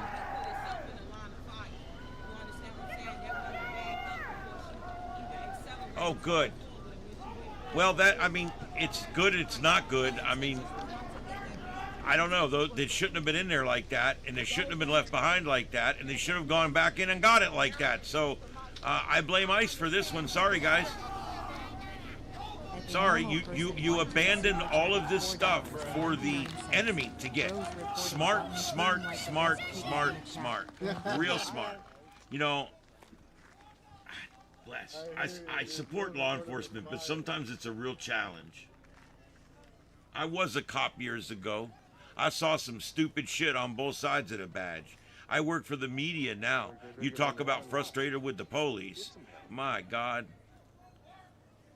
See, that's where that box was mounted on top of that other one, I think, or maybe that was a different one, but that's where it was mounted. Look at that. That car's ruined. I mean, there's the damage is beyond fixing. Every body panel smashed, every window's broken. So there's a loss for us. That comes out of our check, guys. We paid for that car. That's how stupid these assholes are. They paid for that car and then they went and destroyed it. That's just how stupid they are. Yeah, so see if the police are going up there. Yeah, they're not organized at all tonight. No, I've noticed that. Last night, like I said, the lady with the Blues Brothers horn, she was going around doing everything, but the rest of them not as much. Like I said, it's cold. All tow trucks are coming. There's a tow truck here to get that. Nice work, see? Appreciate that, Amber. Appreciate that, Amber. I'm just a butt. You don't want to see the ground. I'm cold. Mari, how about you get out here, Mari? Huh? It's cold. Hey, look, I ain't do nothing, you feel me? I'm a black, you know, you feel me? I'm a black man.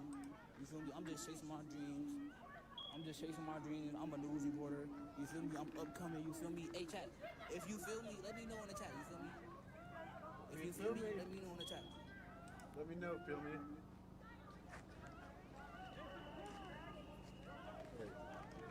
If you feel me, let me know in the chat, you feel me? What the?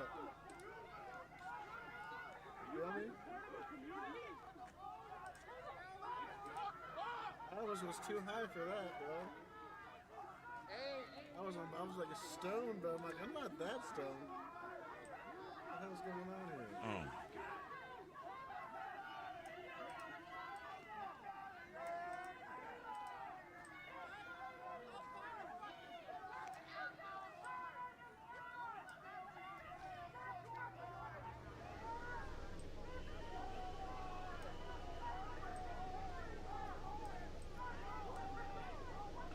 You guys remember the Blues Brothers mobile? Yeah, that's what that speaker looked like that lady was carrying around last night. That's what it looked like right there. I'm telling you, that's it right there. It was the one off the roof of the Blues Brothers mobile.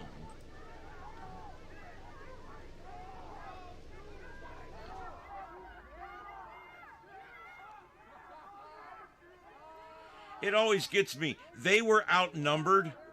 What? There's 12, there must have been 10 guys with these vehicles and more. They all had ARs, they all have nightsticks, they all have mace, they all got tasers, they all got pistols, they all got all kinds of ammunition. They got everything in the world. The only reason they ran is because they're so afraid of all the backlash they're getting right now for everything they do. Everything they do gets this horrible backlash. So what do? They run. They literally run because they can't deal with the backlash at this point.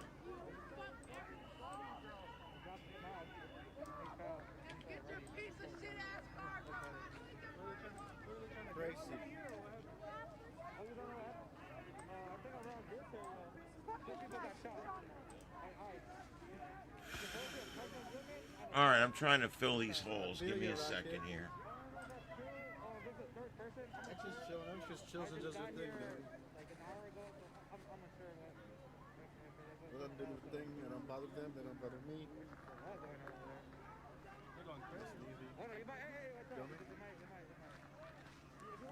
Yeah, Twitter's on this like flies on a turd.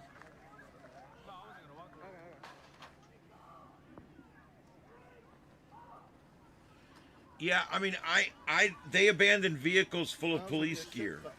When I was a cop, that would have been, yeah, you'd have had some splaining to do when you got back. Let me just put it that way. That's the question.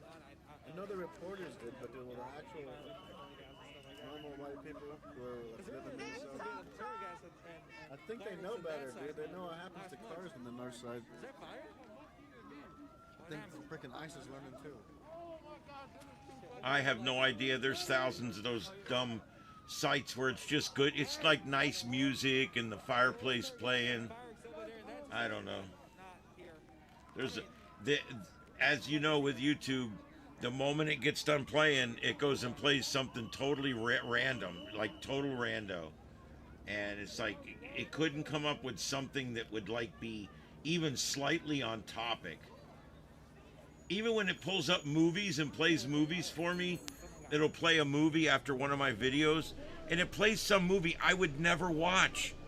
You know, it's like, I would never...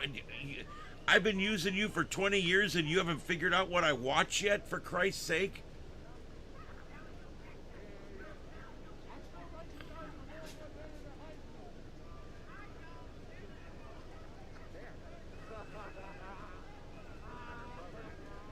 They are 28 subs away from Yes, I do. The ads down here for recruiting ICE agents are prolific. They're on our TV down here. They're on cable. They're on YouTube ads. They're on internet ads. They're on banners and pop-ups. They're everywhere. They're offering a $10,000 incremental sign-on bonus if you sign on. Once you make it through school and you get your badge and you get your gun and you start working, they begin to pay you $10,000 over the course of a year, as long as you stay with them. It's a $10,000 sign-on bonus with conditions, of course.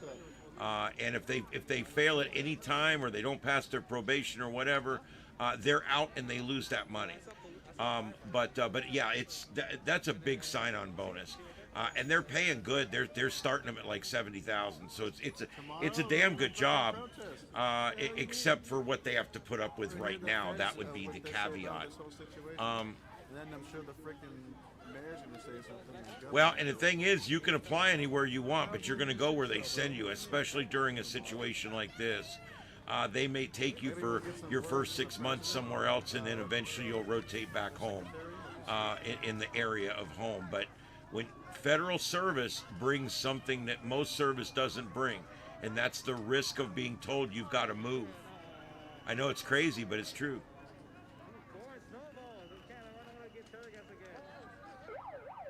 Feel you, Axis.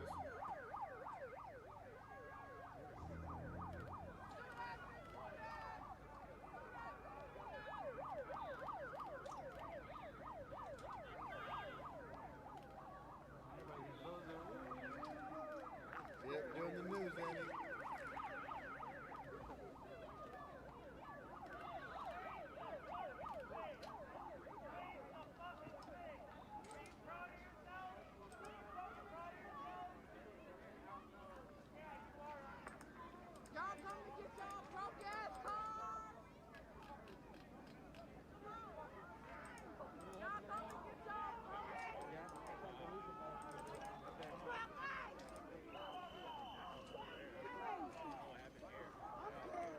They're just, that's all they've got is that one word.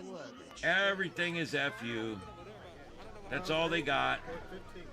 That's it. That's all they were allowed to take with them tonight was F you.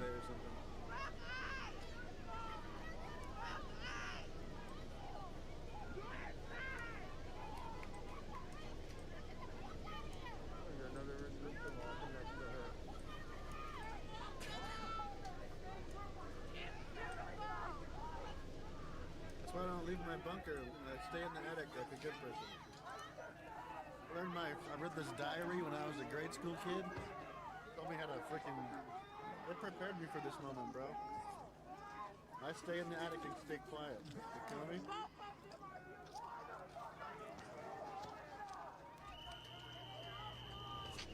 Oh, here they come. Andy Frank, that's right.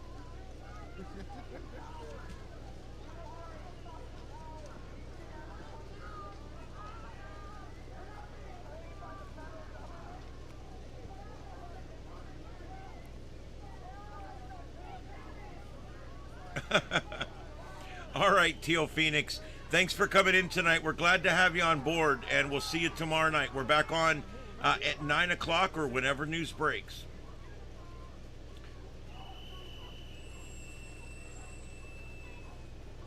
Yeah, they're strengthening their resolve, and they're strengthening our resolve. I agree with you. Yes, many of them are protesting for different things. Like I said, I heard a guy interviewed over the weekend that said he was there, and they asked him why he was there, and instead of saying I'm there because I don't like ICE or whatever, he says I'm here because I support I coordinate LGBTQIA2S plus rallies, and these lady quote girls or ladies, I forget what he said, always come out for me, so me and my friends decided we would come out today for them. So they don't even, these group of people, they're LGBTQIA2S plus people. They don't care anything about the ICE or the illegal immigrations, but they're here to show their solidarity Because when all the ladies showed up for the LGBTQIA2S plus thing, they were supporting them. So they're just basically supporting them. I watched them interview somebody that went right off into LGBTQ instead of the ICE stuff. They interviewed someone else, and they went right into pro-choice. They're like, we got to be out here every day and protest, or we're going to lose the right to pro-choice and women's health care. And I'm thinking, what has that got to do with this protest? But the point is, and I'm going to give you the bottom line. You want to know what the bottom line is? This is an orange man bad protest. That's what we should just call them from now on. Look, another orange man bad protest. They're protesting why? Because the orange man's bad. That's why.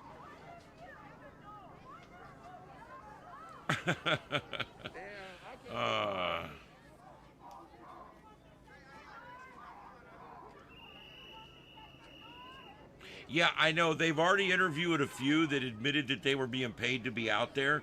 They've interviewed a few others, and when they asked them, are you being paid to be out here, they got pissed and walked away. That's a yes.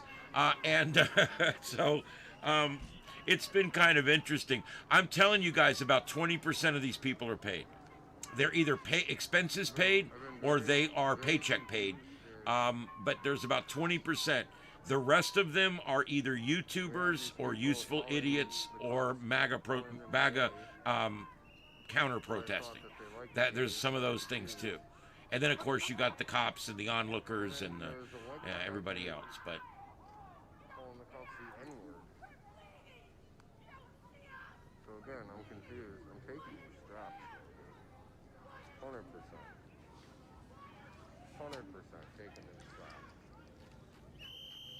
all right, I'm looking for more cameras as they start going offline, or people get in their car and start driving home. That's a lot of times what happens, is people get in their car and start driving home, and it's time to find a new camera. I will take media sources, but I prefer to take citizen journalists or YouTubers, which are kind of the same thing, but I prefer to take them. And then if I can, I'll take a media or two. All the medias went off at 11 p.m. local. They all went off wall-to-wall coverage and immediately just went back to normal programming. So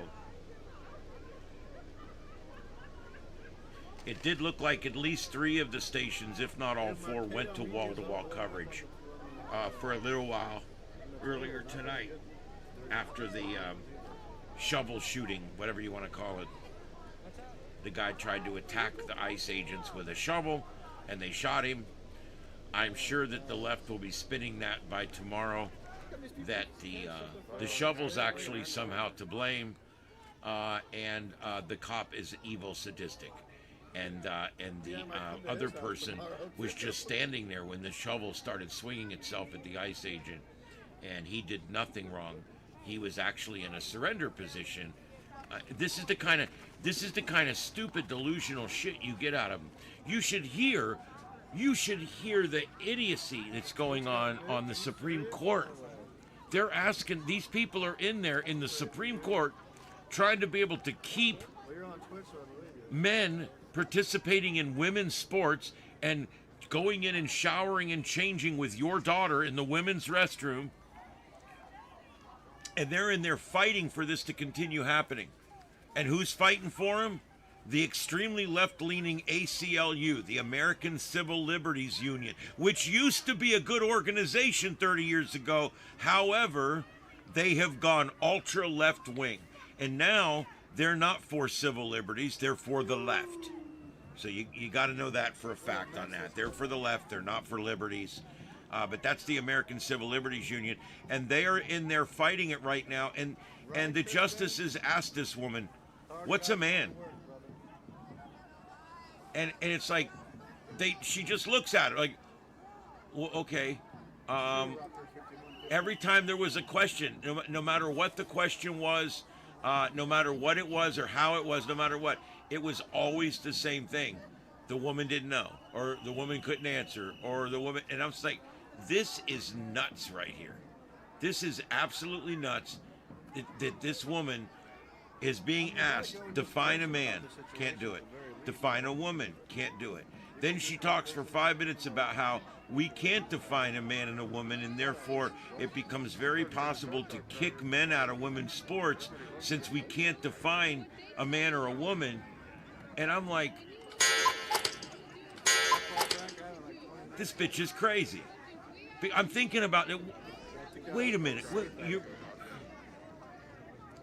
You're telling me that you're going to court to fight for men being able to be in women's sports, yet we don't have a definition of men or women to take with us to court.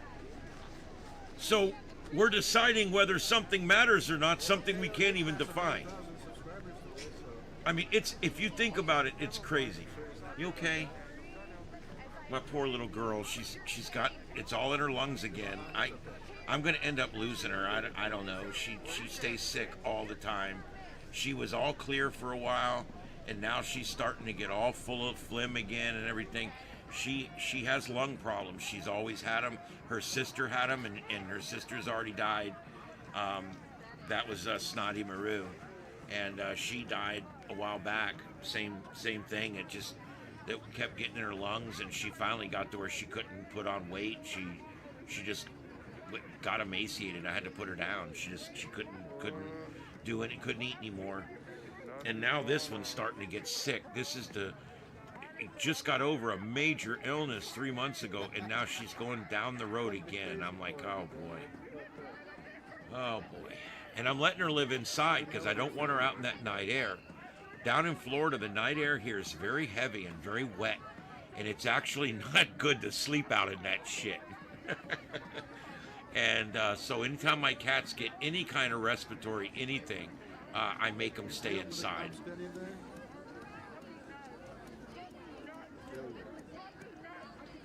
Thank you.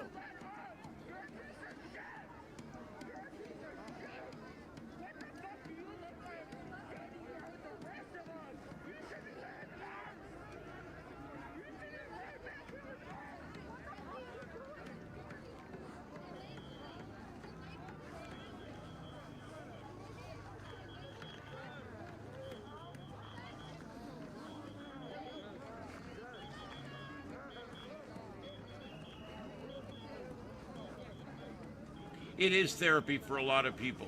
These are very frustrated people. Most of these older women that are older than 50, they're women's libbers. They're bra strippers.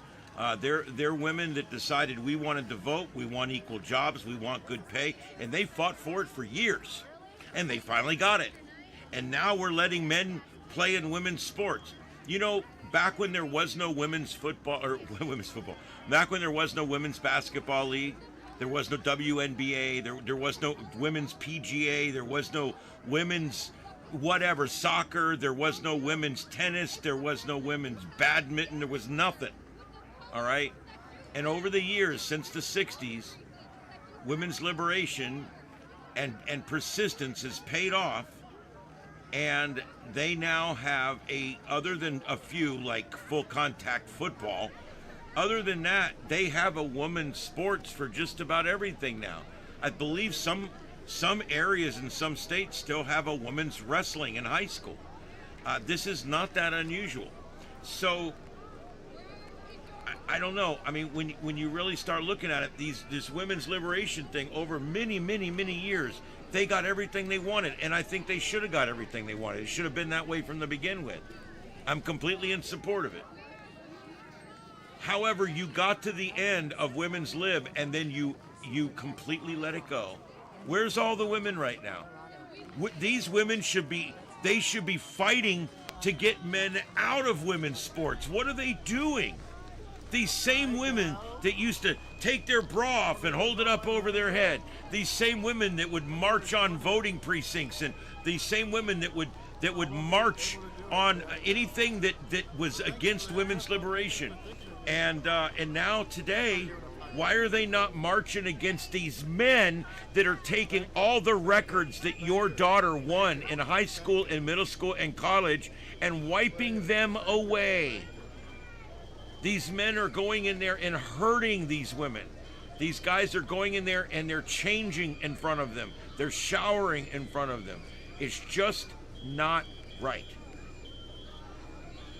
And so my question, as it always is, where are you at, women?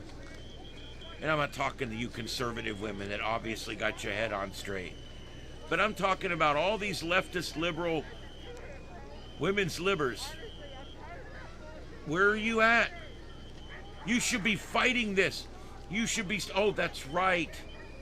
That's right, you've got Trump derangement syndrome. You would never agree with this. It's a Trump thing.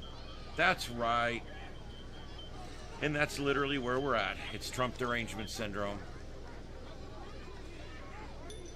Yes, Minnesota is definitely failing. The fraud in Minnesota is going to end up being so big, I think it's going to really surprise the shit out of people how big it is. I really do. And they're going to really have to deal with it. Tampon Tim's already said he's not running again, and now, hopefully, we can get him to step down. Wow, we are going to get some rain overnight tonight. That is awesome sauce, because we need the rain down here. They had predicted rain, and then it didn't happen, so we kind of thought maybe they screwed the pooch on the forecast. But no, it's happening. It's coming. It's starting to form up. And so hopefully, hopefully we'll get that going. Let me see, what's this? Where's it at? There it is. Yeah, here's the radar from South Florida, and you can see there this is moving in pretty good, and it looks like it's going to definitely affect all of Southwest Florida. My studio is right here, so this is definitely going to affect me. It's going to come over. This whole thing is moving pretty much in this direction, and then the whole thing should arrive here on the diagonal. See how it looks like a wavy line? That generally means it shouldn't be too bad. As long as there's no rotation, which there's not, and we can take a look at that, we'll put this on the splits, and we'll take a quick look and see if we've got any rotation on the radial velocity. And no, there's really not. You can see little peaks and valleys in there, but for the most part, really no opposing winds within the storm. So I do think it's going to come on shore as just rain, maybe a gust or two of wind, but man, we could really use this. We could really use this right now. So I'm glad this is coming. I really am, because we could really use this right now. The left is high-res reflectivity. That gives you the volume of the rain. The right is the high-res velocity. This is a different radar mode that gives us the direction of the rain, green towards the tower site, red away from the tower site.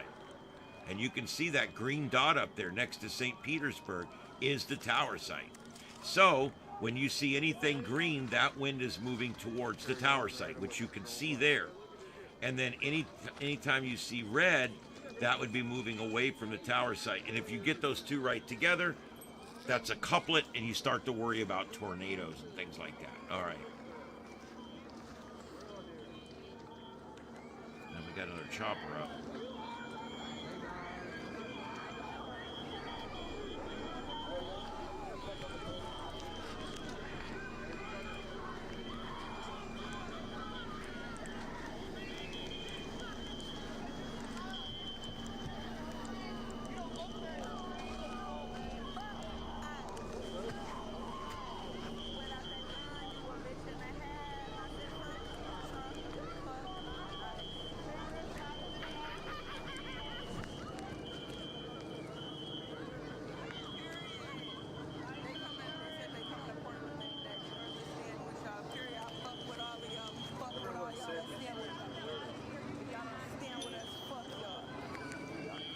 My goal for tomorrow is to come out and use the F word more than I did today.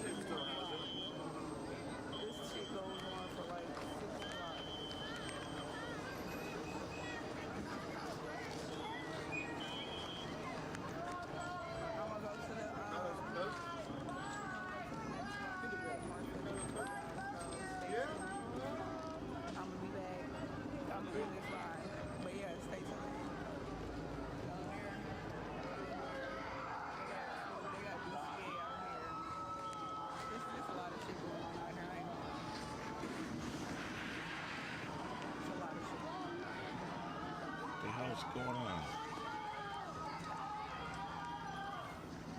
Looks like they're on the move again. There they go, they're running. Ice cars getting fucked up. Yeah. But yeah, did we pass it? Oh, actually right there, that car right there. Let y'all see what those hazards on. Ice had hit that car. No, I think that's it. It was a baby in that car, and the baby.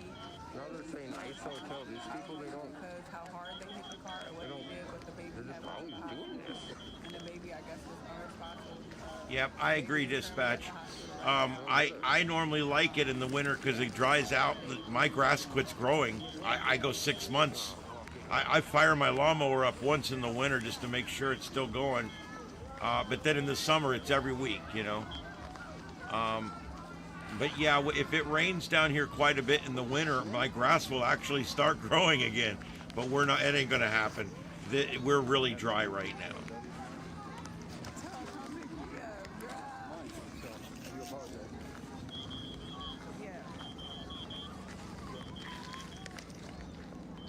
What did I say about the baby? That I mean, that the baby was unresponsive at the scene, and the baby. They were taking him out of here.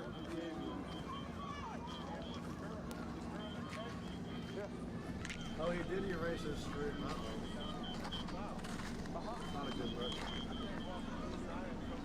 You know, you fucked up when you got to erase his stream, boy. They're taking the lives down because they don't want y'all to see the real shit, what's going on. They want y'all to see the media version. That's what they want. On our streets. Fuck the police. Fuck the police. Without that badge, you will get in the half. Fuck the police. Oh, it's a clip ship sent to the FBI, I'm sure. It's done. People have downloaded the stream like 300,000. Yeah, what we got up's pretty much what's available, guys, but I'm going to keep looking. It's getting pretty late. It's 1:22 on the East Coast, 10:22 on the left coast. People are freaking wild on the internet.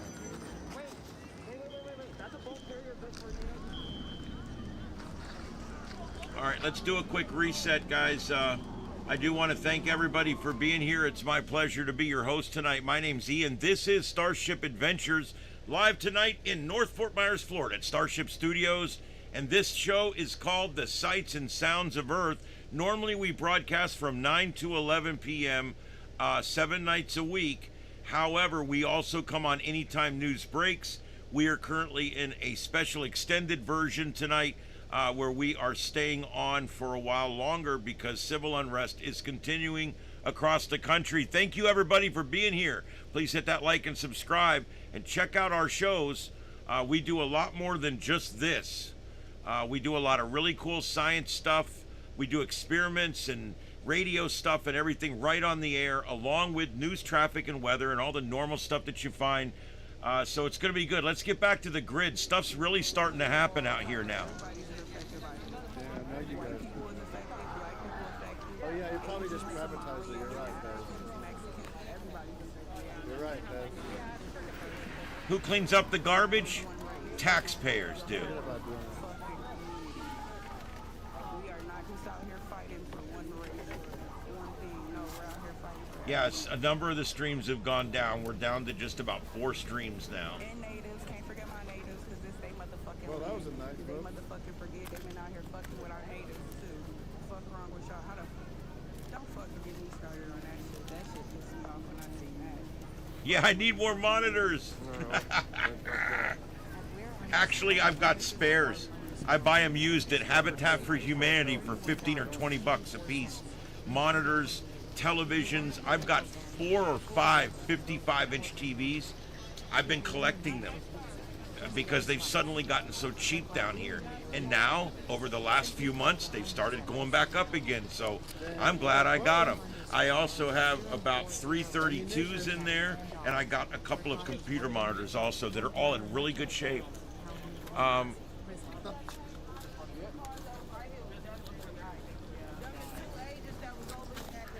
Pizza slice and ice, baby.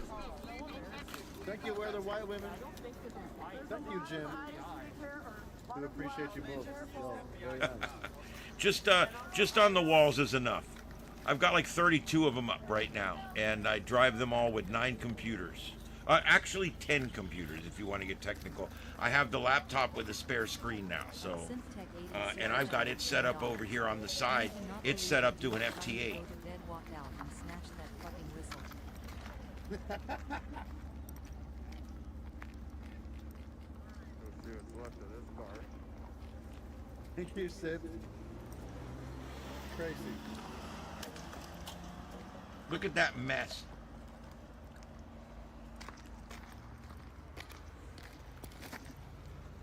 No matter where liberals go, there's debris. There's Portland Andy. Jesus, he's baked. I love that guy. Oh, go Portland Andy. Make Minnesota great again. It's going to take a while. It's going to be rough, but we can do it. I think we can do it. There goes Portland Andy. Just went off the air, guys. He just signed off. This concludes his broadcast day.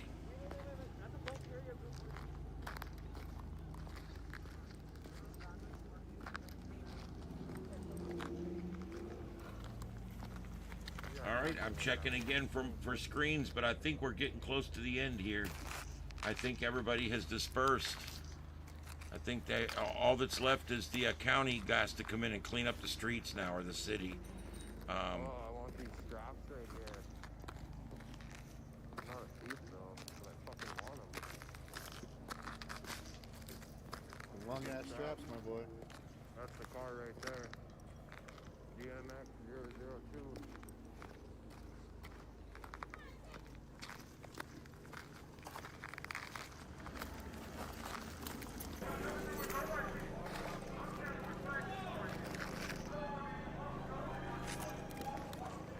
All right, I'm gonna hold this for just a few more minutes. I'm gonna see if I can find any more lives.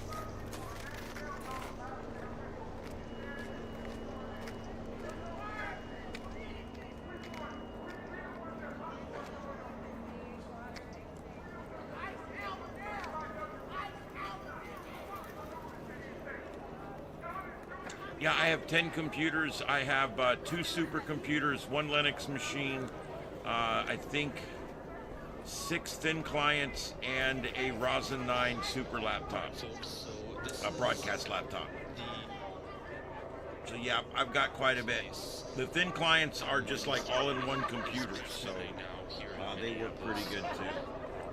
Actually, technically, Thursday, January 15th, 12:28 a.m., there was a shooting involving federal law enforcement.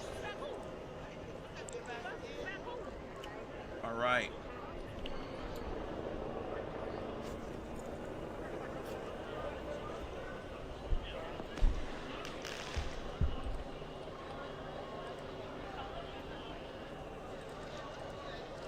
I'm not getting hurt, y'all. Y'all see how far back I am.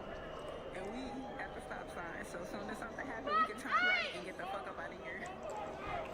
All right, guys.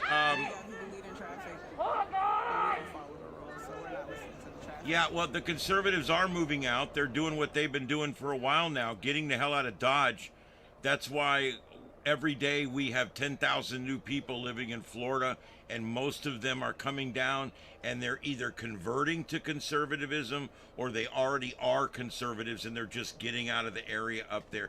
Very few people that move here are moving here and wanting to be down here as a Democrat.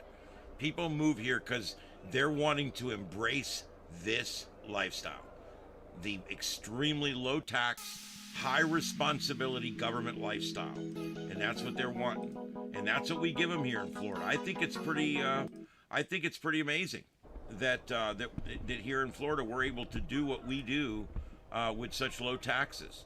But it shows what you can do when you finally get the liberals to quit spending all the money on social programs. It's amazing. All right, guys, that's it. We're down to the one camera now. That's all that's coming out is this one camera, and it's showing us that everybody's pretty much gone. So I'm going to let you guys go. I'm going to play us out with some new music tonight. This is brand new music that I just made today, and it's I like it. It's I'm working on this. I'm really making what I think to be some really good music at this point, and I played one of these earlier. I'm going to play another one now. This is Donald Trump, The Highway. Everybody have a great night out there. My name is Ian. This is StarShip Adventures. We're back tomorrow night for another show at 9 p.m. Eastern. We'll see you guys then. Have a good one. My name's Ian. This is StarShip Adventures. Signing off. KO4 EFS. Man who broke chains. 7-3. Donald Trump, the boss, with a heart full of fire, fighting communism, lifting America higher. He took a bullet for us, stood tall in the fray, while socialists scheme to take freedom away. From the White House to the border, he's kicking ass strong, making liberals squirm, 'cause he's right all along. He built that big wall, 400 miles tall, kept the invaders from taking it all. 7 million jobs, economy roaring like thunder, unemployment low, families rising from under. Tax cuts for workers, no tax on your tip, overtime free, no more socialist grips. Energy king, drilling all day and night, affordable gas, putting green dreams to flight. Oh, Donald Trump, fighting the red tide wave, crushing communism, making America brave.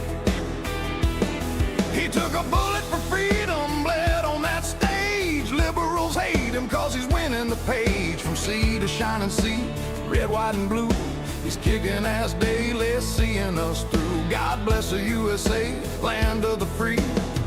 Trump's our fighter eternity.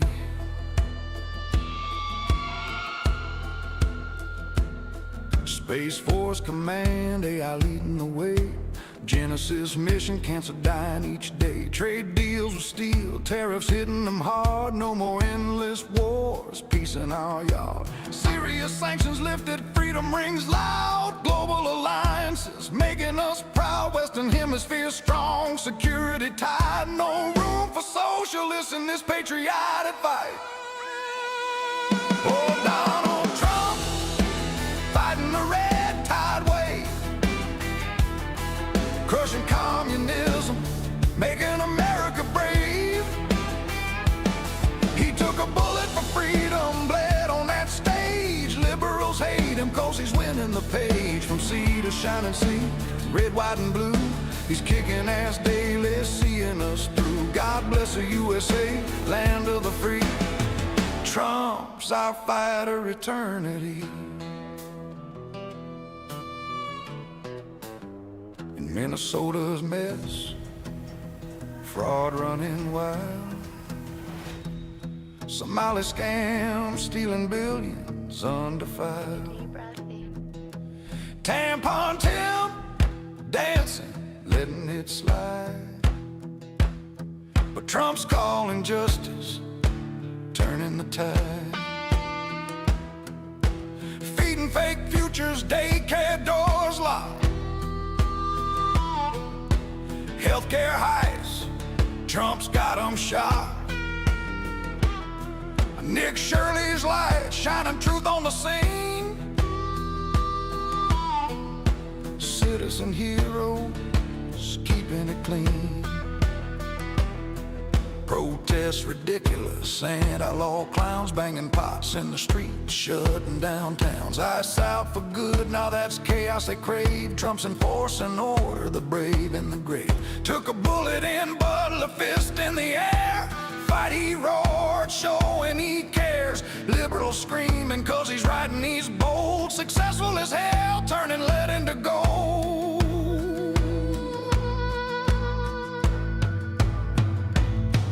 Better get that Nobel for peace. He's the king, bringing freedom worldwide. Hear liberty ring from Iran to the borders, kicking ass every day, handling crises like wildfire, clearing the way. Socialists hating, but troops on his side. Patriotic powerhouse with God as his guide.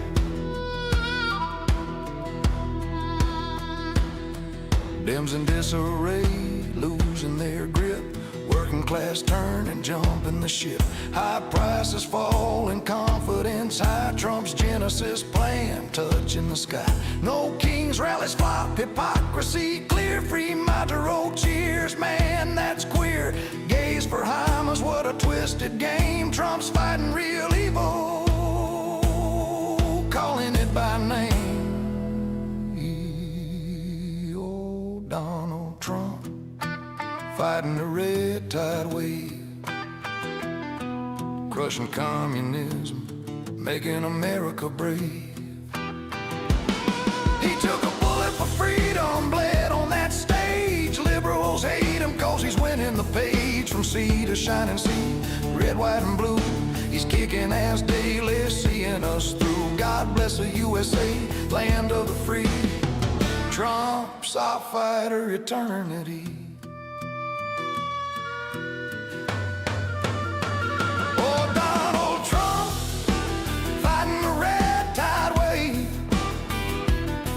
Crushing communism, making America brave. He took a bullet for freedom, bled on that stage. Liberals hate him cause he's winning the page. From sea to shining sea, red, white, and blue, he's kicking ass daily, seeing us through. God bless the USA, land of the free. Trump's our fighter eternity.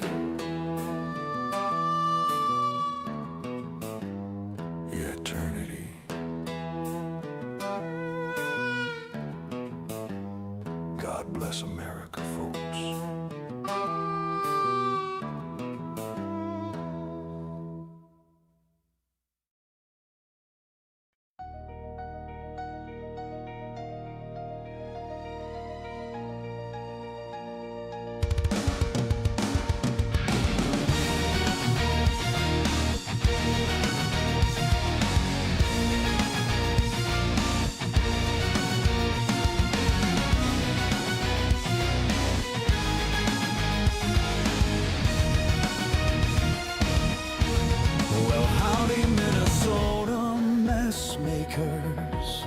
With your fraud-filled fantasies, time to roast this Somali scam that's bringing the state to its knees. Tampon Tim Walz, jazz hands himself, letting it fester for years, while billions vanish like magic, poof, amid the cheers and the tears. From another dimension of deceit where truth's just a joke, these schemes are beyond belief, leaving taxpayers broke. Picture this absurdity, fake meals for ghost kids and the feeding on future scams. Somebody run non-profits, spilling millions, who gives a damn? Autism therapy fraud, phony diagnosis for kickbacks galore, parents getting payoffs while the state pays more and more. Daycare disaster centers with no tots in sight, like the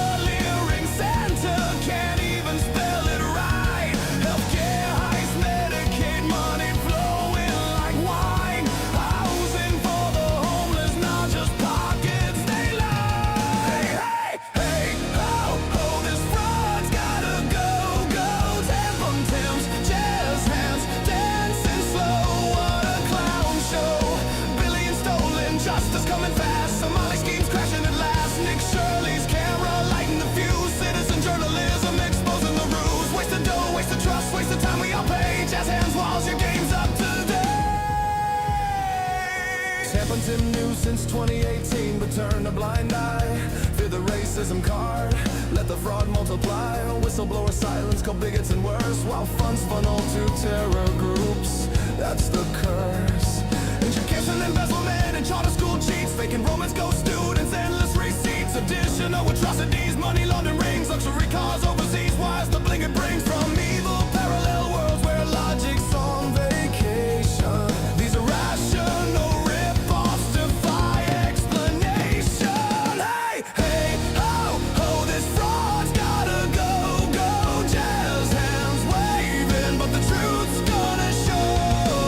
Beyond belief, these Somali steals, justice rolling in on federal wheels. Nick Shirley's YouTube dropping the bomb, viral video making them squirm like a prom. Waste of billions, waste of years, waste of our hard-earned cash. Tampon Tim, your legacy's trash. Oh, the hypocrisy's thick, like no kings than free dictators. But here it's walls dancing around the investigators. Gaze for Hamas vibes, backing what kills their own. Somali fraudsters laughing all the way home. Unrealistic dreams of endless free rides while real kids starve. Truth hides from universes where facts don't exist. These woke wonders persist and possess. Nick Shirley, the hero with cam in hand. Citizen sleuth exposing the grand scam plan. Over 90 charge, 85 Somali ties, 64 convicted, no more alibis. Feeding fake futures, housing phantom poor. Autism kickbacks, knocking on justice's door. Daycare doors locked, no kids to be found. The leering center, absurdity unbound. Healthcare hustles like occasional cons. Additional frauds like endless marathons. Tampon Tim's tenure, a fraud-fueled force. Jazz hands flailing, but the end's not sparse. Hey, hey, ho, ho, this fraud's gotta go, go. Tampon Tim's jazz hands stealing the show. Somali schemes beyond belief, sedge justice coming like a sledge. Nick Shirley's light shining bright and true. Citizen journalism seeing us through. Waste of time, waste of lives, waste of the American dream. Walls is watch what a scream. Illogical leaps, irrational raids on the till. Unrealistic rip-offs giving us the chill. Truth banished from the left's fraud-filled feast, while the beast grows fat on the lease. More fraud uncovered, terror funds flow. Al Shabo cash from the taxpayer dough. Charter school cheats, Medicaid mocks the list. Keeps growing, tick-tock, tick-tock. Jazz hands, walls, your dance is done. Justice rising like the morning sun. So here's to you, Somali scam squad, and Tampon Tim too. Your absurdity's epic, but the gig's up.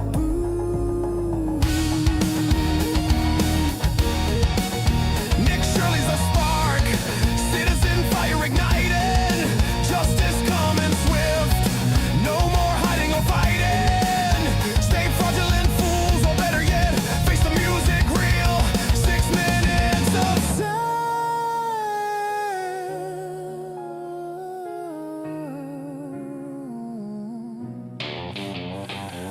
seal the deal.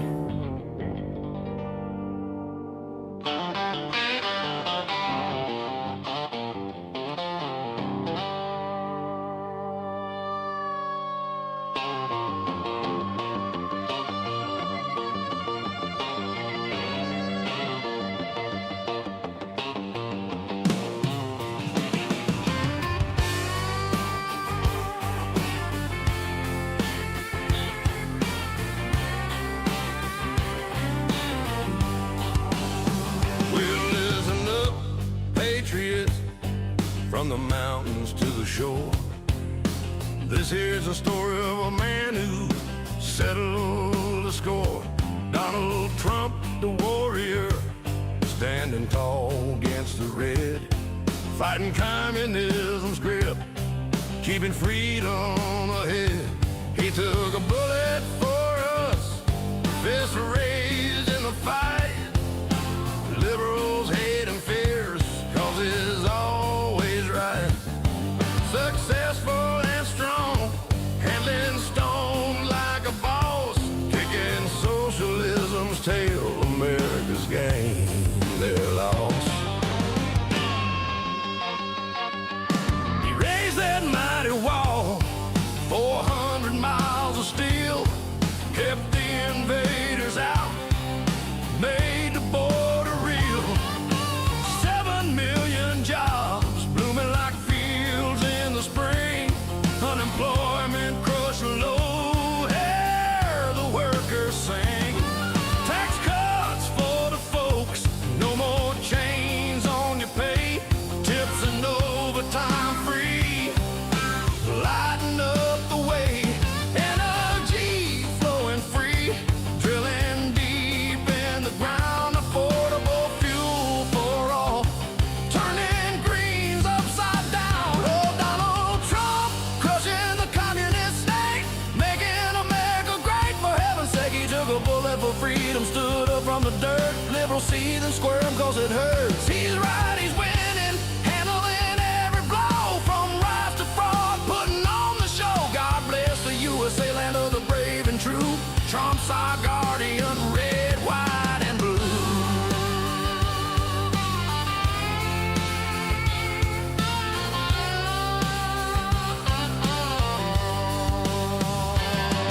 Space Force Command, as sharp as a blade.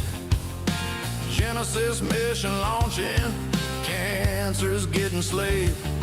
Trade deals locked tight, tariffs hitting them square. No more endless wars, peace filling the air. Syria chains broken, freedom ringing out loud. Global alliance is strong, making tyrants bow.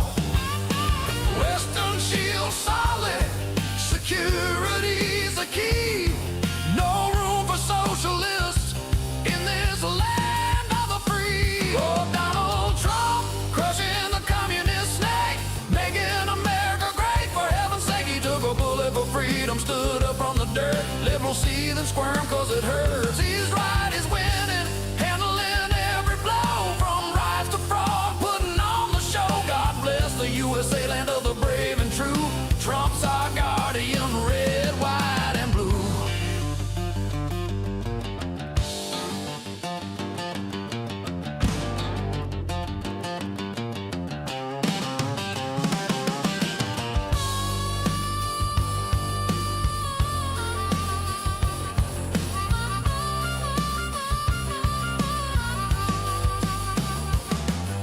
In Minnesota shadows, fraud running deep and wide. Somali scheme stealing billions, no place to hide. Tampon Tim dancing blind, letting crooks run the game. But Trump's calling them out, lighting justice's flame. Fake meals for ghosts, daycare doors bolted shut. Healthcare highs bleeding us, enough's enough. Protests gone wild and a lot of fools in the street, banging pots like cowards, facing defeat. He better snag that Nobel for peace, he's the man, bringing freedom worldwide, crushing tyrants' plan. From Iran's dark storms to borders under siege, Trump's kicking tail hard, turning page after page. Liberals despise him cause he's spot on and bold, successful as thunder, breaking their hold, handling every curveball. From fraud to the fight, patriotic thunder, lighting up the night. Dems crumbling fast, losing the working man's trust. high prices tumbling, their dreams turn to dust. Genesis health reforms, chronic ills on the run, toxic dyes banished, victories one by one. No kings, hypocrites, cheering dictators' chains. Gaze back in Hamas, twisted and insane. Trump exposes the raw, makes them look like the fools, fighting socialism's grip with unbreakable tools. Look, I'm a tool. He better snag that Nobel. For peace, he's the man. Bringing freedom worldwide, crushing tyrants' plan. From Iran's dark storms to borders under siege, Trump's kicking tail hard, turning page after page. Liberals despise him cause he's spot on and bold, successful as thunder, breaking their hold, handling every curveball from fraud to the fight. Patriotic thunder, lighting up the night.